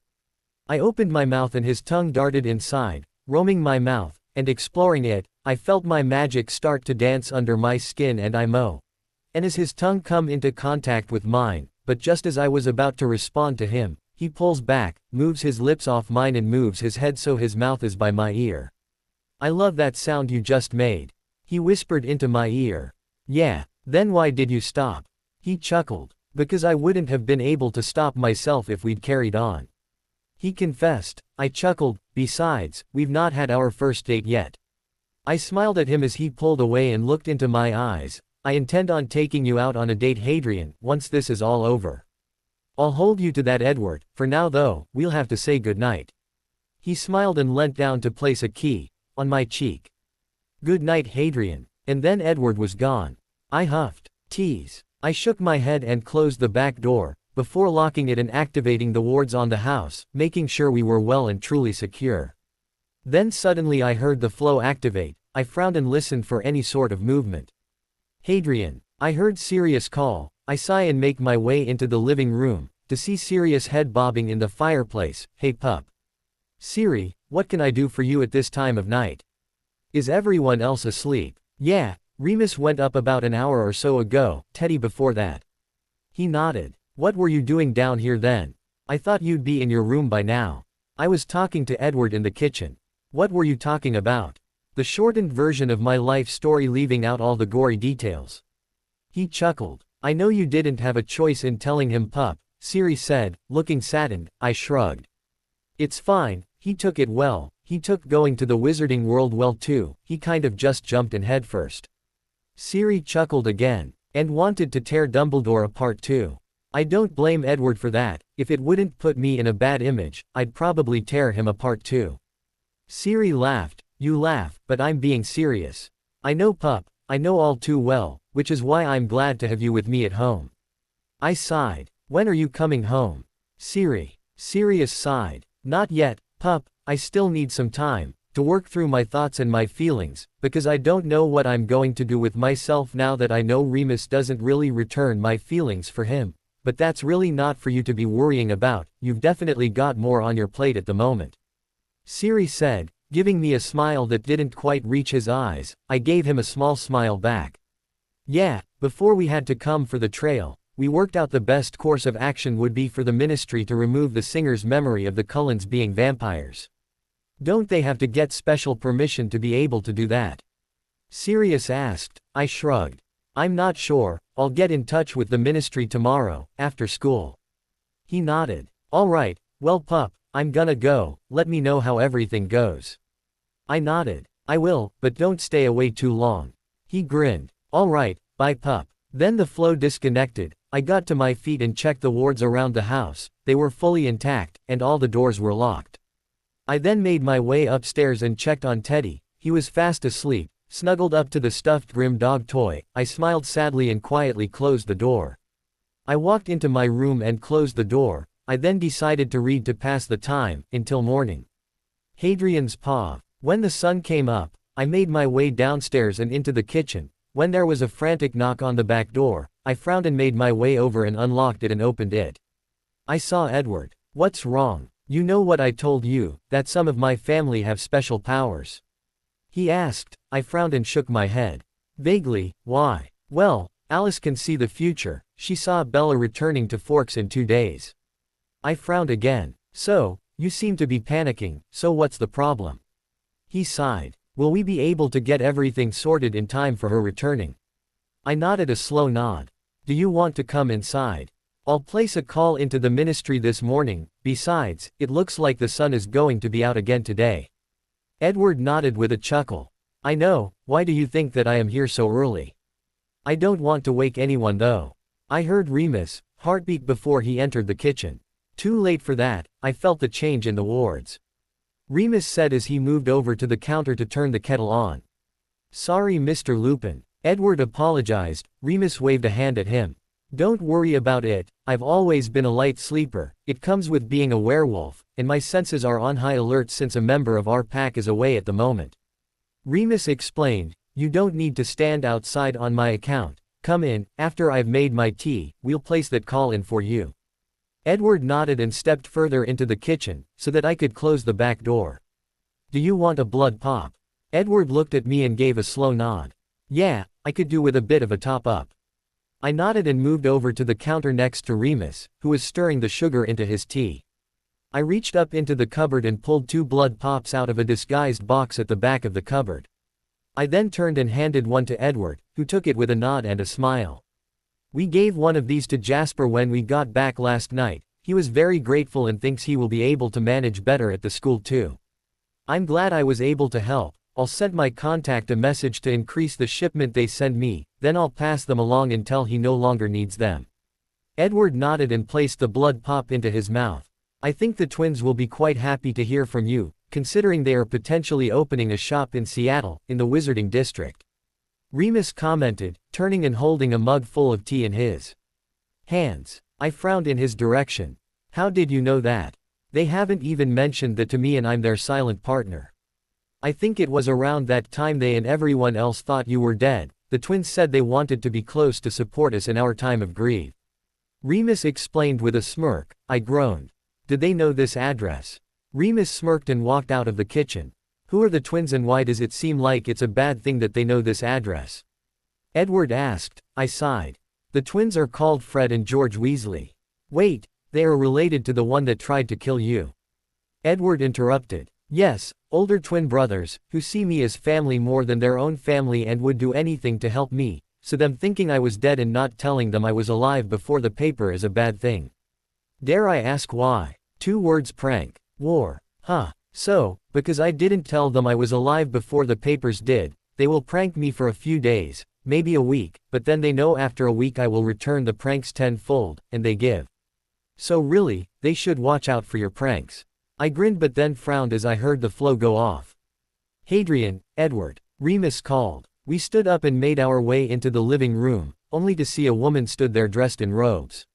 She had dark hair cut into a bob, pale skin and green eyes. Hello, my name is Madam Winter. Auror Bentham has informed me of your situation before he went on leave, and I have received approval from our minister to perform the memory charm on the No Mage. Do we know when she will be returning?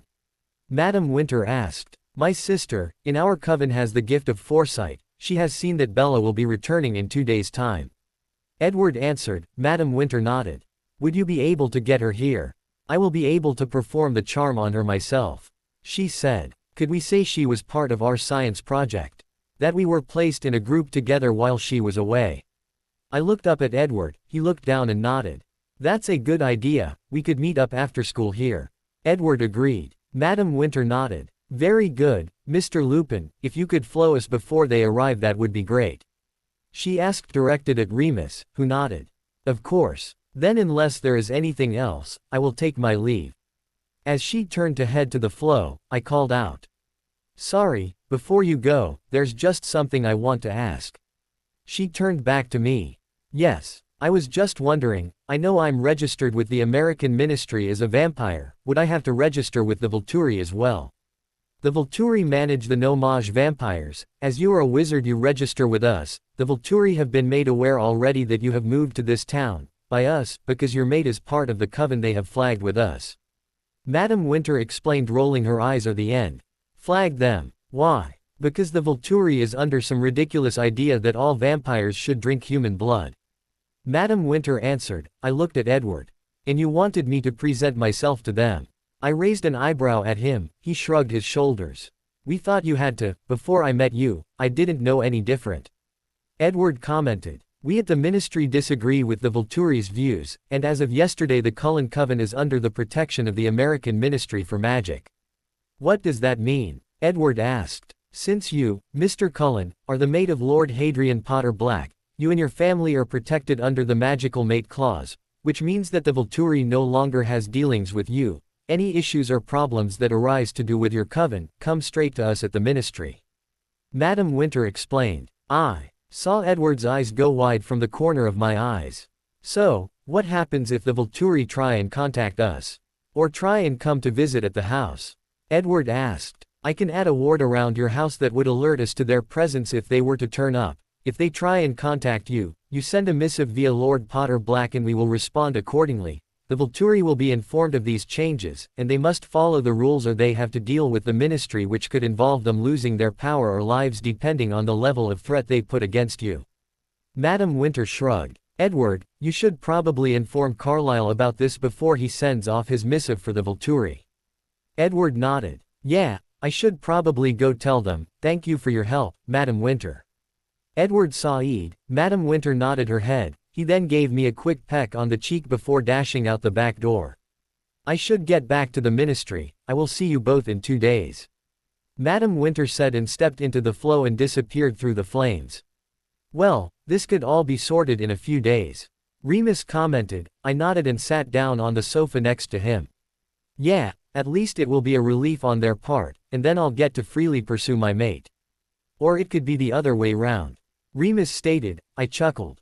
Yeah, it could. Just then I heard Teddy start crying.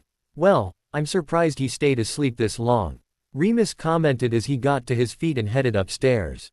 Hadrian's paw. 2 days later.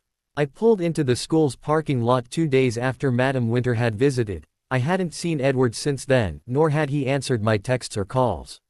I turned off my car engine, when my magic suddenly flared and gave me a sharp jab toward I flinched. My magic had been acting like this since last night, as if it was punishing me for something.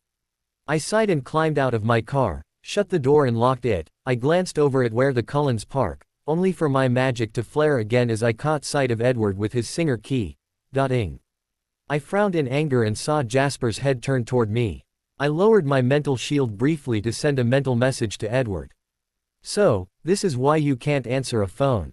I saw him snap his head away from his singer and look in my direction as if he was trying to send me a mental message, but I'd already replaced my mental shields. I turned away from him and headed into the school building as my magic flared again. I sent a quick text to Siri.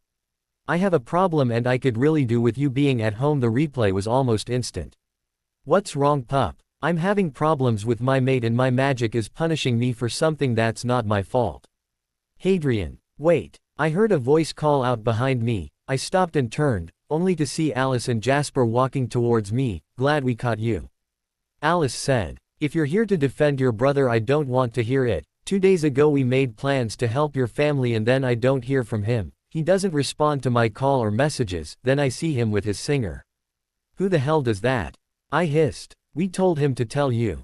Jasper said. I'm really sorry, Hadrian. Bella returned from her mother's early. When Edward got back from yours 2 days ago, she was already there. I don't know how she managed to slip my sight when it just had a vision of her that morning. Alice huffed. It's not your fault. I then winced as my magic flared again. You're in pain. Jasper commented. Yeah, even though we've not fully mates yet, I'm still connected to Edward, so every time his singer touches him, or he touches her, my magic punishes me. My phone buzzed in my hand as I caught Alice and Jasper looking at each other. Do not tell him. I'm coming home right now. Get yourself home as well. If your magic is flaring that badly that it's hurting you, it will snap. You need to be in a magical environment when that happens. I just got to school. I will phone them and tell him it's a family emergency. Go home. If your family thinks it's that bad, run home. Alice said from my shoulder. I have my car here. I could drive it back for you, if you'd let me. Jasper asked. I sighed and then winced again as my magic flared. Okay. I pulled my keys from my pocket and handed them to him as a teacher approached me. Mr. Potter Black, your father called. He says you need to get home, there's a family emergency, Teddy is ill. The teacher said. My eye went wide. You're excused from your lessons, and we'll make sure all work is sent to you for the length of time you are off for. She finished. I nodded. Thank you, I need to go. She nodded and I nodded to Alice and Jasper as I jogged from the school doors, almost bumping into Edward and his singer. Hadrian, where are you going? Edward asked. I glared at him. Why are you speaking to the newbie Edward? He's a nobody. His singer said, stroking Edward's arm, making my magic want to lash out at her, but I held it back. Bella, not now, Hadrian please. Edward asked. I felt a probing at my mental shields. I shook my head. I have to go, Teddy is sick. His eyes went wide. What happened? I don't know, Edward. I need to get home so I can find out. I moved to walk around him when he reached out and grabbed my upper arm to stop me. Text me, once you find out what's wrong. He said. I turned to glare at him. Why? So, you can ignore me again. No, stay away from my family. I pulled my arm from his grasp and ran at human speed from the school's parking lot. Then I ran at my vampire speed to get home. I made it through the front door, before collapsing as my magic sharply flared out from my body, making me cry out in pain. Pup, I heard Siri shout, before I felt his hands on my shoulders. Cub, Remus called and I felt his hands on my arm. We need to get him up to his room and Snape will help him. I heard Siri say, then he picked me up and carried me upstairs. Quick, lay him on the bed. I heard Snape say. Do we need to get Edward her? Remus asked. No, this is because of his mate that this is happening. Siri responded. How do you know? Remus asked again. Because he texted me to come home and help him, Remus, because his magic is punishing him for something that isn't his fault. Potter, I'm going to put you into a medical coma, this will help to stabilize your magic. Snape told me. I nodded. Okay. I heard the faint words of a spell, before I found myself falling asleep. The end. I hope you enjoyed this story. Also remember to subscribe and like this video. See you in the next video.